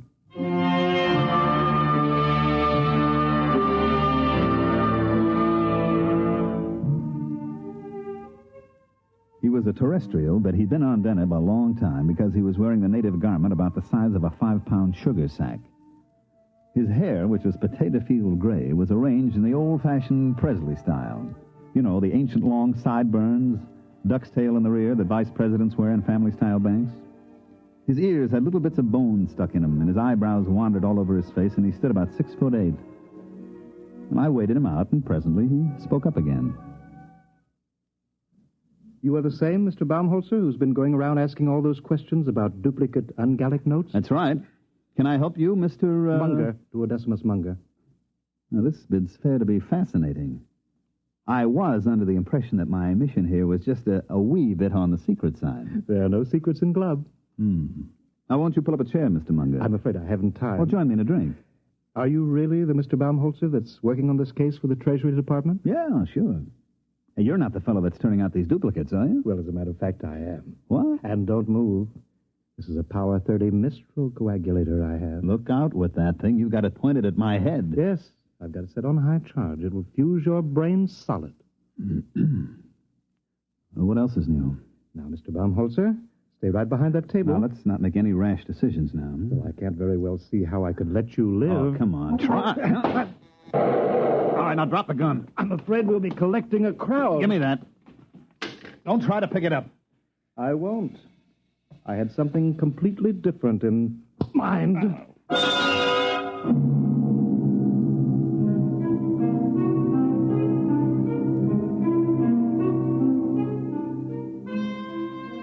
Just like in those ancient legends the archaeologists keep digging up, the ones with the hard-boiled detective and the beautiful blonde, I felt the traditional roof fall in on the back of my head. As I went black, I remember thinking how odd it was that it was happening to me some 500 years after Spillane the Scrivener. I came to in the same archaic fashion with my head going around in a free orbit around my neck. Baumholzer, are you all right? I can't see. I'm blind. Everything's black. Well, open your eyes. Oh. Where is he? Who? The guy who slugged me. What am I doing back at your office? Oh, some bartender brought you in. I thought you passed out from too much lemon juice. There was a guy named Munger. Which way did he go? Beats me. Munger? Tall feller in native dress? Yeah. Oh, well, you might as well forget about it. Why? Well, I can order a pickup on him the next time he's in town. They'll sock him away in a psycho ward for a while. Forget it. Look, I am not an old lady calling up complaining that the nasty delinquents are teasing my cats. That Munger's tied in with the queer. Him? He said he was the passer. Well, that can't be. Munger. You got a file on him? Yeah. I get a number of complaints on him, so do the local cops. Well, I didn't want to make trouble. He's a very wealthy man. I'll bet. What does he do? Well, he's a merchant or something at a native village. Once or twice a year he comes out and paints the town, but a counterfeiter? I would like to talk to him again with the Mistral in my hand. He had a Mistral? Well, that's a violation of a municipal ordinance. You're supposed to check him at the quarantine. Look, I'm not investigating parking tickets and violations of the anti-noise laws. This is a counterfeiting case. Now, do you know where I can find him? Well, he's probably gone back to his village. Where's that? Out in the jungle. All right, get out your rubbers, friend. We're going out after him. Suppose you fill your bathtub full of mud, build a fire under it, turn on the shower, and crawl in and wallow a little. Do that, and you've got a fair idea of the Denebian jungle. I went out with Hall, the resident agent, and we started off. Stick close, Baumholzer. Visibility is about 10 feet. I'll eat everything I can see within 10 feet. Ow! What happened? I walked into a tree. Help me up out of the mud.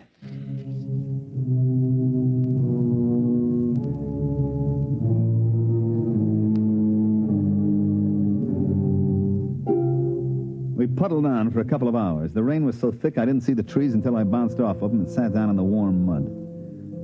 I reflected as I struggled to my feet what a terrible waste. In the beauty salons of Charles of the Ritz Asteroid, ladies from all over the galaxy paid thousands of credits for hot mud baths to take the wrinkles out and make their skin smooth and caressable. And here was I getting a much more thorough treatment every time I sat down. They issue a lot of special equipment from department stores, and it all functioned perfectly. My neo-latex galoshes were fine, but stuck in the mud. My Minipower goggles and wipers kept my eyes clear, but they didn't keep me from crashing into every tree. My leak-proof sportsman's flashlight stayed dry as a bone, but powerful as it was, it couldn't light up more than 3 feet in the pelting rain. Paul, the resident, led the way, consulting a compass and a waterproof map, and finally we stopped, and I noticed that there wasn't any rain coming down on me. It's a rain shelter. The natives build them. Kind of them. Well, they're on all the trails. If you go more than a day in the rain, you go punchy from water drumming on your hat. I believe it. Well, now, don't sit down. You'll sink in. I don't know. Theoretically, a broader base should keep you from sinking, like snowshoes. Well, also increases the suction. I'll stand. How far is Munger's village? Either 2 miles or 22. I can't read the map very well. Hey, wait a minute. Listen. Well, that's the rain. No. You hear that squelching? Somebody's coming. Oh, yeah. From over there. Natives? Maybe. There he comes. Well, we've got first pick on the shelter. It's a native tradition. First come, first dry. Yeah, there's somebody out there, all right. Who's there? Who is it? A friend of mine, Mr. Baumholzer. All right, Munger. Where did you come from? Don't move. I have several friends pointing long spears at your kidney.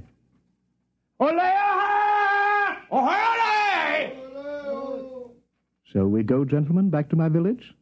I believe you were looking for it.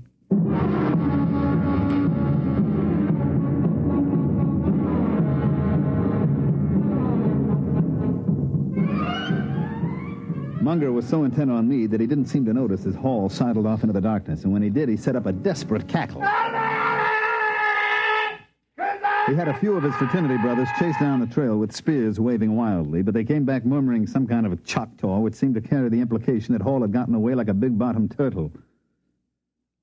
Well, Mr. Baumholzer, your companion's action has saved your life for a while. Yeah, he'll bring back a platoon of Marines, and they'll reduce that village to a bullion cube. We'll just have to hold you as a hostage in case help should arrive. Thanks. At any rate, shall we get back to the village?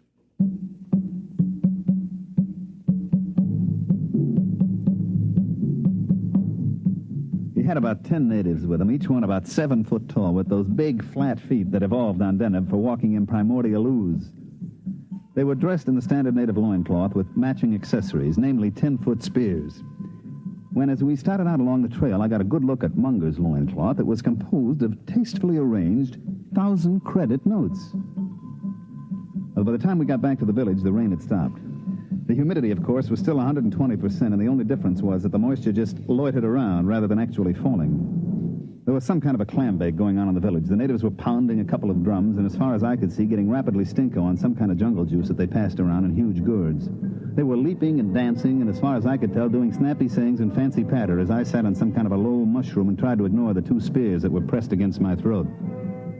It felt as if a nervous barber was trying to shave me with his razor tied on the end of a 10-foot pole. After a bit, Munger strode up to me with all the dignity of the lord of the jungle, and he waved the spears a foot away, pulled up a mushroom, and sat down. Actually, you know, that wasn't a native rhythm at all. The original Danubian music is a kind of quiet, flute-like melody, something like Mozart. That didn't sound very flute-like. Yes, I know. One of the first terrestrial anthropologists out here to study the Denebs took recordings of their music, and then to be polite, he played them in a few recordings that he'd made on an earlier field trip. Unfortunately, they were from that lost rocket colony on Ceres. Their music was a degenerate ancient form called, I believe, Roland Rock. The Denebs liked it. And they've been doing it ever since. Well, what's the party? They're propitiating the tree. I don't know why. It's never failed yet. But they're very conservative. They've got to go into this act every night before I can do my stuff. Lasts all night. Want a drink? No, thanks. Oh, I wish I had a fifth of something civilized. I've been drinking this native swamp water for much too long.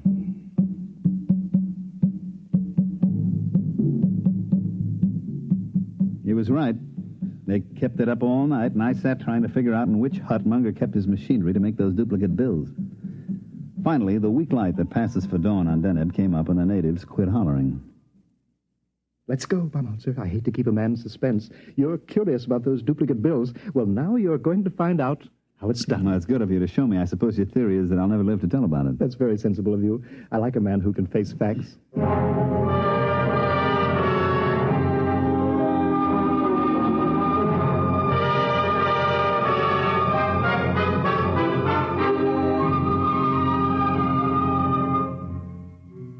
We walked across the mud square to the base of a tremendous tree, which I gathered was the guest of honor for last night's shivaree. I still couldn't see the connection, but I was willing to wait. The natives sat around in a deathly hush, and Munger and I stepped forward. You notice? Nothing up my sleeves. As a matter of fact, no sleeves. And not much arm, either. Now, I take this 50-credit note. Care to examine it? Oh, I've seen it, and 14 others like it. Yes, I only use a 1,000-credit bill when the natives need new loincloths. These 50s are a lot easier to dispose of. Oh, I don't know. I traced them to you. But that was a mistake. One of my contacts got a little greedy, spent too many bills in one place. All right. Now, I used to have the natives make a loud noise, but I'll use your gun instead here. You see, I take this bill, fold it, so, and so, and so, and there. What are you making a paper plane for? Just watch. I raise the note in one hand, I aim at the tree, and I fire your gun up in the air. Like this.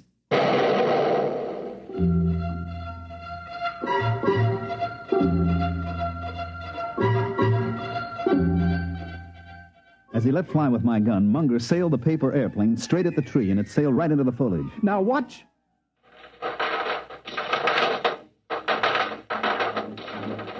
The bill came sailing back out of the leaves, and right behind it came another one. And then the air was filled with paper planes. Squadrons, wings, armadas of paper airplanes, each one made up of a folded 50-credit note.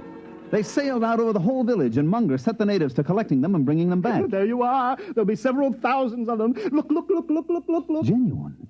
Absolutely genuine. And I suppose they'd go over a beeper plate without a tinkle. Startling, isn't it? Protective mimicry. Yes, precisely. You know, I discovered this tree 6 years ago while I was attempting to evade the clutches of the law on a confidence rap. I swung an axe at it to blaze a trail, and 50 axes came bouncing back at me. Well, I never heard of any plant developing mimicry to this extent. I know some plants and animals assume dangerous life forms as a camouflage, but this... Mm-hmm. Well, I'm not a botanist. All I know is that you scare the tree with a loud noise. You throw something at it, and it duplicates what it thinks is the danger. Well, speaking of danger, it doesn't look as if your colleague is bringing any help. Oh, I'll miss your company. Interesting. You'll be shot with your own gun. Now, look, Munger. Don't wriggle. I hate a moving target. What is that? Looks like the cops, Munger, at the edge of the village. Baumholzer, where are you? We outnumber them. Oh, Leon! I'll get you anyway. No. You can't run away from me. I'll shoot.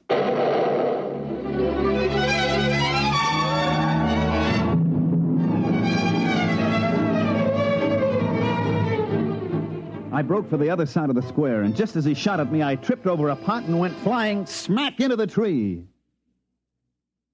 Well, that's about it. Here we sit in the spaceport on Deneb 11, and I'm darned if I'll pay our transportation back until I hear that the office is going to okay my expense account. Munger? Oh, he's in jail at New Alcatraz. Once he missed his shot at me, it was all over. After I fell into the tree, he didn't stand a chance against us. That's right. Us. All 168 of me. Right, Ed? Right.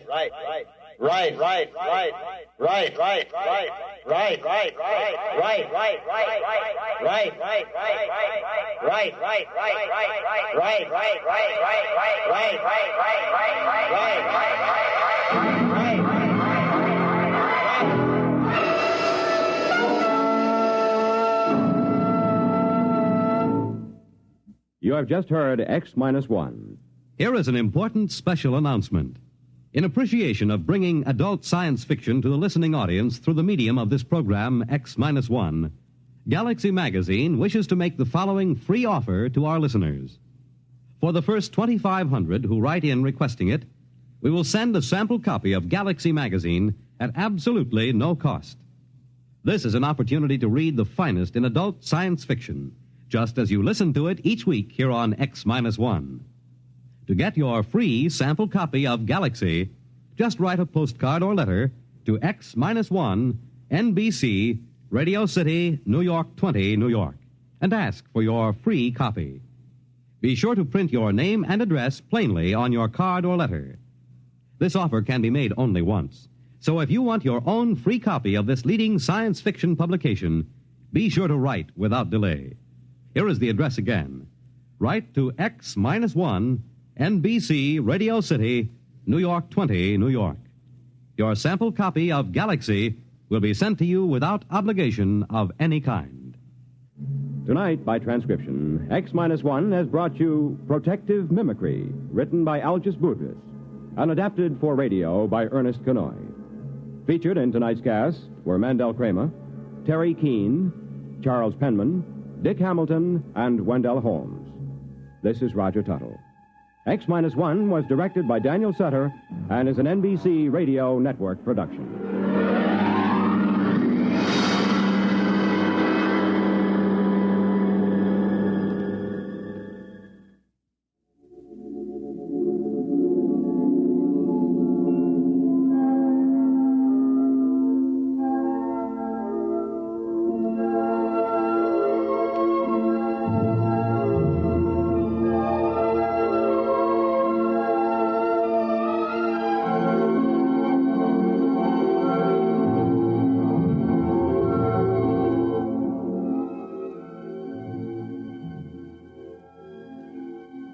Remember, for your free sample copy of Galaxy, just send a postcard to X-1, NBC, Radio City, New York 20, New York.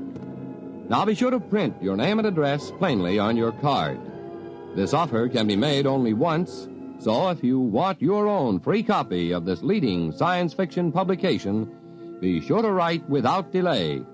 The address again, X-1, NBC, Radio City, New York 20, New York. The Roaring Twenties in song and story. Hear Gordon MacRae in The Best Things in Life Are Free tonight. Lost in Brazil invites you on an unforgettable journey, where every moment is an adventure waiting to be discovered. Join us as we uncover the soul of Brazil, one incredible experience at a time. Click on the link in the description and embark on the ultimate Brazilian odyssey.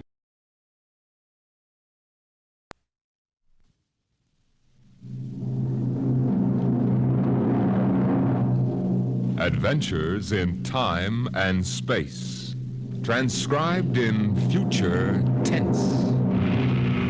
Dimension X.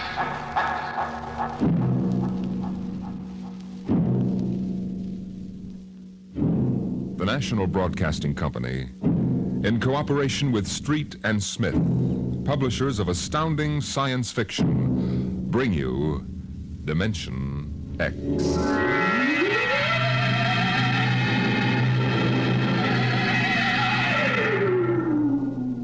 Ralph Waldo Emerson speculated, if the stars should appear one night in 1,000 years, how would man believe and adore and perceive for many generations the remembrance of the city of God?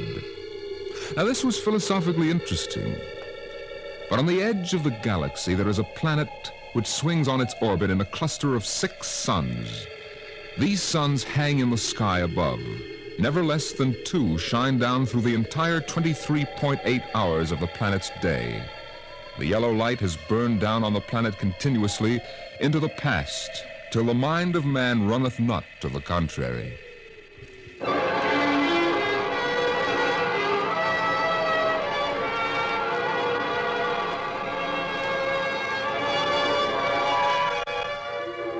Theremin was a reporter for the Cerro City Chronicle. he covered them all, from the night police beat to politics to the sports pages. And the city editor wanted him to cover the biggest story of the year, perhaps of all time. It was an interview, a particularly difficult interview. But then, since his first days as a cub, Thurman had specialized in difficult interviews. He didn't expect violence, though, from an astronomer. You're from that newspaper? Well, you've got a lot of gall coming here. Now, wait a minute, Dr. Aton. It's only a job. I've read your paper. You've been writing this observatory for 2 months now. You've attacked me personally. I have nothing to say to you. All right, look, this is your chance to get your side in the paper. I'll give it to you straight. 2 months ago, the observatory issued a press statement that the world was coming to an end.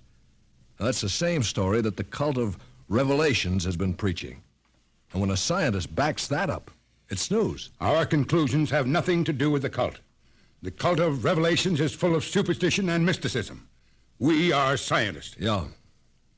And you got the people pretty angry. That does not matter. You know, if I can't get the story from you, I'll have to go somewhere else. Go ahead. All right. You know, Dr. Aton, the paper can be pretty rough on someone who doesn't cooperate. Young man, if you're not out of the observatory within 5 minutes, I shall call the police. Now get out.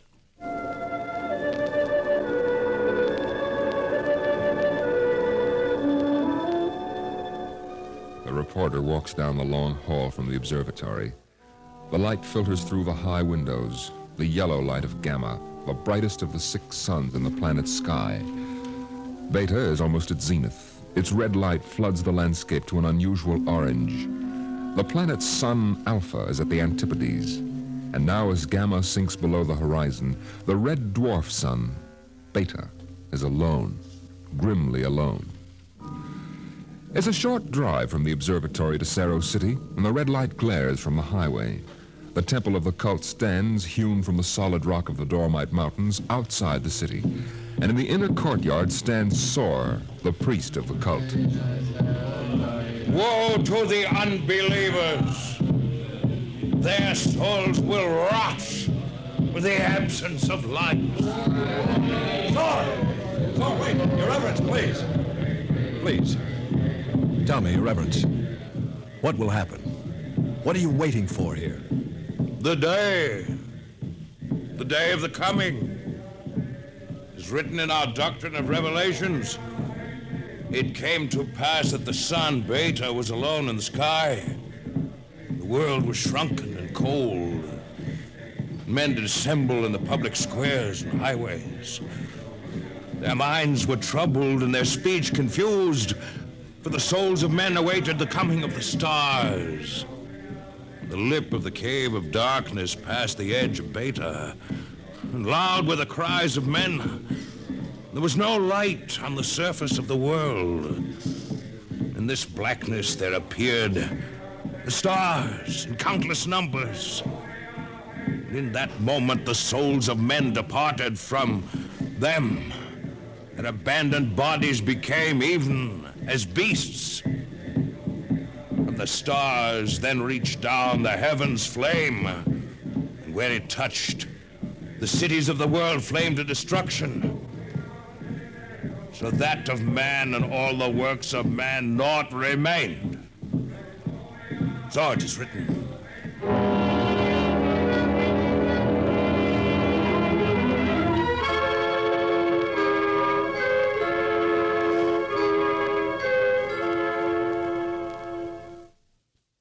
Dr. Sharon, you're the only scientist I could find in the city. Where is everybody? In the hideout. In the hideout? The place bored me. I wanted to be out here where things are getting hot. I want to see the stars the cultists are talking about. Besides, they don't want me at the hideout. I'm too scrawny to survive. Well, wait a minute. What is the hideout? Well, we professors have managed to convince a few people that our prophecy of doom is valid. We've got about 3,000 people. They're supposed to hide where the darkness and the stars can't get at them.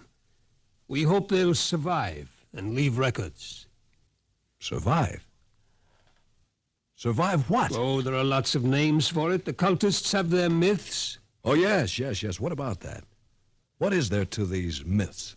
As a matter of fact, what is there to this doctrine of revelation? I'm a psychologist, not an archaeologist.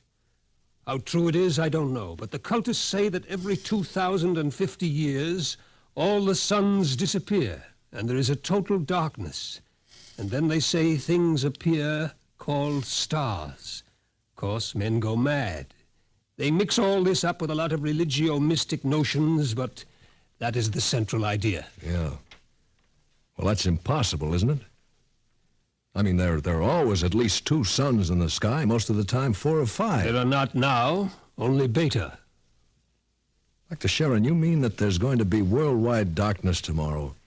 That all mankind will go violently insane? What's behind that? Well, for one thing, this is history of civilization of the world.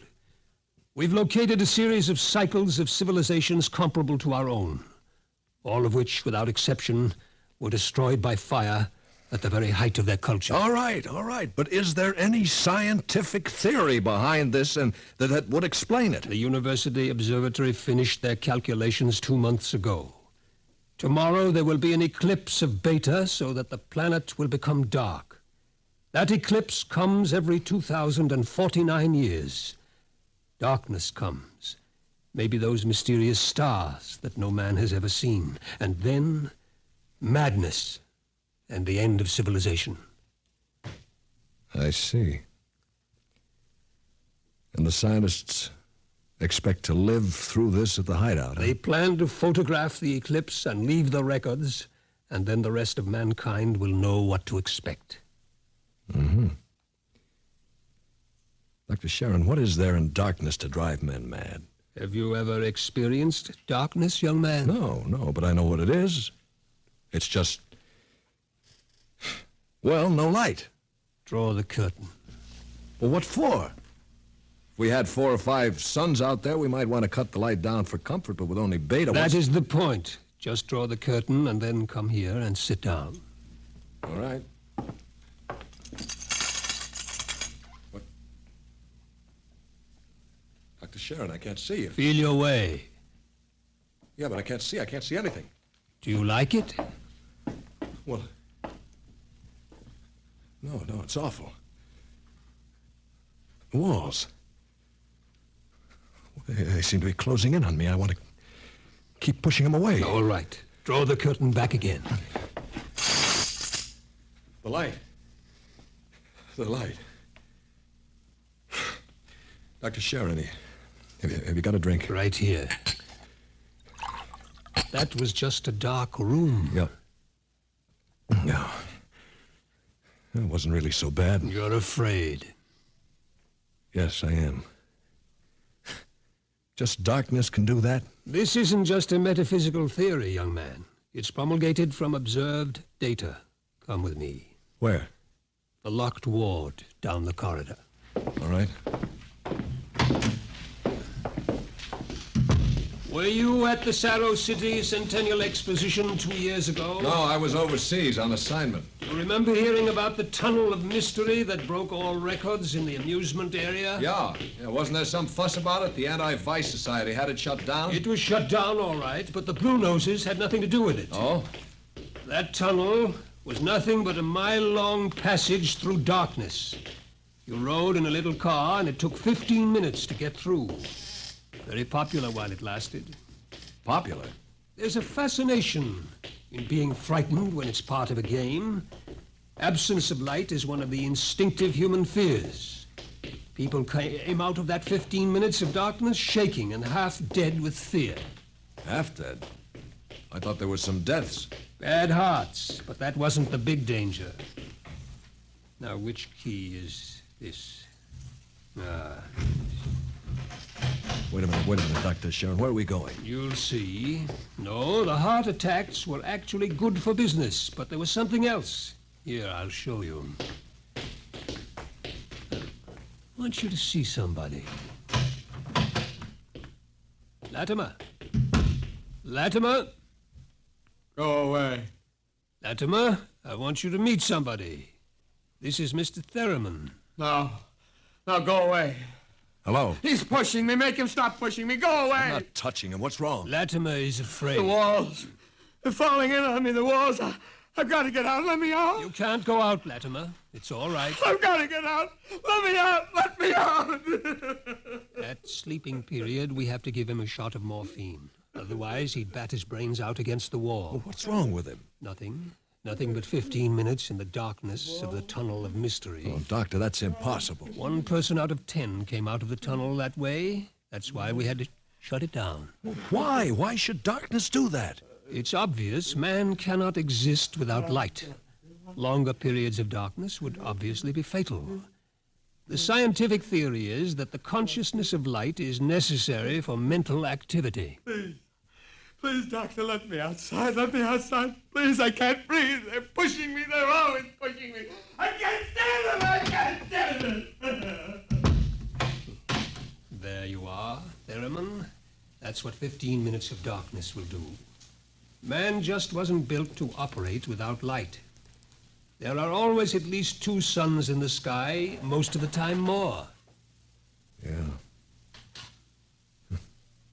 Just 15 minutes of darkness. Now then, look out of that window. Imagine darkness everywhere. No light as far as you can see. Black. Everything black. And the stars, whatever they are, well, can you conceive it?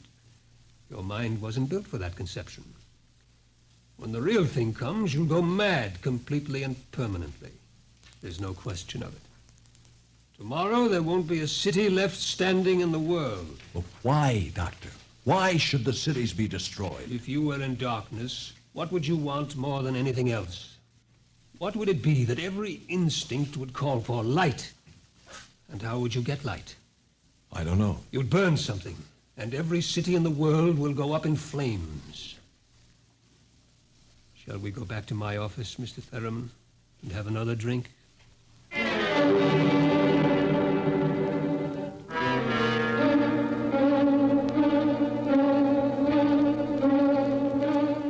Through the skies, the red sun Beta shines alone. The wind howls across the city.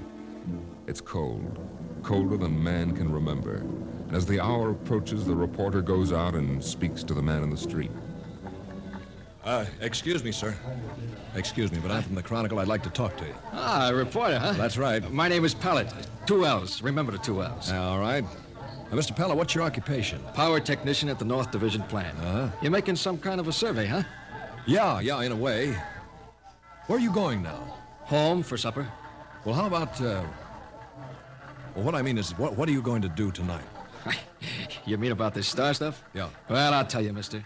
It don't stand a reason that the end of the world is gonna come boom like that. It just don't stand a reason. In other words, you don't believe it? I didn't say that, but it just don't stand a reason. Uh-huh. Have you read what the scientists say? I don't read stuff like that. Only the headlines. Yeah. How about the cult? Well, now, like I always say, I've got nothing against religion.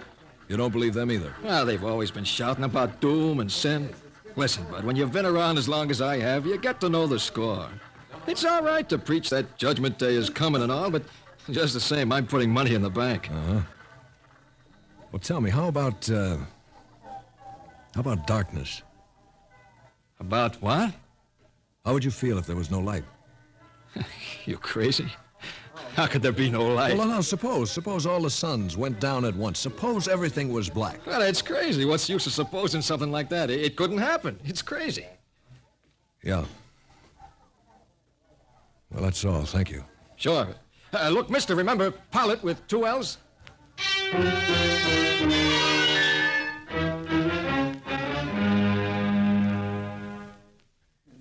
Excuse me, sir, but I represent the Chronicle, and we're conducting a poll to determine public opinion with regard to the predicted end of the world. How do you feel about it? All this talk of scientific explanation. It's sinful. That's what it is. Oh, I see. Well, then you're a member of the cult, sir. I sure am. Been a member since I was a boy. My daddy was a member, too. I've seen the books. It's all writ down in the books. Well, don't you believe the scientist's explanation? Don't need it. Going to save my immortal soul. Going to stay on the mountaintop in a white robe while the stars carry me away to glory. Blessed be the stars. Amen. Well, tell me, what are the stars? The glory. The breath of the heaven. The spirit of the ultimate. That's what they are. Uh-huh. Well, sir, the observatory has announced that it intends to take pictures of these stars. Blasphemy! I sold my house, gave all my money to the poor. Won't need it anymore. Going to heaven with stars. Glory, glory, going with the stars.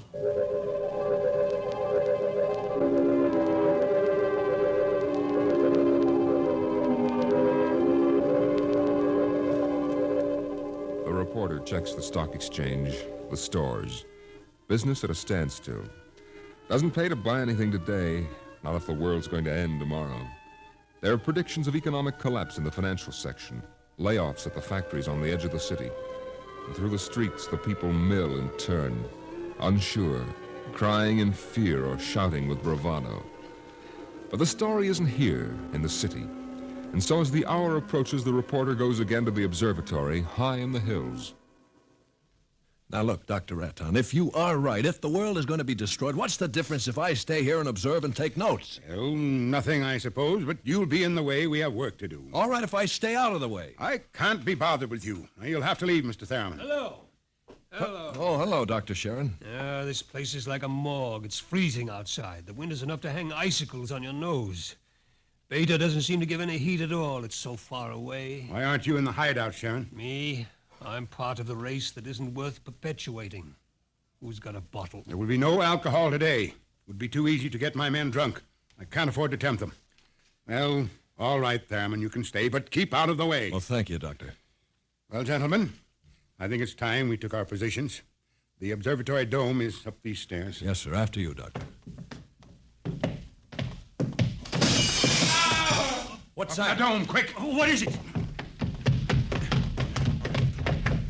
The plates. The photographic plates, they're all smashed. There he is, a cultist. He's going for the telescope. After him! I've got him! They must be destroyed. It must be. It's all right. It's all right. He didn't harm anything. Let him up. Well, that's the high priest, Dr. Raton. Soar is his name. I was talking to him yesterday. What do you want, Soar? Nothing that you would give me of your own free will. I made a bargain with the cult to give me certain data you had. In return, I promised to prove the essential truth of the creed. There was no need to prove that. Stands proved by the doctrine of revelations. I offered scientific backing for you believers. You made of the darkness and the stars a natural phenomenon, removed all its real significance. That was blasphemy. The facts exist. Your facts are a fraud and a delusion. How do you know? I know. I suppose you think in trying to warn the world against the menace of madness, we are placing souls in jeopardy. Well, we have not succeeded, if that makes you feel better. Your devilish instruments must be destroyed. We obey the will of the stars. Someone call the police in Cerro City. There's no time for that. Let me handle this. The eclipse is only a few minutes away. Look, Saw, will you give your word of honor to cause no trouble? I will not. Listen, just as soon as the eclipse starts, we're going to take you and put you in a closet with the door closed, and you'll stay there. Then you won't see the darkness, and you won't see the stars. And that means the loss of your immortal soul according to the cult. All right now, will you give your word of honor? You have it. You will all be damned for your deeds of today. Look! Cameras! Yes, sir. Check the exposures carefully. We will, sir. You're shaking, Mr. Theron. Well, I don't feel very well, that's all. You're not losing your nerve? No, I'm just not used to this. You could probably make the Now, hideout. look, I've been assigned to cover a story and intend to cover it. Professional honor? Yeah. And I'd give my right arm for a bottle right now. I need a drink. No. Oh, what's that? The cultist. That's the doctrine of revelations. Well, I don't understand it. He's chanting some old cycle language. The doctrine of revelations was originally written in it. There are probably 2 million people in Cerro City who are trying to join the cult. One gigantic revival. And Dr. Sharon, how do the cultists manage to keep the doctrine of revelations going from cycle to cycle? If everyone goes mad, who wrote this doctrine? There are some people who don't see the stars, the blind. They would have memories, and that, combined with the confused, incoherent babbling of the mad, form the basis for the doctrine of revelations. The cult will be riding high down there in the city. I hope they make the most of it. Dr. Sharon, I've just heard from the hideout on private line. They're in trouble? They are safe. But the city is in shambles. You have no idea. It'll get worse. What are you shaking about, Doctor? How do you feel? I don't understand. The cultists are rousing the people to storm the observatory, promising them salvation, promising them anything. How long till the total eclipse? An hour. I'm going to check those cannons. It's a gamble. It'll take time to get a mob out here. If the darkness comes first, we're all right. Look at Beta. Yeah. It's cut in half. It's getting darker. An interesting phenomenon. The collar's suddenly tight. Are you having any difficulty in breathing? No. Why? Difficulty in breathing is one of the first symptoms we've experimented. I'm cold. Seems to be getting colder. We'd better keep our minds on something else. Yeah. One of the astronomers has a theory about the stars. He thinks they may be suns that are too far away to see in the light. He developed a fantasy about a planet revolving around one sun. It's a mathematical possibility. Of course, there couldn't be any life. Part of the planet would always be dark and without light. Well, it's obvious. Without light, there can't be any life. It's time for the artificial light. We can't read the instruments. Artificial light? One of the researchers in the university worked it out. It's animal grease packed around a wick. Here, I'll light it with this spark. Why, it's beautiful. Yellow light. After 4 hours of red. It's beautiful. Light. Light.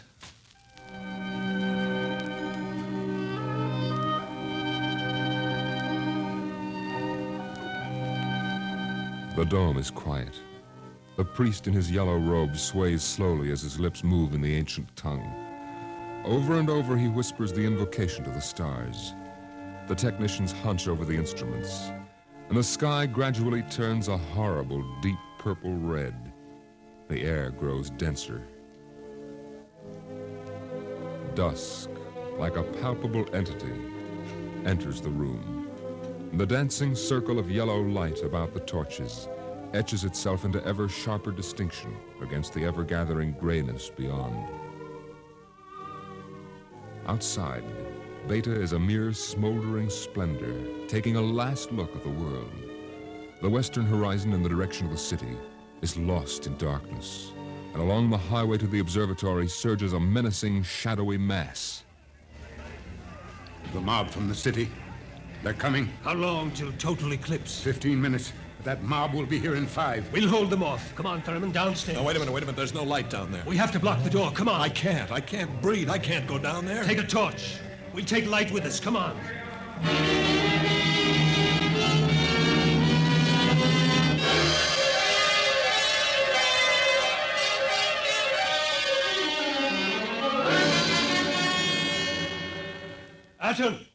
Atten!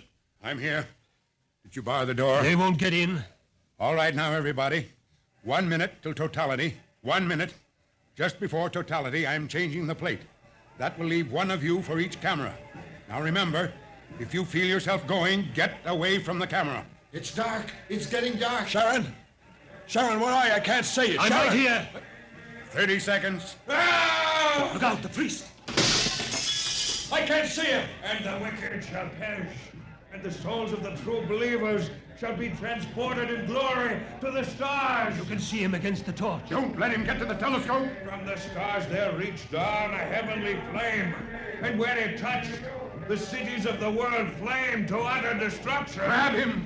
I'll take care of him. The world must be destroyed by the stars. I got it! 5 seconds to totality. 4, 3, 2, 1. The sky is black, and through it shine the stars. 30,000 minute suns shine down in soul-searing splendor. It's more frightening in its awful indifference than the bitter wind that shivers across the horrible, cold, bleak world. The stars. The stars! The stars! The walls! The walls are coming in on me! They're coming in! Light! Light! Darkness, forever and ever and ever, and the walls are breaking in. We did not know, we did not know, we did not know!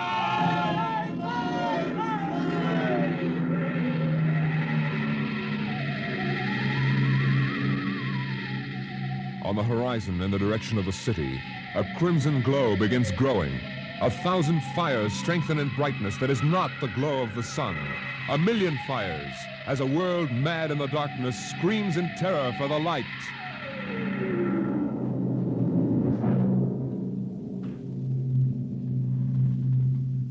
The night has come again.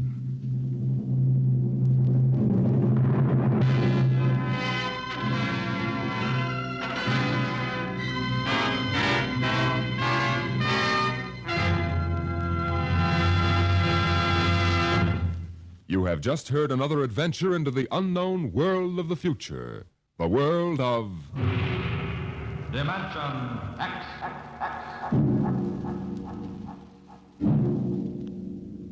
With this program, Dimension X concludes the present series. We hope to return to the air in the near future. Watch your local newspaper and listen to your local station for the resumption of the series.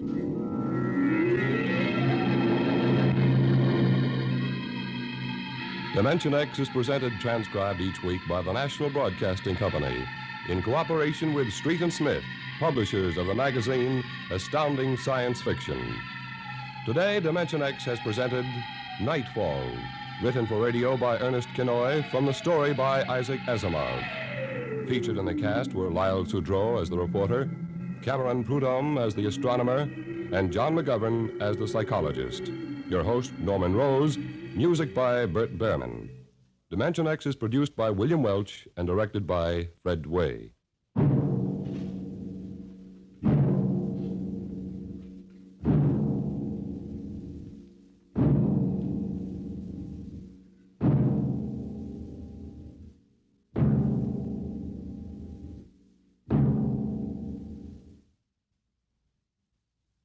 Thank you for visiting Golden Age Radio, rumble.com/C/GAR.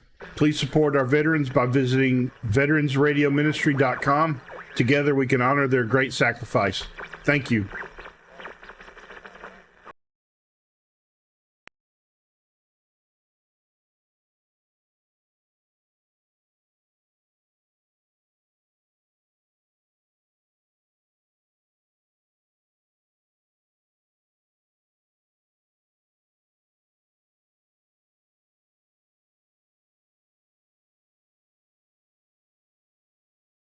And now, the Hall of Fantasy. Welcome to the Hall of Fantasy. Welcome to the series of radio dramas dedicated to the supernatural, the unusual, and to me, my friends. We shall descend to the world of the unknown and forbidden, down to the depths where the veil of time is lifted, and the supernatural reigns as king. Come with me and listen to the tale of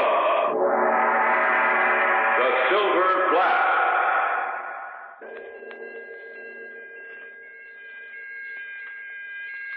And so it is that the prophecy of charming shall be fulfilled. For the evil committed, your reward is death.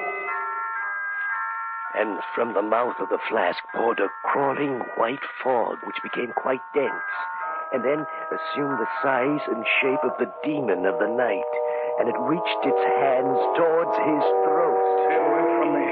Stay away from me.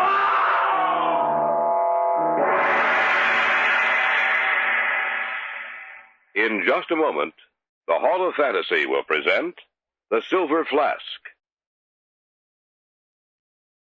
And now for our story, an original tale of fantasy by Richard Thorne entitled The Silver Flask.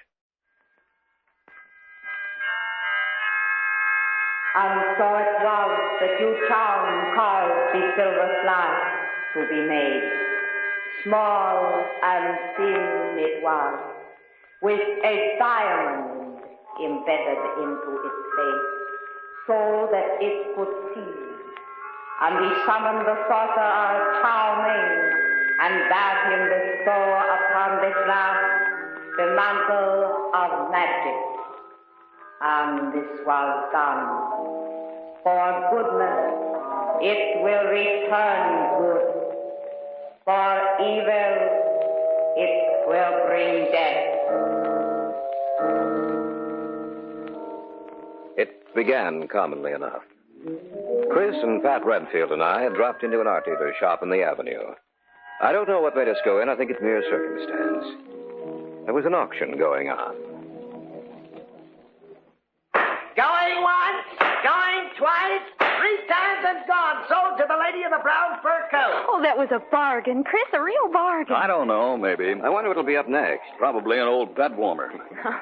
We might as well leave. I don't think there's anything here we'd be interested in, Pat. Oh, just a few more minutes, Chris. But we'll be late for... Oh, all right, Pat, but just a few minutes. Oh, now there's a husband for you. May I ask for your attention once more, ladies and gentlemen? Thank you. Now I ask you to look at the object in front of me. It's a flask, a silver flask, perhaps tarnished a trifle, but silver nonetheless. How old this object is, no one has been able to ascertain. How it came into the possession of this company is a mystery, but the workmanship is definitely Oriental. For a collector's item, it would be perfect. I like the Now, looks who of will that. start the bidding on I this think I will. valuable piece of art? Come, ladies and gentlemen, who will be the first to make a bid on the silver flask? Go ahead, Chris. $10. $10. The man in the blue overcoat bids $10. Do I hear 15? 15. 20. $20 for the silver flask before me. $20 is the bid. Do I hear 25? 25. 30. 50. 50. No, Chris. $50 is the bid. $50. Do I hear more? $50 is the bid. Going once. $50 going twice. $50 for the third time. Sold to Mr. Henry Stebbins. Come on, let's get out of here. All right, Chris. You really wanted that flask, didn't you, Chris? Yes, I don't know why, though. Oh, it just caught your eye, that's all, darling. Excuse me. Pardon me, please. Will you let me go through? Look, Chris, there's the man who outbid you. Oh, he seems to be coming over here. He's waving to us. Wonder what he wants. Please, madam, will you let me by? Thank you. Excuse me, sir. I couldn't help but notice you bidding against me. I'm terribly sorry that only one of us could own the silver flask. Oh, it's perfectly all right. Allow me to introduce myself. My name is Stebbins, Henry Stebbins. I'm retired now, you see, and my hobby is collecting unusual art objects. Your name is... Oh, excuse me, Mr. Stebbins. This is Larry Reardon. How do you do? My wife, Pat Redfield. How do you do? And Chris is mine. Really? I'm very pleased to meet you, all of you, you know. Are you by any chance interested in collecting art objects, Mr. Redfield? I have an interest. I'm not a collector. Mr. Reardon? I'm afraid I'm in the same category as Chris. I see. Well, I was wondering, I do have a rather good collection, you know, and I hope you won't think it presumptuous, but it's so infrequent that one meets people who are interested in the same things as he. Why don't you, all of you, come to dinner at my house next week? Say Monday? Why, of course, Mr. Stebbins, we'd be delighted. Here's my card. You will come, won't you? I'm sure you'll find it very interesting.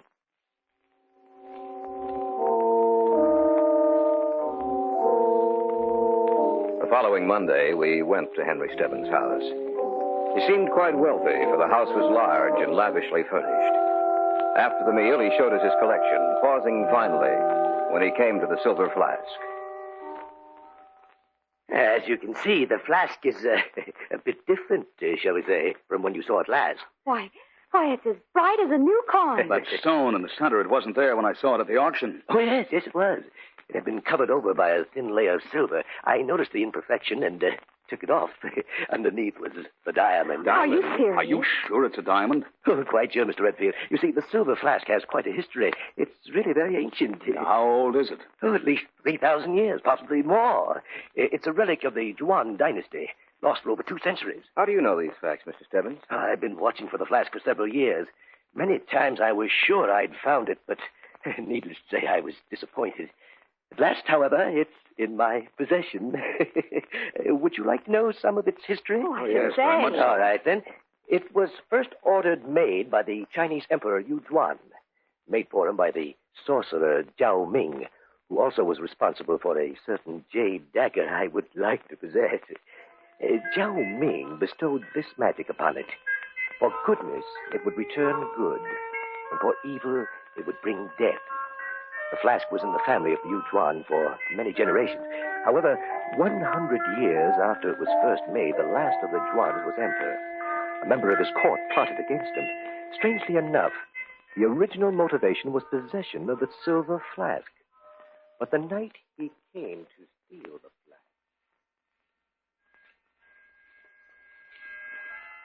Who dares enter Emperor's bedchamber? Who is in here? What do you want? Where are you? It is so dark my eyes cannot see. It is pity you not see dagger which brings you death.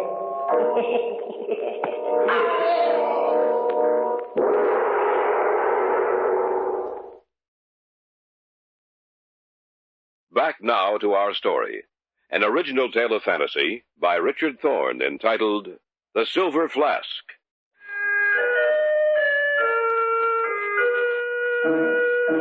Our eyes were upon Stebbins as he talked. Yet we saw not the man before us, but the scene which his words conjured up in our minds.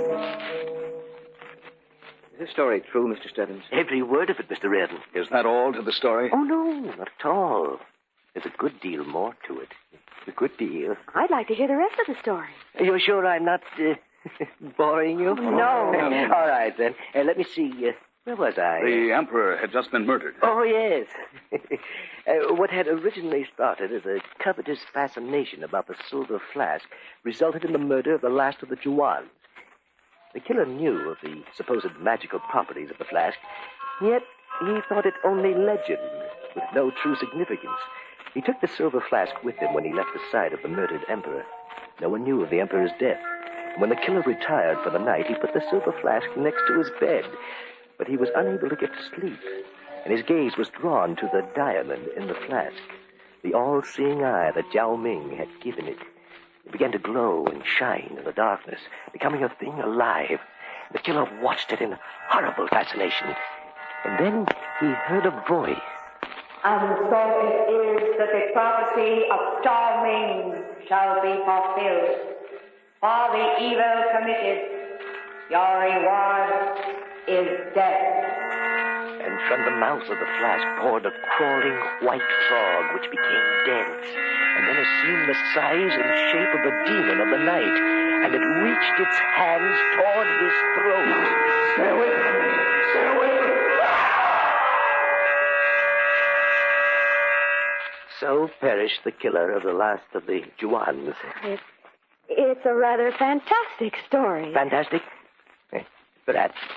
The pattern has been repeated many times since, and perhaps it will be again. There is something quite fascinating about it. Yes, Mr. Redfield. Quite fascinating. Of course, all that happened many years ago. I don't believe it's actually true. It's probably like so many other legends that changed during the passage of the centuries. Endows a person or object with supernatural power, even though what actually occurred originally was nothing out of the ordinary. Oh, that's quite possible, Mr. Reardon. But as a collector of these objects and their histories, I much rather prefer to believe the legend, as you call it. Chris? What? You're so quiet. What were you thinking about? It's really quite fascinating. The flask. I can hardly take my eyes off it.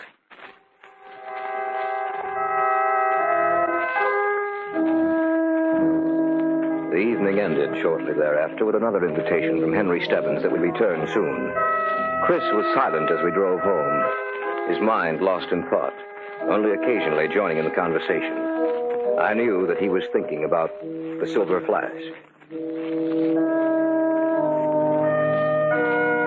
I was inclined to think of the story Henry Stebbins had told us as coming from a man who was highly nervous, a man who, because of his loneliness and preoccupation with himself, would read into the slightest glance a willingness to commit murder.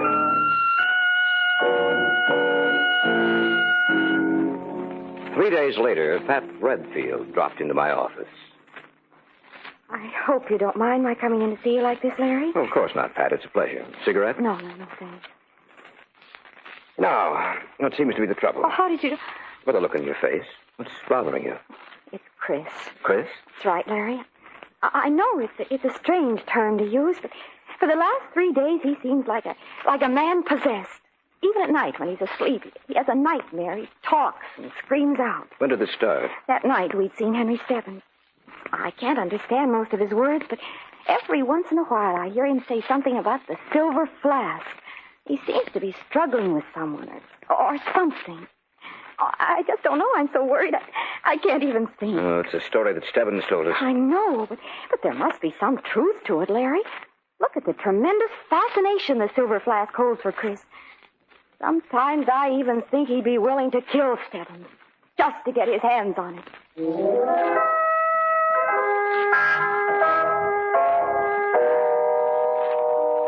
In the evenings, I took to parking my car across the street from Stebbins' house to see who his callers might be. About a week after Pat had been to my office, I'd been parked across from his house for several hours. It was almost midnight, and I was on the point of starting my car and driving home, when on my side of the street, about half a block away, I saw a familiar figure walking towards me.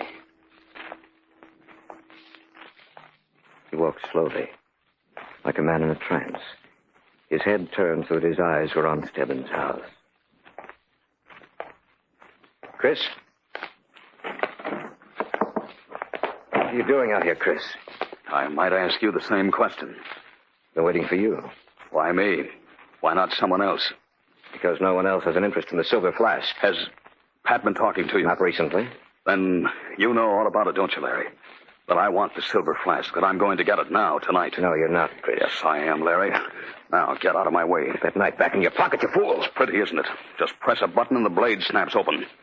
Out of my way. You're not going anywhere with that knife. No, we'll see about that. Oh, you asked for it, Larry. Let go of my arm. Drop that knife. Drop it.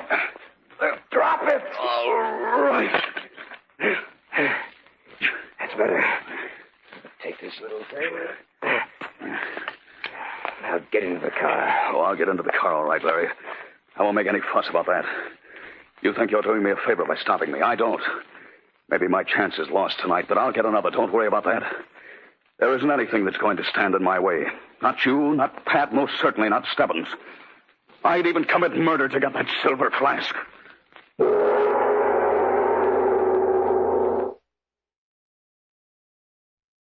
Back now to our story. An original tale of fantasy by Richard Thorne entitled The Silver Flask.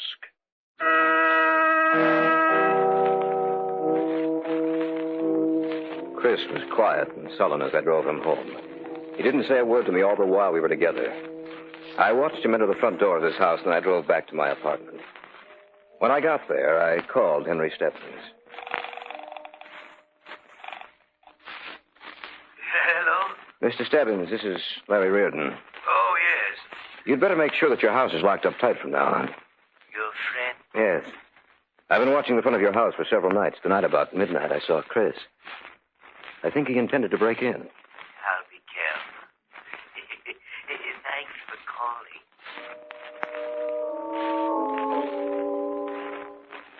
In the morning, for some reason, Henry Stebbins phoned first the Redfields and then me, and asked us to come to dinner that night. I couldn't understand his line of reasoning unless he enjoyed playing a cat and mouse game with Chris.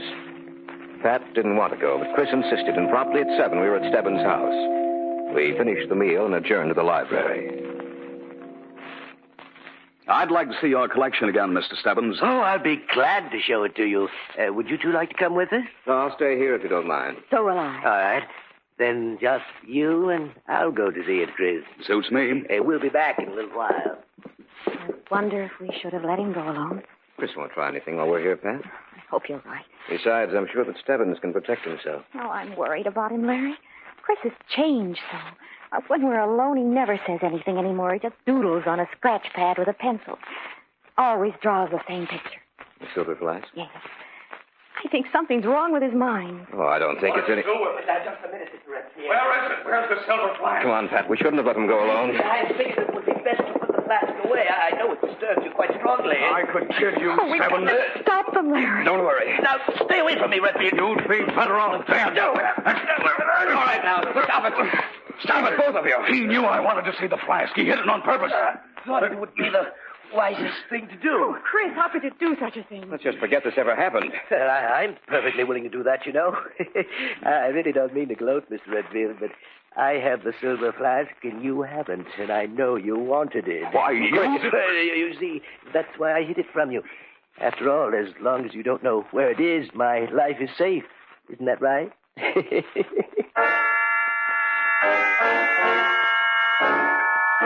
Stebbins was right, of course. As long as Chris didn't know the whereabouts of the silver flask, Stebbins' life would be safe. But if Chris knew where it was with his overpowering obsession to own it and Stebbins stood in the way, his life would mean nothing to Chris. But Chris had told me that he wouldn't stop, even at murder.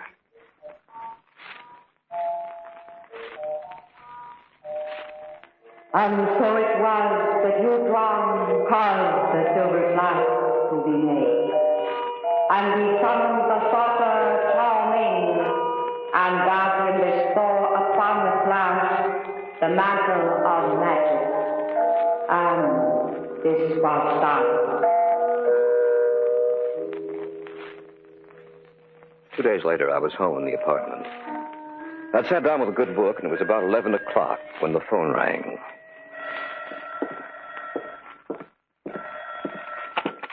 Yes? Oh, Larry, this is Pat. You'd better go over to the Stebbins house right away. Why? Chris came home this evening, sat, fidgeted all night long, and then about 15 minutes ago he muttered something about the silver flask and ran out of the house. You think he was going to see Stebbins? Yes, I think so. You have to hurry over there, Larry, before he does anything. Have you called Stebbins? Yes, I warned him. But Chris might do anything. Go over there, Larry. See that there's nothing wrong. I have the strangest feeling that Stebbins is going to die tonight.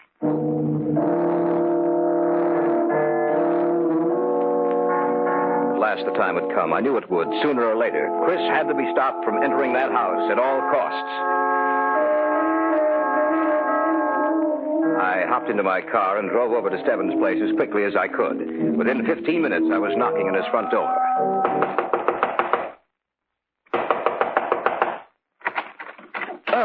I'm glad you came, Larry. Pat phoned you, didn't she? Yes, I'm sorry I took so long coming to the door, but I was looking out the front window to see who it was. Come in. It's strange what power the silver flask has, Larry. You should never have invited him back here after I told you what had happened. We might as well go into the library. You know, I think you better call the police. You think it's that serious? Yes. I'll call from the library. Is your house secure? Oh, yes. Everything's locked and bolted. Sit down, won't you? I'll phone the police.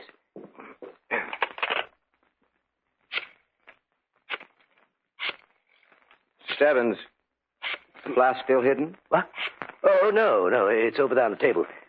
Perhaps the police can send a man out and you'll be able to go home. Oh, hello? My name is Henry Stebbins.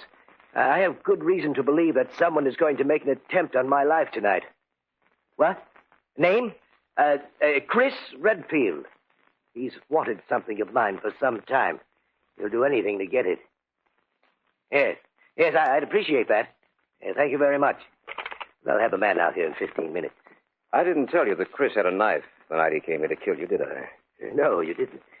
Well, that's funny. Still have it with me. Well, we'll give it to the police when they get here. Yes, I'm sure they'll find it. What? The knife. I'm sure the police will find it. What do you mean? This is Chris's knife. You should never have been afraid of him, Mr. Stebbins. Chris would never really kill you. But I would. Stay away from me. I can't do that. You see, Stebbins, everything fits in perfectly now. You've warned the police against Chris. They'll find his knife. They'll never suspect me. You're insane. No, far from it. I merely want the silver flask. The curse. Don't forget the curse. Who believes in curses, Mr. Stebbins? Don't come any closer. Just close enough. Ah! Good night, Mr. Stebbins.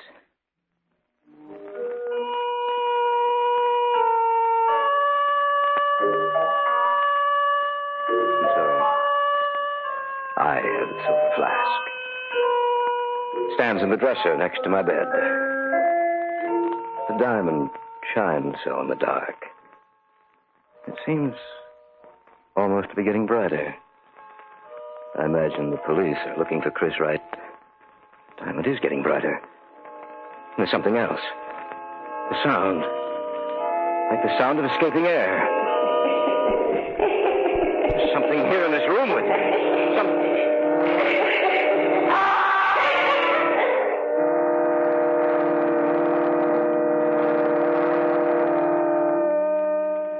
And so it was that you caused the silver flask to be made. Small and thin it was, with a diamond embedded into its face, so that it could see. And he summoned the sorcerer Charming and bade him bestow upon the flask the mantle of magic. And this was done. For goodness it will return good, for evil it will bring death.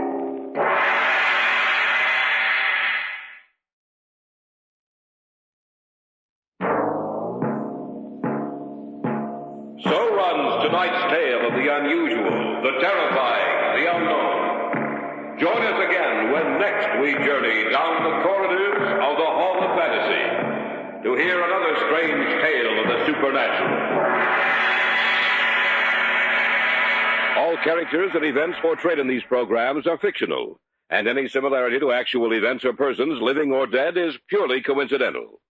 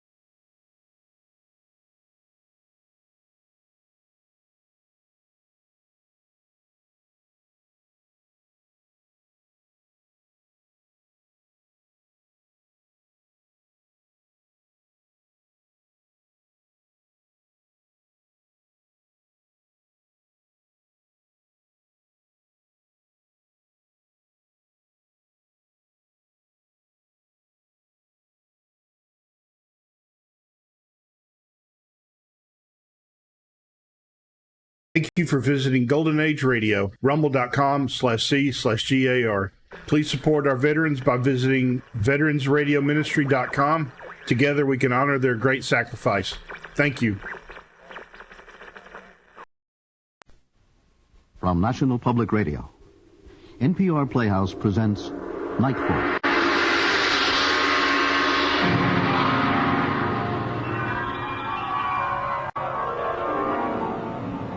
In the dream, you are falling, lost in the listening distance, as dark locks in.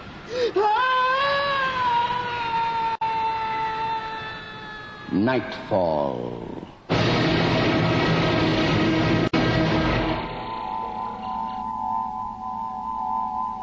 Good evening. Tonight, we have a special holiday treat for listeners who really like to settle into a show. It's a kind of box lunch, based on the Victorian short story by Sir Walter Besant and James Rice, and dramatized for this series by John Gavin Douglas. It's called The Appetite of Mr. Lucraft. You wonder, yes, I see you wonder at me, in the midst of all this holiday cheer and plenty, why I eat and drink so little. Oh, yes, a host of men have killed themselves with gluttony, but to be eaten almost to death by the ravenous feeding of another. You'd think, would you not, that I'd been amongst the cannibals? Why, I have. Let me tell you about it. Let me tell you how I disagreed with something that ate me. My appetite was hereditary. One of the few things I can remember of my mother was a constant complaint that my father used to eat her out of house and home. It was the same when I became a strolling player, wandering the provinces with a down-at-heels troupe of actors. We were poor as church mice, but it was share and share alike, and they said I ate for 4. For all my hearty feeding, I was slim and played Romeo very badly. Sweet, good night. Good night. This bud of love, by summer's brightening, let me through the beauteous flower when next we meet. Good night, good night. Have sweet repose and rest. Come to thy heart, as that within my breast. Oh, wilt thou leave me so unsatisfied? What satisfaction canst thou have tonight? The exchange of thy love's faithful vow for mine.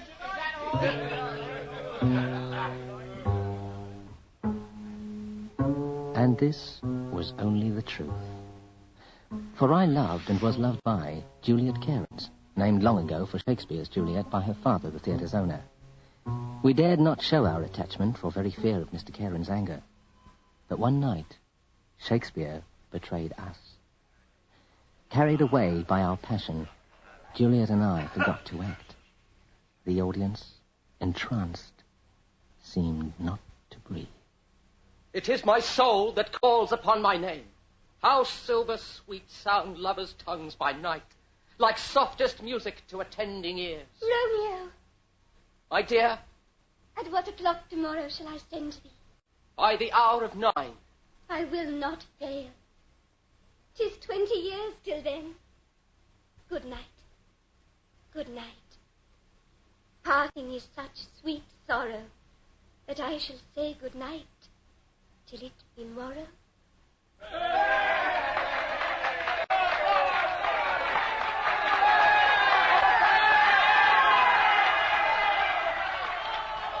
But misfortune of misfortunes, old Cairns himself was in the audience that night. The audience thought it was good acting. He knew what he saw. Next morning, the instant he caught sight of me... Mr. Lowcraft, be so good as to step into my office at once, please. Mr. Cairns, sir, I'm very sorry about last night, truly I am. Now, look here, Lowcraft, you're a good young fella and a likely actor. But I can't have you spoiling my Juliet for the stage, so I'm going to put her up without you. But, sir... You get away from here to London and find yourself another engagement. Mr. Cairns, I love Juliet. That, Mr. Lowcraft, is the problem. You needn't say goodbye to her, by the way, because I've had it out with her this morning. Tough job it was, too. She and I, but... We... My boy, when Juliet is married, or you get rich or something, why, you see, we shall all be glad to have you back. They all say that there's no work in London. I'll starve. Oh. Yeah, well, here. There's a week's pay in advance. That's the best I can do. The next few weeks were even worse than I had feared. There was no work in the provinces, and in the theatres of London, not even an extra. One day at noon, after paying the rent, I found myself without a penny and gnawed by a hunger greater than I'd ever known. Faint and starving, I leaned against a lamppost outside a dining room where a host of people were lunching. Hares, fowls, and turkeys were piled high in the window with boundless prodigality among a wealth of carrots, turnips, and cauliflowers. And through the open doors came a perfume more delicious than the sweetest strains of music, accompanied by the torturing voices of diners. Waiter, roast beef with plenty of brown. Oh, heavens, plenty of brown. Roast mutton underdone. I love my mutton underdone. Roast veal and bacon with stuffing. A dish for the gods. Calf's head for 2. I could eat calf's head for a dozen. Pudding. Soup. Fish. Cheese.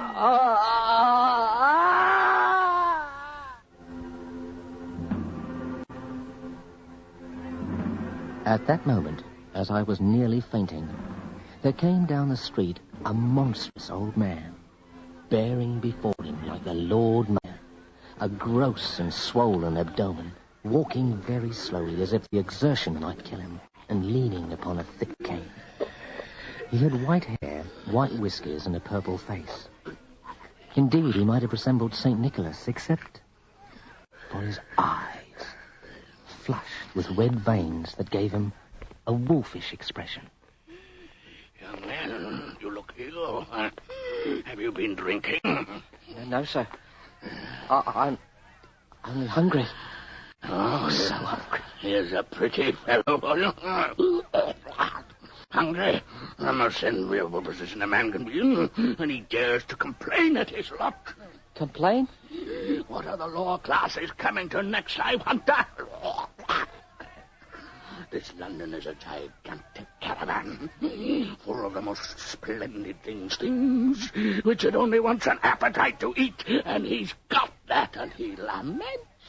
What is the use if you have no money? Is yours a small appetite as a rule, or is it a large one? Large. Huge. Born with it. It's very awkward just now. Young man, come with me now and once. But don't sir... talk. That may interfere with the further growth of your appetite. Walk slowly and keep your mouth shut.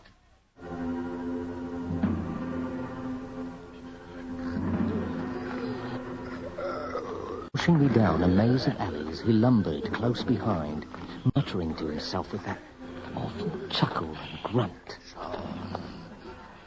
What a fine young fellow it is. What room for the development of the alderman's arts.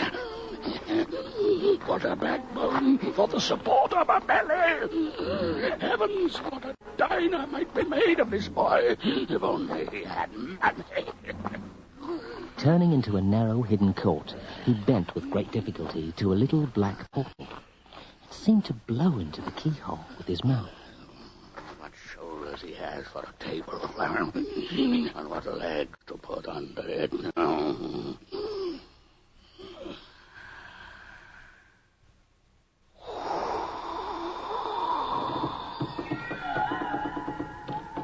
And the door opened. And then it shut behind us of its own accord. We stood in a large room, resplendent with the light of at least 40 wax candles, in whose shimmer there gleamed a magnificent dining table, set for one. And beside it stood, what I then thought was a man. Young sir, permit me to introduce my servant, Boldenay. My heart be delight to meet friend of master. You have a pretty tasty name, sir. To have a servant black as night and call him Snowball. Boldenay, what do you think of him? Oh, him a very fine young man, master. Got lovely appetite developed. Him live much longer time than last other young man. How much do you think it is tonight? We will try him with a late luncheon first, Boldenay, and then pronounce on his performance. Young men do not always come up to their profession.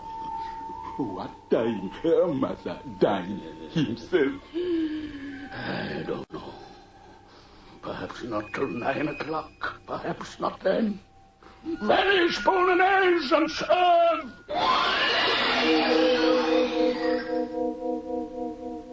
Did the ancient servant go through the floor? Did the table sink when he disappeared and come up loaded with succulent dishes? It seemed so. Food! A banquet! Oh, let me eat. One moment only, a single moment. Tell me again the nature and extent of your appetite. And oh, be truthful. Our little tongue should never lie for mutton chop or apple pie. You know the hymn? I've got the devil of an appetite. What is there to lie about? My dear young friend, yours may be fierce at first and promise great things and then end in a miserably small performance. I have known such. Is it a lasting appetite now? Is it steady through a long dinner? Just wait till you see my performance. I never had a long dinner in my life. But is yours an appetite that recovers itself quickly? Is it good at all times of day? Alas, I wish it were not. Hush, young man. Do not blaspheme. Tell me, if you eat your fill now, it is 4:30. When do you think you might be ready again? I should say about 8. But I might do something light about 7, I dare say. Right now I could eat a mountain. A mountain! Wonderful are the gifts of Providence. My dear young friend, I am very thankful, deeply thankful that I met you. Sit down and let me take the covers off for you. I long to see you eat. I will wait upon you myself. No one else. Just we two. And the delectables. Lover's eggs. He has eaten all 6. Turtle soup. Gently, my young friend, gently. Ah, impetuous youth. More. Stay, let me add green fat. Humor your appetite. Don't drive it. Calabash and canopy. Salad with cucumber and lobster sauce. Bless me, it's like a dream of fairyland. Oh, Fill it so with my grapes and almonds. It's like watching mighty Caesar. Look at him. Croquet de volaille, gone like a cloud from the sky. Don't move food, my friend. Tasty. Sweet-breads and burgundy wine and mushrooms. Smiles of the dear little innocent confiding calf. Cooperate with it, eh? Mauviettes en casse. Larks in baskets. Sweet, rapturous singing larks, toothsome, cocky, yelly larks. Eat them up. Bones and all. My dear sir, and drink something. Here, a champagne, hock, and soda. Have a dark sherry. It's a made-up wine, even the best of it. Come, a little champagne. I generally take drunk beer, sir, but if you please, a little fizz would be acceptable. Now, my Nero, my palace of Troy. Here is a saddle of mutton with potatoes, cauliflower au gratin, buttered eggplant, and garum jelly. Oh, champagne. It's worth sums of money to see him. Curry chicken with salad, rice, and chestnuts. Stuffed quail. Snipe en brochette. He takes all 3. My Alexander, my Goliath of Cats. Plenty of rice, my Napoleon. Here's more. Much more. Now. Apricot jelly and cabinet pudding. Cheese brie. Yes, sir, like... That's another port with the cheese, huh? Oh, King of Bashan. Now, last of all, strong black coffee and a teeny tiny glass of liquor.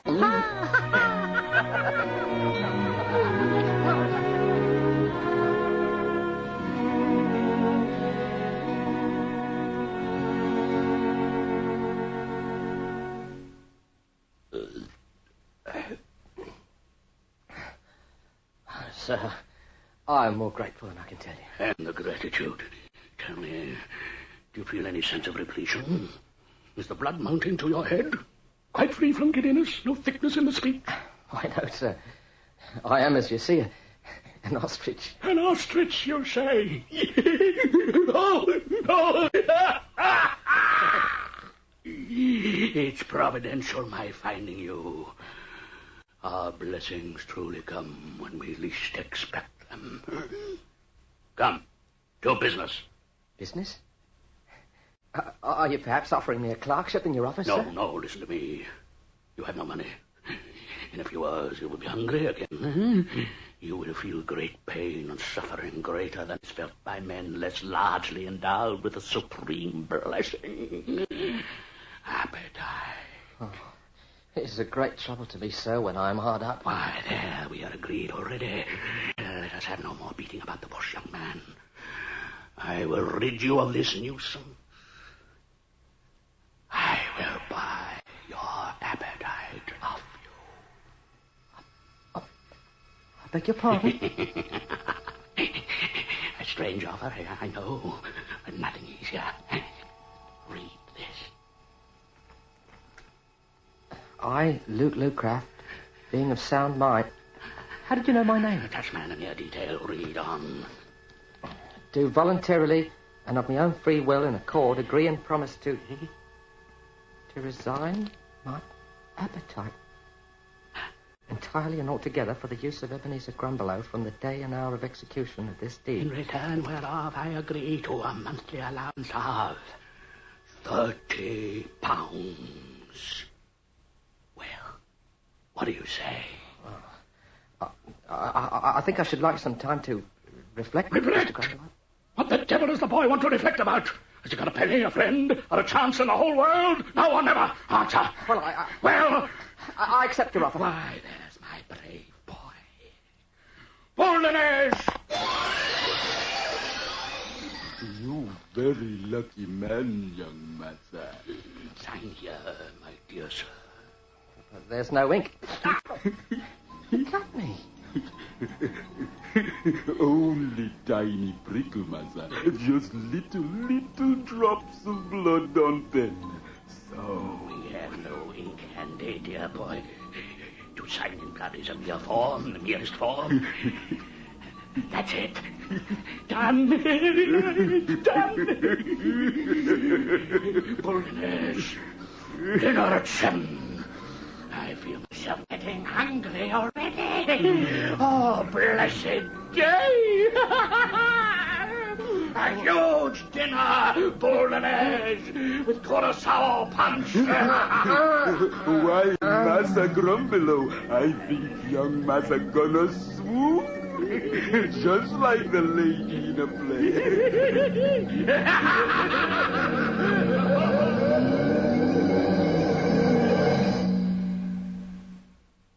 When I came to myself, I was home again, in my squalid little room. On the table lay... A letter? Addressed to me? It was from a firm of solicitors, Crackett and Clarges, dated that evening at 5:30, half an hour after I signed the paper stating that they were empowered by a client whose name they never mentioned Give to Mr. give me Lucraft the sum of £30 monthly to begin this present day. Payment will be made in person to Mr. Lucraft, who is requested to call at the firm's offices, 16 Lombard Street, at his earliest convenience. I stared at the letter with a mixture of stupefaction and horror. The monstrous beast, the bargain, were no dream then. How had they got their instructions? The clock struck 7, and slowly, surely, a sensation began to grow in me. At first a sense of fullness, then repletion, and finally of choking, as if I were eating too much. By a kind of awful insight, I knew at once what was going on.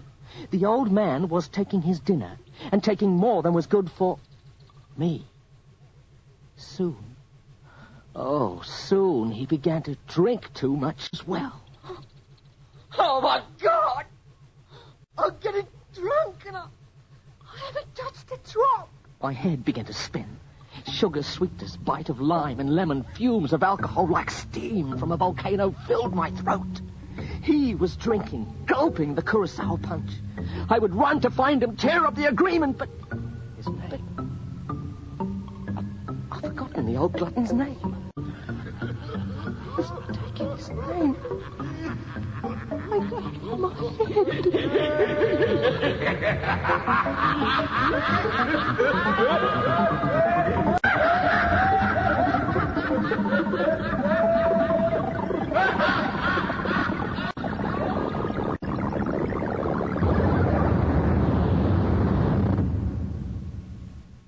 Next morning, I woke with my head splitting and my stomach in flames. I hated the sight, the smell, the very taste of food. Forcing down a tiny morsel of breakfast, I went with heavy heart to the solicitors to receive my blood price. Ah, Mr. Lucraft, I thought you would soon come round to us after the letter. Here, sign that. You haven't been long. None of them are.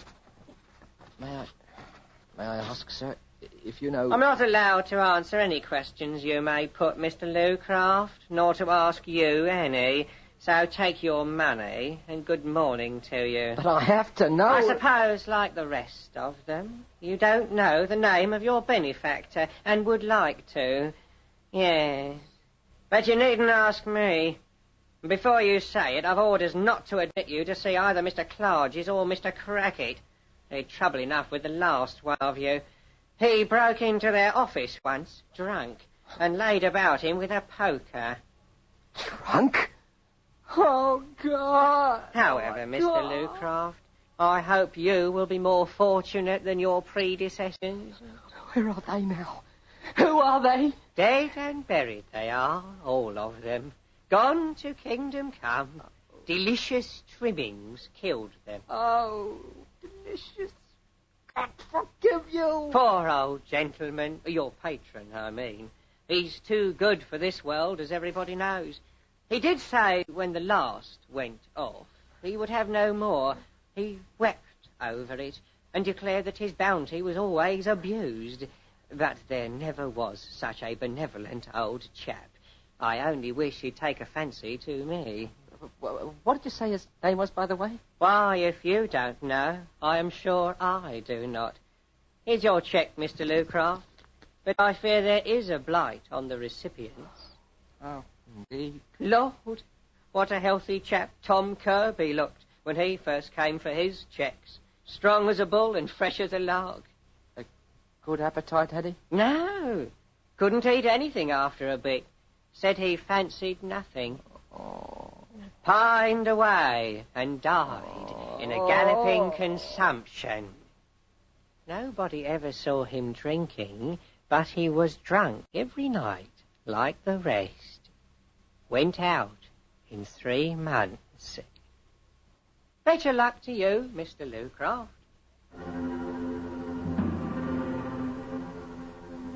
From that moment on, I lived in hell. Every day at 1:30, the grossness of his heavy feeding weighed me down. But at least at midday he drank. At night, it was pure horror. His dinner began at 7. At 8, I was gorged and choking. At 9, I was drunk. One morning, I woke up in a police cell with no idea how I'd got there. And on the next, I lost my lodgings. I thought you was a quiet and a sober young man. Never will I trust your good looks again. Me and the lodgers kept awake till 2 in the morning with you singing and dancing, let alone banging on the floor with the chairs. Mrs. Grogan, I Not swear an to you... hour after your week's up. Not if you was to pray on your knees shall you stay. Neighbours next door threatening the police, and me a quiet woman for 20 years. I detested food and drink, and I detested life. My bones protruded. My hands began to tremble like a drunkard's. Your cheque, Mr. Lucraft. Look here, sir. You know, you're going it worse than poor Tom Kirby. What is the good of a fella's drinking himself to death?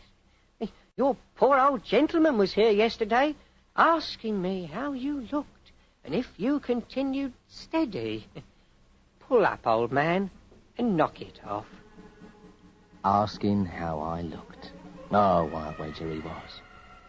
That hardened old voluptuary, that secret murderer, he must have noticed by the falling off of his splendid appetite that I was going down.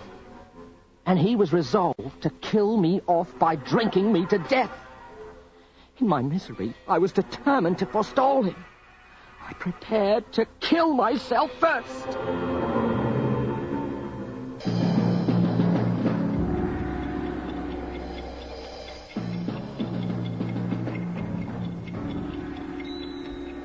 But the next evening at 7, as I sat in my lonely room, awaiting yet another drunken bout, suddenly...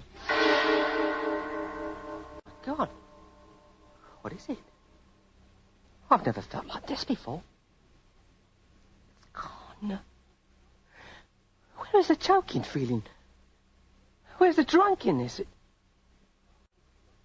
can't be. It can't be that I'm free.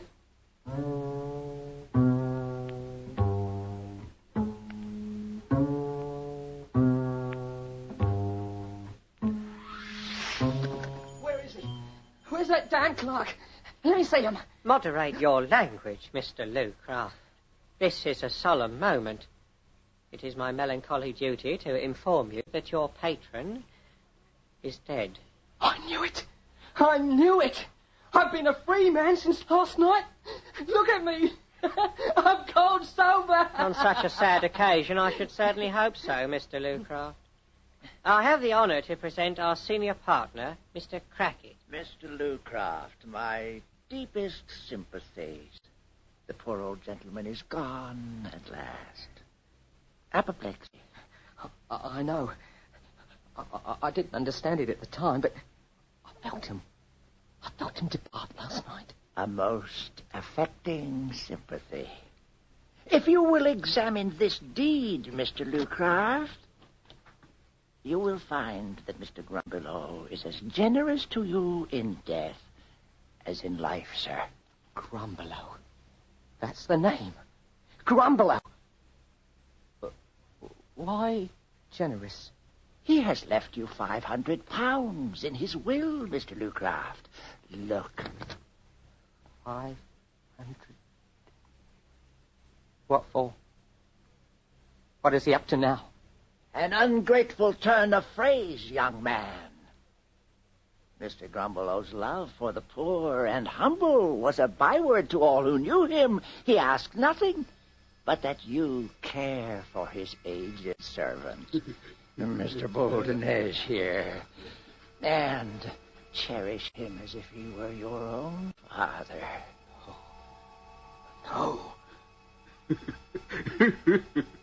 Why, Massa, Boldenez, very good servant. Cook a lot. Exciting natures to a diverse culture of Brazil. Lost in Brazil brings you to captivating videos showcasing heart-pounding adventures, mouth-watering cuisine, and hidden gems of this incredible country. From bustling cities to tranquil beaches, our videos capture the essence of Brazil's beauty, experience the warmth of its people, the rhythm of its music, and the thrill of exploration. Click on the link in the description to find out more. I would like to extend my sincere gratitude to Old Time Radio Research Group for their remarkable efforts in preserving and archiving the captivating world of old-time radio programs. Their invaluable contribution allows us to step back in time and experience the magic of radio history firsthand. Their link is in the description below.